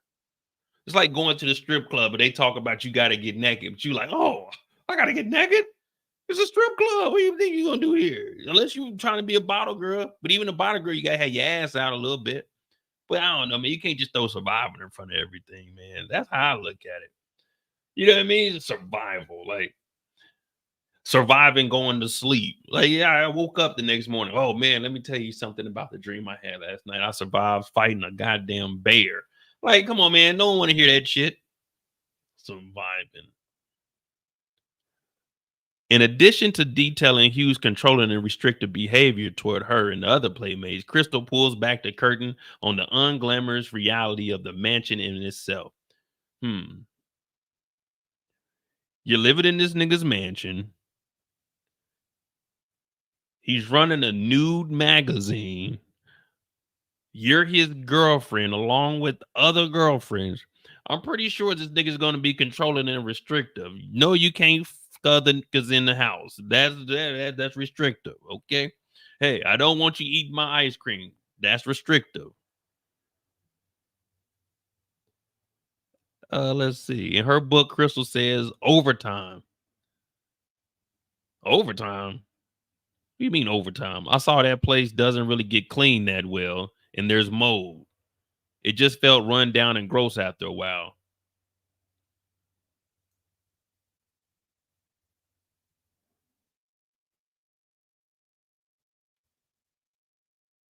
Get some bleach, get some warm water, put 2 top full of bleach in the warm water, grab you a towel and wipe the mold down. Mold is gone. That's all you had to do. It just felt like it was run down and gross. Then clean the motherfucker up. If I come into the kitchen, I say, there's dishes in the dirty dishes in here. Guess what I'm gonna do? I'm gonna do the fucking dishes. If I see mold growing, guess what I'm gonna do? I'm gonna clean the mold up. I had mold. Well, I didn't have mold. It had like some fucking something on the stairs. What'd I do? I went, boiled me some water, poured the water on there, got my little scraper out, got this shit up off of there. The hell? In fact, the mansion was apparently in such a state of disrepair, that when she had blood work done in 2016, the doctors told her that it looked as if she was suffering from toxic mold exposure. Well, if you knew there was mold, why would you be hanging around the mold? The whole time, the mansion was breaking me down one way or another, she writes. Now it was breaking down my health. The house was literally making me sick. Then move out the fucking house. You see what I'm saying? It's like shit like this. When the money was good, she was in that moldy ass house. But as soon as the money ran, this house moldy.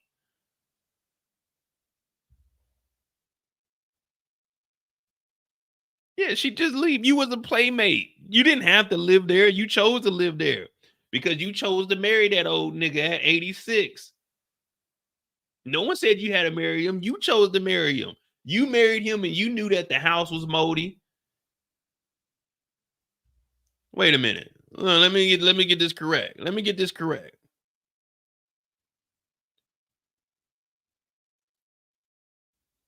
She moved in 2007. 5 years later, 2013, 2012. She got the blood work 4 years later in 16. He died in 17. So you were just hanging around the house. Fuck it. It's moldy.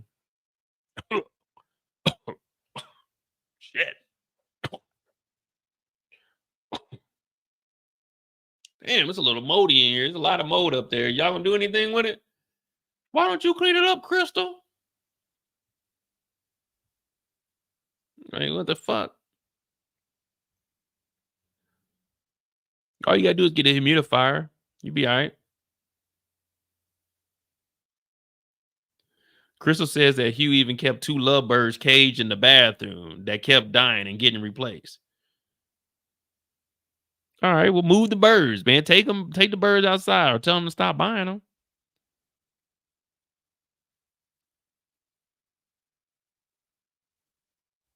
Eventually, somebody is said to have realized that the birds were dying of thirst because the metal ball in their water dispenser was stuck. So you mean to tell me Crystal said that Hugh kept putting 2 lovebirds in the cage, but she never went in there to check on them, but she'll write it in the book? So you mean to tell me you watched these birds die? You were complicit with these birds dying over and over. You never went in there to check to see, are they drinking the water? You just, fuck it, I'm gonna write a book about me seeing these birds in here every single day and they kept dying.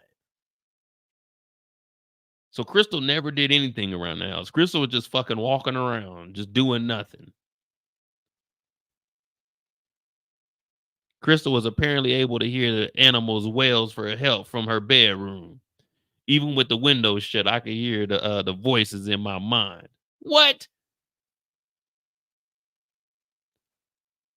Even with the window shut, I could hear the voices in my... Man, you couldn't hear them damn animals in your head. Stop making noise. Stop making noise. They cawed and wailed. Man, I did not know all this bullshit was in her book. At least that's what it sounded like to me. So you saying you didn't even know what it sounded like. You talking about you making up shit. They cawed. Get the fuck out of here. Crystal running out of money. And the Star has now said some more light on the situation in an interview with People magazine where she says, so sad, those little birds. I feel like I was constantly crying for everything and everybody there. It was so sad. But you didn't make one damn difference. You just sitting around fucking crying. The birds are dying. The birds are outside making noise and you just in the room crying.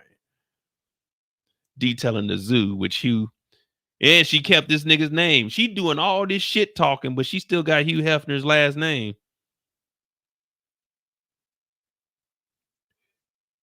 Detailing the zoo, which Hugh had a special license for. Crystal added, all those animals were so depressed and sad looking. You walk by the cages and you're just, none of them were happy. What'd you do, Crystal?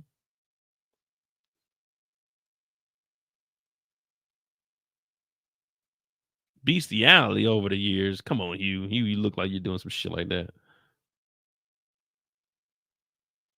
How do we even get on this? Oh, we were talking about Hugh. He was girlfriends for 5 years in the late 70s and 80s. What? Wait a minute. In 2022, the docuseries Secrets of Playboy, Sandra Theodore claims that she once walked in on Hugh engaging in X activity with her dog. I walked on him with my dog and I said, "What are you doing?" I was shocked, she recalled. He made it seem as if it's just a one-time thing and that he was just goofing off, but I never left him alone with my dog again.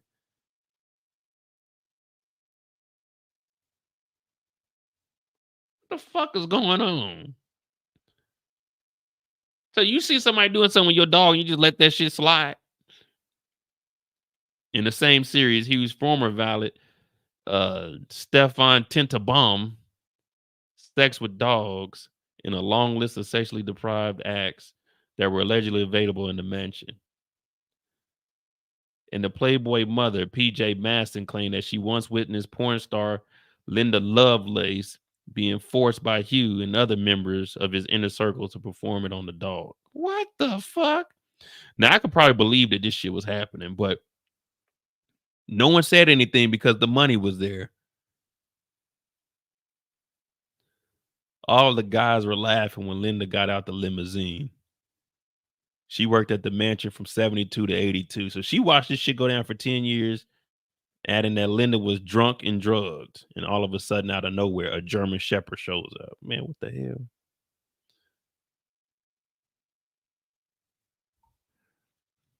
She passed in 2002, personally reflected on her encounters with Hugh in 1980. I can believe, man, it's some white people shit. So I can believe he was doing some wild shit, though.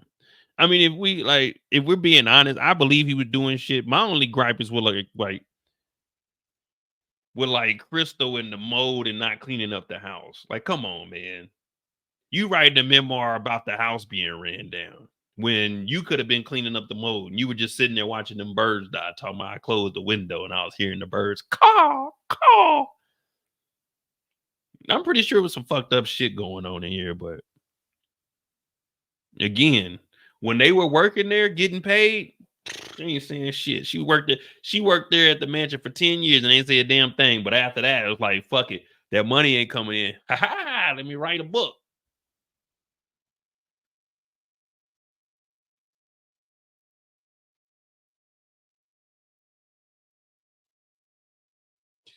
The Girls Next Level podcast.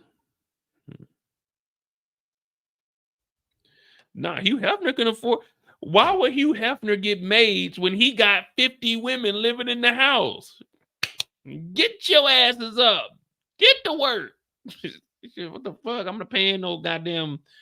I'm not paying for no maids if I got all these people living in the house not doing shit. No, she said the birds outside were calling. I'm not talking about the lovebirds. The lovebirds in there. What? The birds outside were caw, caw.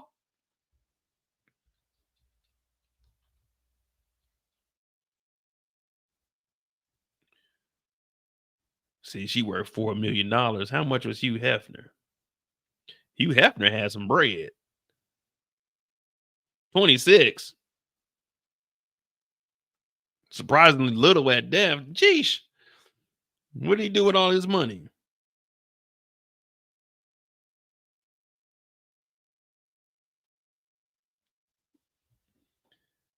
Oh, he lost 165 million.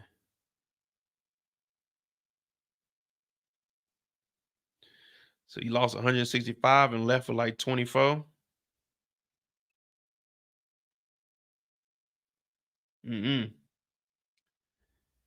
Shit, man, that's life, man.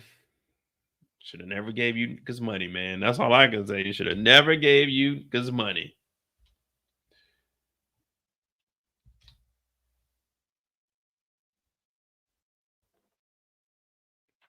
We got 4 hours. Let me just go to Law and Crime real quick and let's see what this young Dolph case, what they talk about.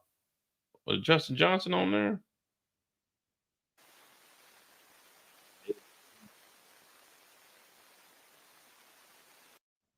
But I don't think $26 million is broke though. Like if $26 million is broke, then I shouldn't even be here. Like, cause I'm broke. I think my net worth is probably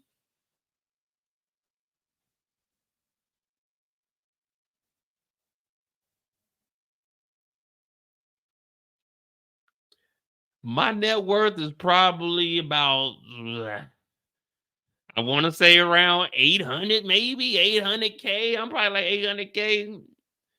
Give me like 2 years, I'll be at $1 million, but I'm probably worth like 800K. If 26 million is broke, then shit, I'm a disgrace. How's YSL going, man? They having their way down there, man. They got all these witnesses just fucking up. We just got to see where that motherfucker plays out and see what the jury got going on, because the whole thing is just screwed up. But I still don't think that Young Thug is getting off. He's still gonna have to do some time. They might get to the end and give him a plea, but I think he's gonna at least have to do 10, maybe with some time served. But it's just fucking everywhere down there, man.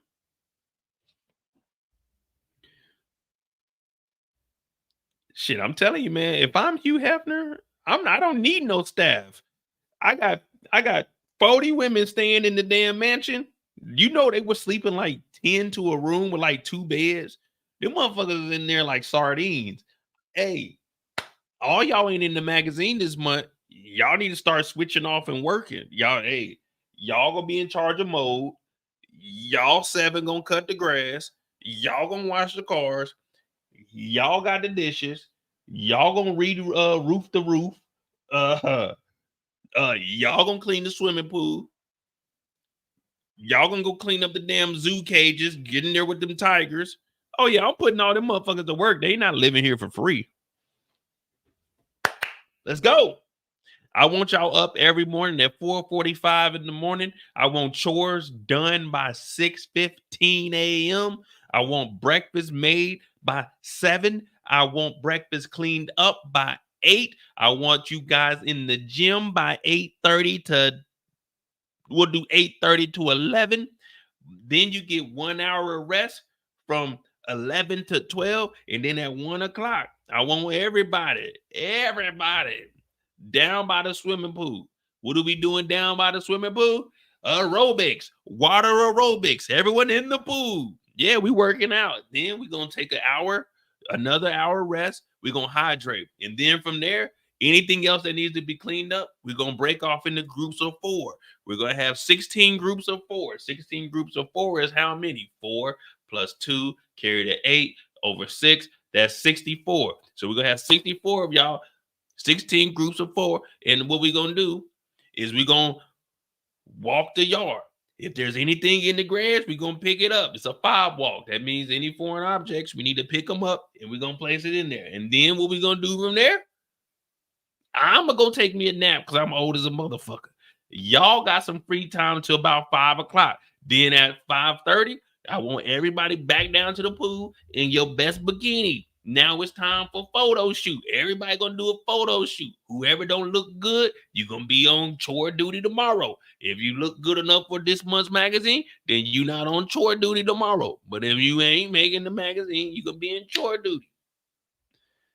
Yeah, I'm not paying for no maids. I got 50 motherfuckers living here. You know, my parents, they didn't pay for maids. You know what they did? They made us get the fuck up on Friday. I mean, not on Friday, but on Saturday morning and Sunday morning and clean the house. You know what we had to do? Clean the house. It ain't no free living. Clean the house. That means we got to go in the living room. That means we got to open up all the windows. We got to take off the goddamn screens. We got to Windex everything. We got to take the curtains down to make sure we can see the windows clearly. Take the curtains down. We got to Windex it with newspaper. With newspaper, not paper towels, with newspaper. You Windex that. Then you got to go to the tables that were in the living room. What did you do? You got to get everything off of there. The little brass shit, the little plants. And then you got to Windex the table. Make sure you get the bottom of the table. Then after that, what do? You go get the vacuum. You move everything around. You got to move everything. You can't just sweep in front of the damn couch. You got to move the couch. You got to get up under the couch. Get up under the couch. Both of y'all get over there, move the TV, sweep up under the TV every weekend. That's what you got to do. That's what you got to do. Then we're going to move from there. We're going to go to the next room. We're going to go to the next room. Take the carpet up or the rug up. Vacuum up under there. Take the rug outside and beat the rug. Bring the rug back in. Vacuum over the rug to get everything else that's over there. Move the couch. Goddamn, vacuum up under the couch. Then what we want you to do, get you a bucket of water. You get you a bucket of warm water. You put some Dawn soap in there, just a little drop. Then you go over to the air conditioner. What you do over the air conditioner, you turn the air conditioner off. You open up the window next to it. You take the curtains out the way. The other one, you get the goddamn Windex, you get on the windows. The other one, you take that bucket of warm water with that damn towel and the goddamn water with the damn drop of Dawn soap in there. You put that motherfucker in there, you wring the towel out. Then what you gonna do with the AC off, you gonna goddamn take the goddamn filter out. You gonna see if the filter needs to be changed. And once you do that, you open up the door and then you wipe with that motherfucking warm towel. You wipe each one of the goddamn vents on there. You wipe them. And then when you get done with that, what do? You get a chair out of the kitchen. Then you come back in the living room, the dining room, and you move that rug out the way. And what you're gonna do now is turn the fan off or turn the lights on.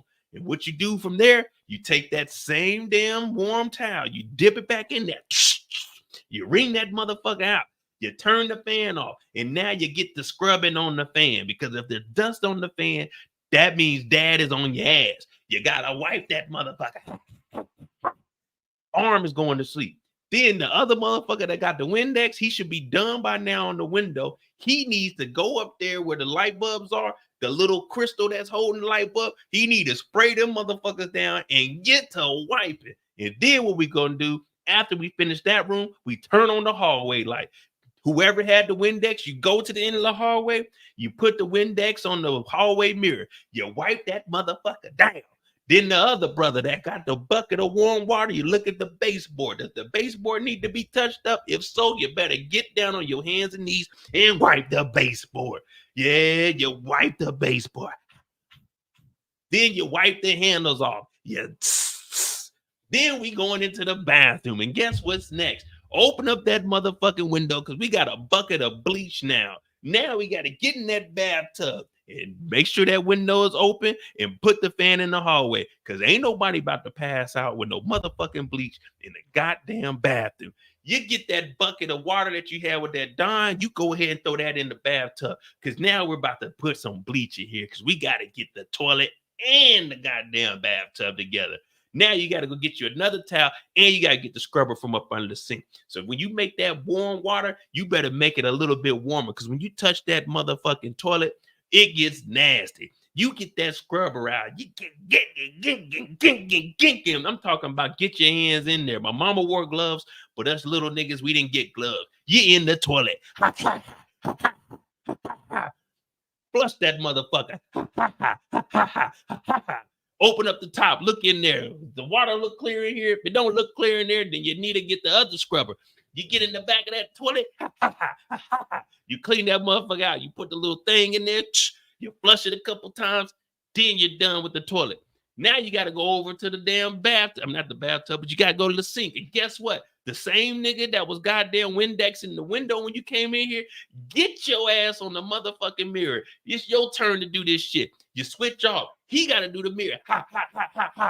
Light bulb hot as a motherfucker. You got to get up there because the light bulbs are in between the mirrors. So it's like you got 3 mirrors that opened up in the medicine cabinet. Then you got the mirror at the top with 5 lights in there. Hot as a motherfucker. Shit. You up there, you spraying the goddamn Windex. The Windex is hitting the light bulb. The shit's starting to steam because it's so fucking hot in there. And it's you and your brother. Y'all in there slaving. As a motherfucker. The other one's over here doing the goddamn sink. Now with the sink, there's a brush up under the sink. You take the little brush and you got to get in there. Ain't no water stains on there. It's got to be shiny. You got to take the little, where the soap is, the soap container, you got to take the plastic off of that. You got to scrub that motherfucker. Let it soak though. You want to soak that when you first get into the bathroom, because that's going to take the longest. But then you got to Windex the metal part. You ain't supposed to, but the Windex gave it a little bit of shine, so you can kind of cheat with the plastic on top of it. You do that. Then there was not a toothpaste, but there was a toothbrush holder for only like 2 toothbrushes. Now, no one ever put their shit in there, but I don't know why we had to clean it. But that, then you get done with the bathroom. We done here. You take that bleach water, you go out in the back, all in the back. Throw that motherfucker out. Now you got to come back up to the front. Whew. Whew. Yeah. Whew. It's 8 o'clock in the morning. We done for the day? Hell no. Time for the motherfucking kitchen. Now we got to go in the kitchen and we got to remove the goddamn table and all the chairs. You got to take all that shit, take it downstairs. Now we got to mop the floor. You got to mop the floor and you got to pull the refrigerator out. Can we get a break, Mom? Shut up. We're thirsty. Please. We just want to drink water, please. Okay. You got to get you another bucket of water. But don't make it too sunny because we have fake wood floors. Don't get it too sunny, too soapy, because if the soap get up on the floor, it'll start to mold. How much do we need to put in there? We'll figure it out. Now you got to start mopping the floor.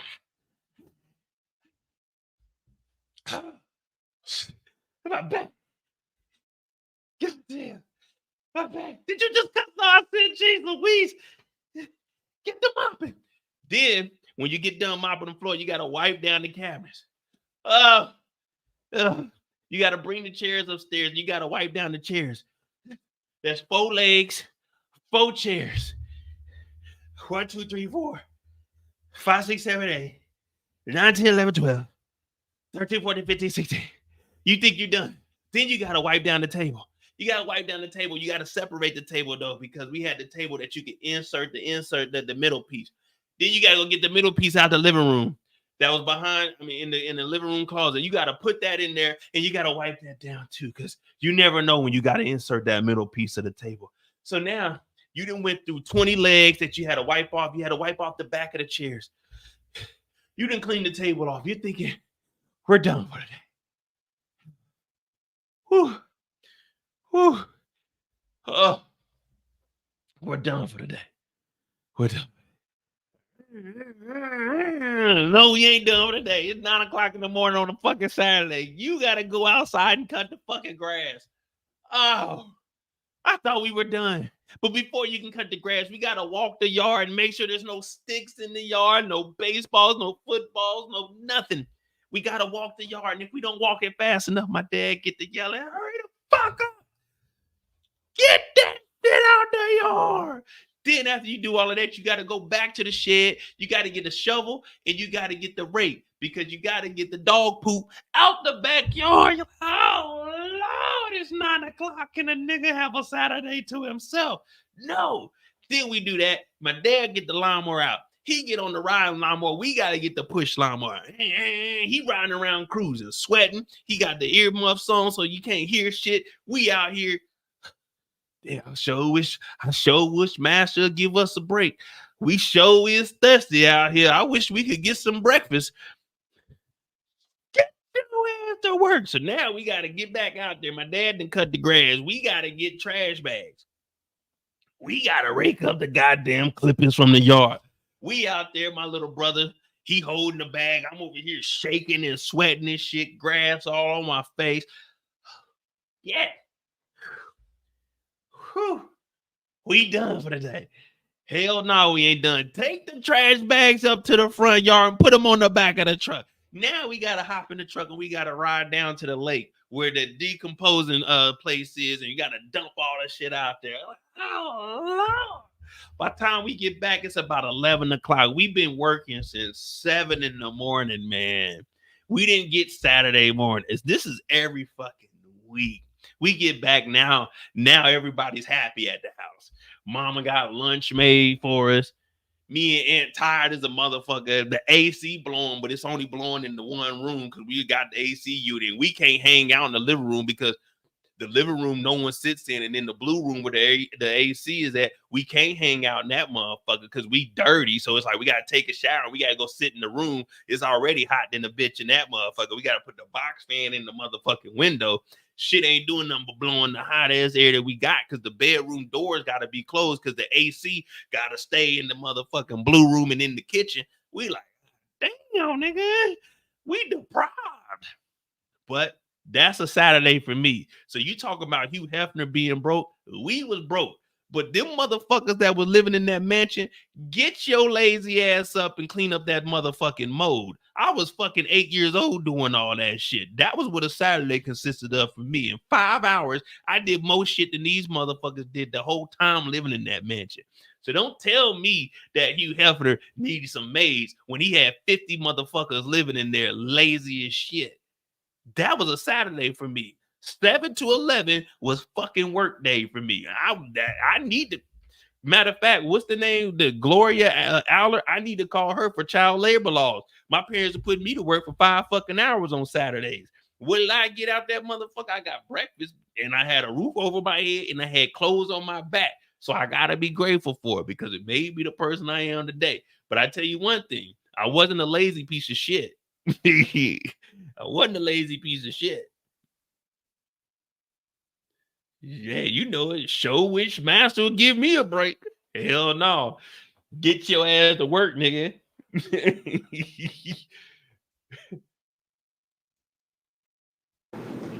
how many years you say you've been? Y'all about to get me watching this damn Dolph trial, man. Jeez Louise, man. It's what time is it? Give me a let me out because I gotta go pick up this stuff from Amazon, man. It's 10 o'clock. All right, I'll play a little bit of it real quick, and then we'll get up out of here. Jeez Louise.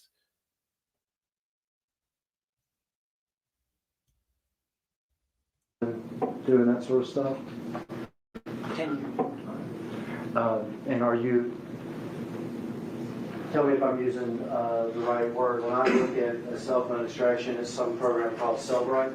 Cellbrite is one of them, yes. Okay, is that one of the programs you use to look at the extractions? Yes. And is there more programs that you use too? Yes, there are more programs. All right, and are you familiar with navigating all those programs and been trained on those programs? Yes. Have you testified with regard to the results and your analysis of cell phone extractions in the counties, in Shelby County before? Yes. In courts? In court. One time or several times? Maybe 1 or 2 times, not many. In this case, I'm talking about the murder of Dolph. Yes. Did you have occasion to analyze several cell phones? I did. In particular, did you have occasion to analyze the cell phone extraction from the defendant Justin Johnson's phone? I did. In the course of doing that, did you also analyze cell phone extractions from other phones as well, like Cornelius Smith's phone? Cornelius Smith's phone, Like Angela Arnold. Like Angela Arnold's phone? Like Treon Ingram's phone? Treon Ingram. And other individuals? In preparation for your testimony today, you and I spoke, is that correct? We did. And I asked you to look at certain physical phone analysis, Justin Johnson cellular device 236-1625.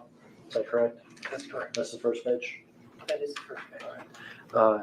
And in that report, before we go through it, in that report, does it? Would you be interested in collecting 5-figure paychecks for a few hours of work, helping me in your spare time from home? Or two, and other things in the case. Correct. Now, we'd offer that evidence to say sex number, sir. No objection.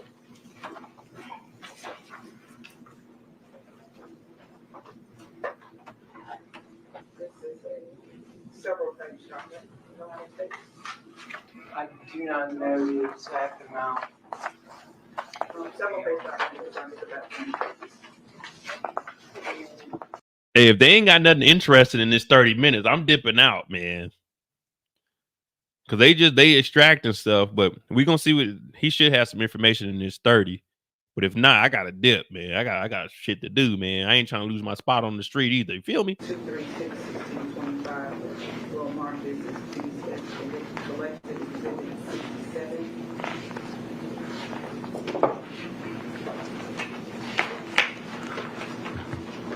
My count may be bad, but I think it's 25 pages for the record.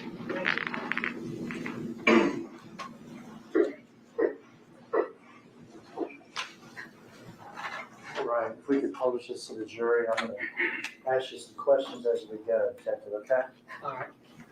And we'll start with just that front page. What's this information over to the left here? So this is just an overview and an extraction report. And so as you see, I highlight, usually what I'll do is just highlight things. Obviously, I'm going to highlight the telephone number, but if there's anything that kind of identifies the user that sticks out, we'll get aliases and things like that. If it appears to be their full name, I'll just highlight. So essentially, I highlighted Justin T. Johnson 123@gmail.com. Okay, that's the Apple ID Gmail account. Correct. Or to the phone. We can go back. That's the Apple ID or Gmail account with the phone. Correct. Okay. And target number 236-1625. Correct. I asked you to look at certain text messages within a certain time frame. Is that correct? That's correct. If we flip the page to the next, do we see one of those? We do. All right, tell me what we got here. So right here we have on November 16th, 2021, at 6:10:31 p.m. we have Treon Ingram sending a outgoing text, which is a photo of what appears to be like a white Mercedes Benz. And then this was actually pulled from Treon Ingram's cellular device. So this was a text message on his device. Day before the murder? Day before the murder. Outgoing from Treon Ingram? Correct. Is that correct? Correct. Incoming to Justin Johnson's phone? Correct. And you pull it in Cellbrite or whatever program you're looking at, this is what it sort of comes up as, is that correct? Correct. It looks like it would your regular phone, but on the side, as you can see below it, that will have just the information associated with that text message. And here's the blown up photo, is that correct? Correct. And that is at 6:10 p.m. day before the murder. Day before the murder. All right, next. This will be November 17th, 2021, the day of the murder at 2:58:58 a.m. And it's a outgoing text message to Treon Ingram. And it's going to be a location drop. And then the location that was dropped is going to be 1168 Bradley Street, Memphis, Tennessee, 38114. From Justin Johnson's phone to Treon Ingram, 2:58 a.m. the morning of the murder. Correct. Do you know this address, 1168 Bradley Street? Yes, it's to the left of 1174 Brown. Like Eric said, if you haven't been following this, all the good stuff was on Monday and Tuesday. Like the case is already solved. They just had to go through the rest of this evidence. So you got Cornelius. He got on the stand and told everything that happened. He's a junkie. So it was $100,000 hit. It's $100,000 on young Dolph's head. Govan took 20,000, and then it was supposed to be 40,000 for the two shooters. Now the guy Cornelius, who took the stand and told everything, he was supposed to get $40,000, and it happened on the day of his daughter's birthday. Now, after, I'm not laughing at the murder, but I'm laughing at how dumb these niggas are. But after the murder happened, he's like, "Hey man, when I'm gonna get my money?" So they're like, "All right, bet, pull up." He pulled up. They gave this nigga like $500 the first time. And then the next time, he's like, "Hey, man, where the rest of it?" They gave him like $300. Oh, let me see what they talk about. This is not pulled from the phone, is that correct? That's correct. Just to put the slide we just saw in context? Correct. 3:16 a.m. For the record, this is a video that has already been played at trial as part of Exhibit 5. Where is this at? That's the Infinity Young Thug rented. Valero gas station at 853 South Highland. And what is the significance of the two cars highlighted? There's going to be the white Mercedes Benz and the Q40, or I think it was an Infinity. And essentially, I was using it to match up for the location drop. So we're trying to figure out with call detail, you know, with this, I think the call logs you were able to track to see where they went after that.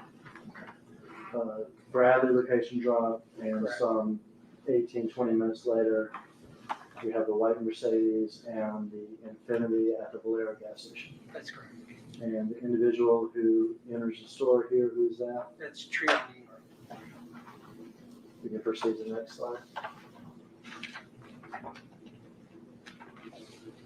And then this is going to be a zoomed in still shot of the surveillance video. We were just trying to see if we could get a better view of the where we were told they were met, where they met, just near some air pumps or something on the back end, and that was at 3:22:19 a.m.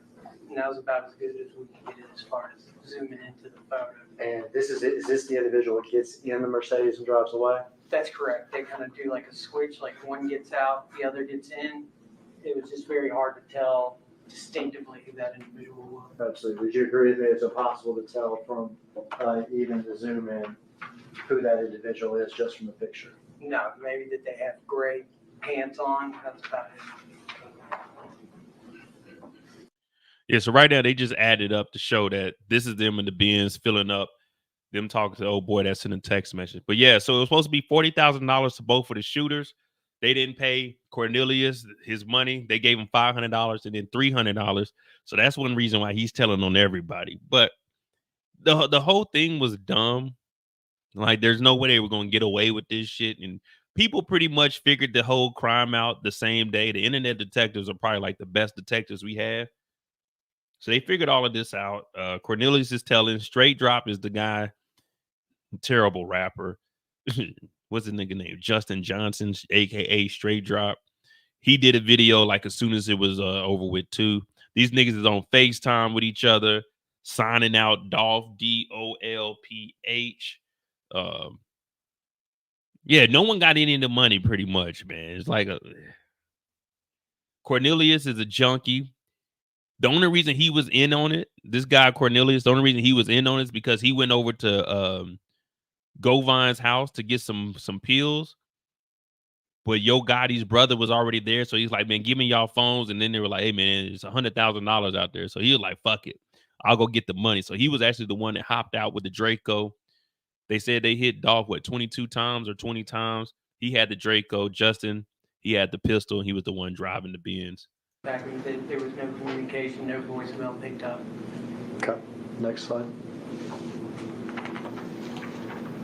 At 11:56:57 a.m., we have an outgoing call to Treon Ingram from Justin Johnson, and that call was about 4 minutes. A little bit over 4 minutes long.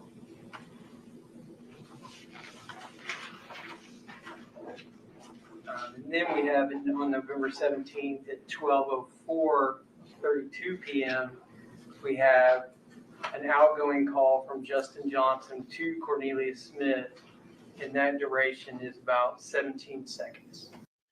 And they also got footage of like when Justin Johnson and Cornelius, they get back, they switched over into the Expedition or the Ford Explorer, which is white. They show up at old boy's girlfriend right here. They got all that footage of them walking in, walking out, changing clothes.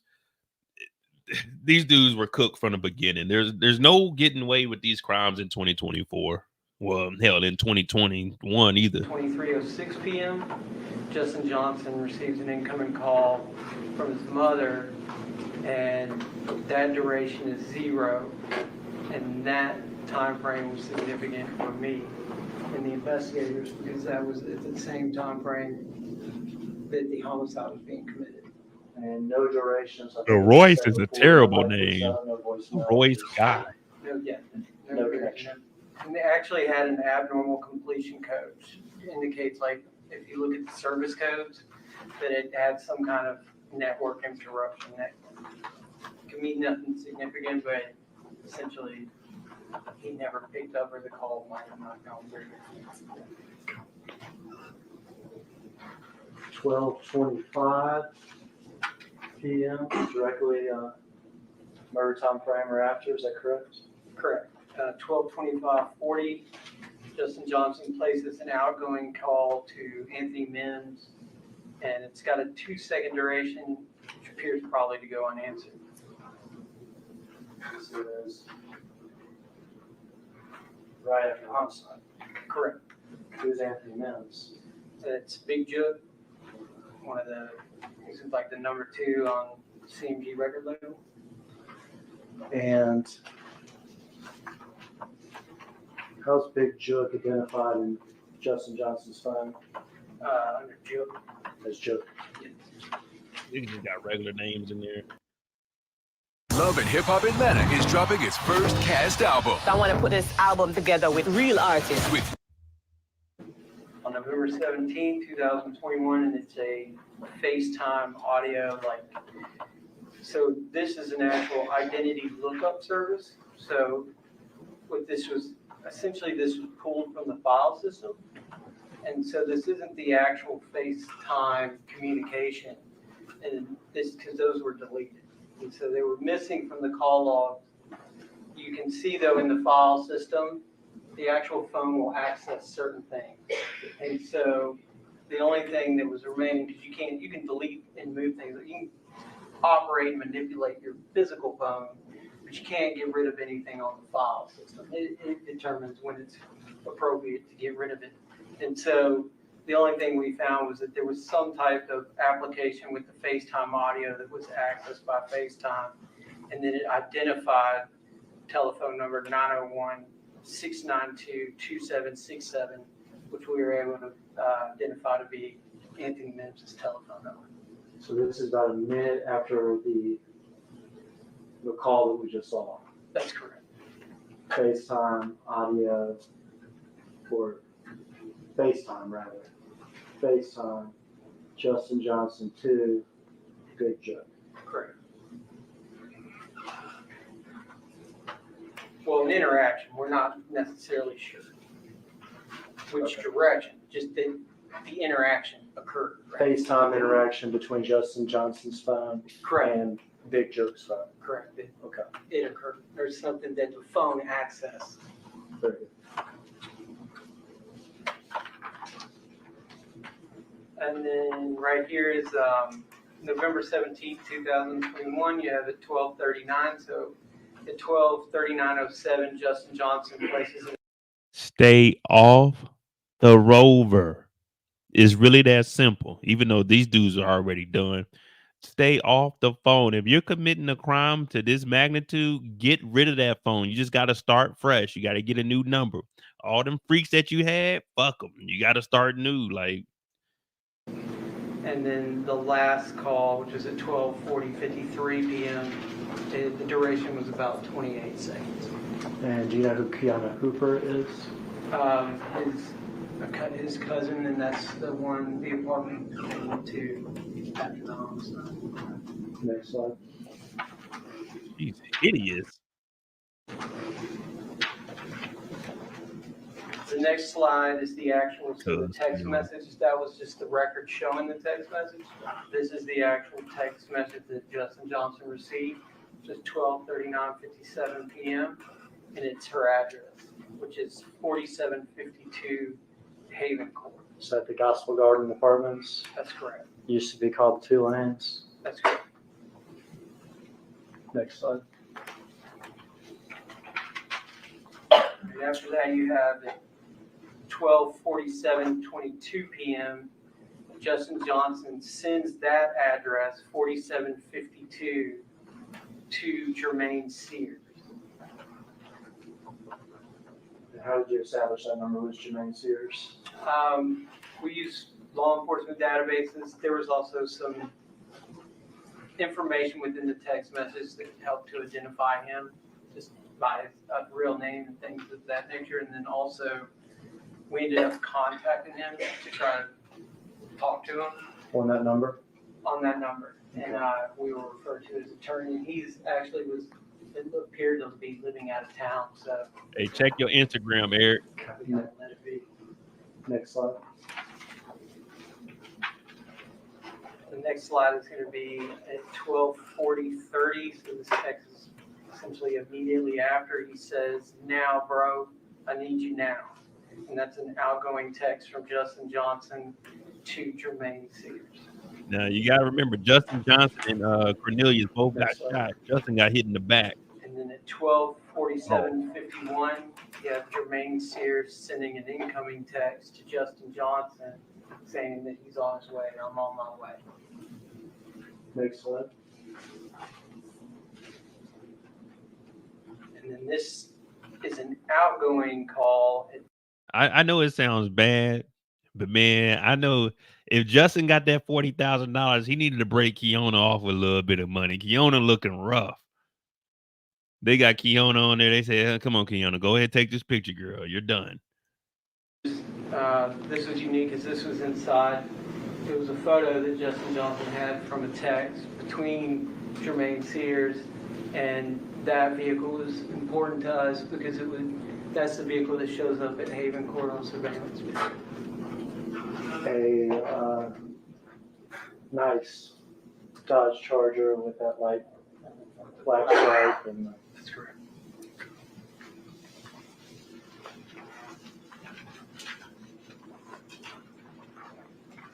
All right. So still November 17th, 2021. You have at 1:26:29, you have Cornelius Smith places an outgoing call to his girlfriend, Angela Arnold. let me back you up there. Who's This nigga's girlfriend? Oh my god, nigga. You don't need to be going on no drills, nigga. You need to be getting a regular job, man. Angela Arnold looked like she could go do some sliding too. Hey, Arnold. She got a strong jaw. phone was Cornelius using that afternoon? Yes, it would. With one text message, so 2 outgoing calls and 1 outgoing text message. And who is Angela Arnold? This is going to be Cornelius Smith's girlfriend. Okay. Oh man, I feel sorry for that. Now, this is one time I feel sorry for the baby because Cornelius is the one that's on drugs. He the one that be on X and shit. Now, he is his daughter's birthday party this day. And these two parents, man, no disrespect to that baby, but you already know what I'm about to say. But I ain't going to say it because I don't want y'all to be like, Mo, it's a baby. So I'm just going to say both of these parents are ugly as shit. 5-2 Haven Court. That's correct. So it's an incoming text message from 901-236-1625. I'm about to call Angela's phone number. Next slide. Next slide is just, it shows a call log. So you have a outgoing call from the 901-236-1625, so Justin Johnson's cellular phone number, to Angela Arnold's cellular phone number. Okay. And then you have, I've got on here as well, because we had her call detail records, just showing that incoming call. So why these niggas keep calling each other, man? We just committed a fucking homicide. Call my phone. Let me know when the money come through. And then at 2:07:15 p.m., you have, so this is going to be Angela Arnold's cellular device is now sending an outgoing text to Justin Johnson's cellular device. And it's going to be, "This is C, bruh. Send me, bruh, numbers so I can get my phone." And who is C? C is going to be Cornelius. They call him Little C. And then this was, I don't even know that we need to review these last 2 slides, but the dude Cornelius. So when they went to go do the drill, he put his phone in the glove department. They go do the shooting. They leave the car. His phone is still in the glove department. So he has to call around, and he ends up talking to Govine, talking about, "Hey, man, can you get my car out of there?" And it was just all kinds of dumb shit. Like, they get in the car. He takes his phone out of his pocket and puts it in the glove department. Don't even take the phone with you if you know you about to go out there and do some shit like this. But he ended up telling anyway, so it's not like they even needed the phones. He gave them a play-by-play. Calling and things like that. And those communications were not in the actual phone, the physical phone. These are just sort of a mix of questions here that need your answer to. I think I've moved on from the phones. With regard to Mr. Johnson, a couple questions. Did you know he was a rapper? Did you review rap videos that he made? I did. Did you find some of those videos on his phone? Trash. Did you observe in those rap videos that he has tattoos on his hands? I did. Have you yourself observed that he has tattoos on his hands? Yeah. Did you observe in those rap videos that he's left-handed or right-handed? He's right. Did you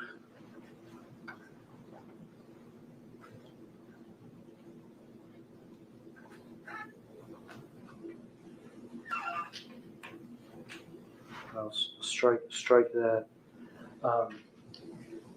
Did there come a point in this investigation while you're the case officer on it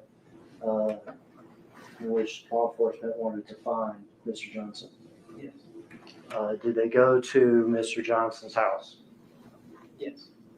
Did they go to other locations in Memphis looking for Mr. Johnson? They did. Was he found in Memphis? He was found. Was information received that he was outside of Memphis? There was. Was information received that he had traveled back and forth sometimes from outside of Memphis to Memphis? That's correct. Would you describe the attempts to find Mr. Johnson as a manhunt? Yes, you can say that.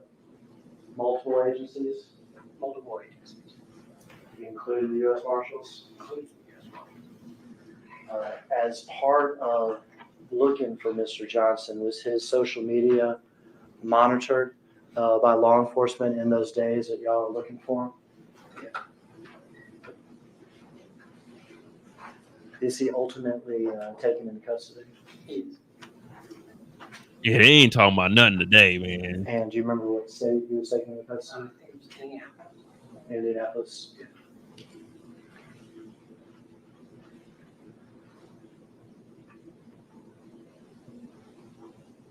Were the murder weapons in this case ever recovered? I'm sandwiched between the two generations. I'm helping to give caregiver responsibilities to my dad. Hey, man, what the hell is all this extra survey shit? Someone let me get that YouTube premium. That's 211, so it got found in between there in the back of the 1174. Earlier in this trial, there was a case officer on this case before you, is that correct? That's correct. Terrence Dabney, who retired? Yes.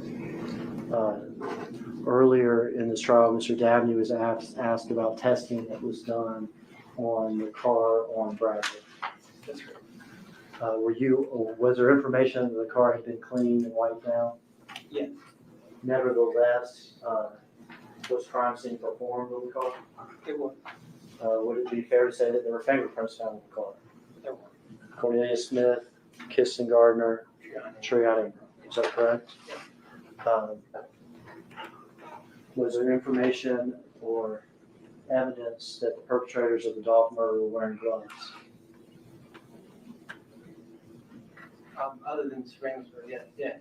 They all surveilled video, right? Yeah, You saw it. yeah. Saw you maybe DNA testing or something on the car. Fingerprints found on the car, even though it had been cleaned. Correct. We know the people that got in the car at the time of the homicide are getting out of the car and in the car were. All right, man. I'm out of here, man. Because they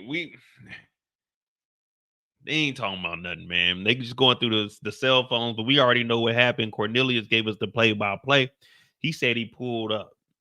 Now they do show the footage, not from the inside. We're gonna probably have to wait till after the trial. Somebody leaked that, but they do show the footage of Dolph inside of the cookie store. They also show Cornelius and Justin pulling up, and they show the shooting from the outside. It's horrible. My only thing is on both sides, because I don't have no dog in this fight. just from an OG, it was just dumb on both sides. PRE, CMG, both sides got money, beefing over bullshit. And at the end of the day, bodies dropped on both sides. So I don't necessarily feel sorry for either side because they all chose the streets. You know, it sucks to see people unalive, but you know, Dolph had a lot of people that loved him. I'm sure there's a lot of people that love Gotti, but if it would have happened to Gotti, people would have been joyful. It wouldn't have been any remorse, but it just goes by who got the most fans, to be honest with you. Not saying Dolph had more fans than Gotti, but a lot of people, they kind of gravitated towards Dolph. So I mean, it sucks. Dolph wasn't moving right. I mean, I know he felt comfortable in the city, but man, he had that loud car and should have had real security with him. I mean, it's unfortunate, but that's the streets. You know what I mean? You rapping about 100 shots. You glorifying you didn't already been shot before. So I mean, it sucks, and you know, but this the life they chose, man. You know, it's not like PRE's innocent either. So I mean, they've been getting get back, and even before then, it's been back and forth. So there's been blood on both sides. If you go back and watch Four Brothers, what they say, always hire out of town shooters. You got people like you got these two junkies crashing out. Weren't prepared at all. It was really a spur of the moment. They were just looking for anybody. As Eric said, there was a bounty on anybody that was PRE, and they seen Dolph ride by, and from there they literally just followed him. Dolph was getting gas. He drove past them. They followed him. They went behind the building, came, they hopped out, and they got the dumping. And then from there, as we mentioned, in the modern era, you're not going to be able to get away with this. They followed the vehicle. People are going to give tips. There's always something recording. These niggas is on the phone, so they calling everywhere. They got text messages. And then no one's going to hold it down. This ain't the old days. No one's going to hold it down. When they get on that stand, they about to tell the whole truth and nothing but the truth. So help them God. But let me tell you something. God ain't about to help them. They both about to sit in this prison for life. Cornelius might get out like after 30 years. So what is he, like 30 something? So about 60 years old, 70 years old.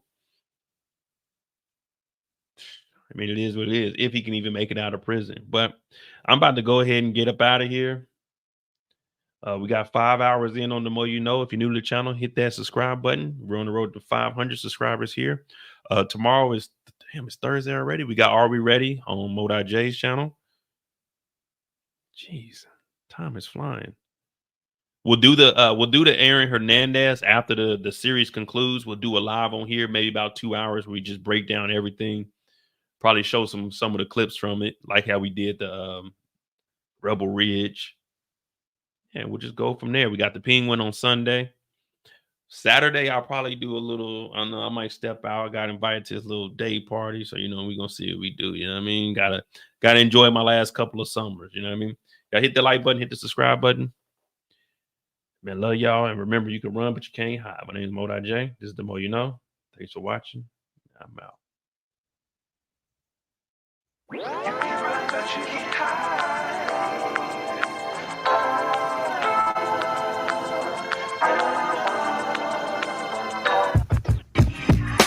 Yeah.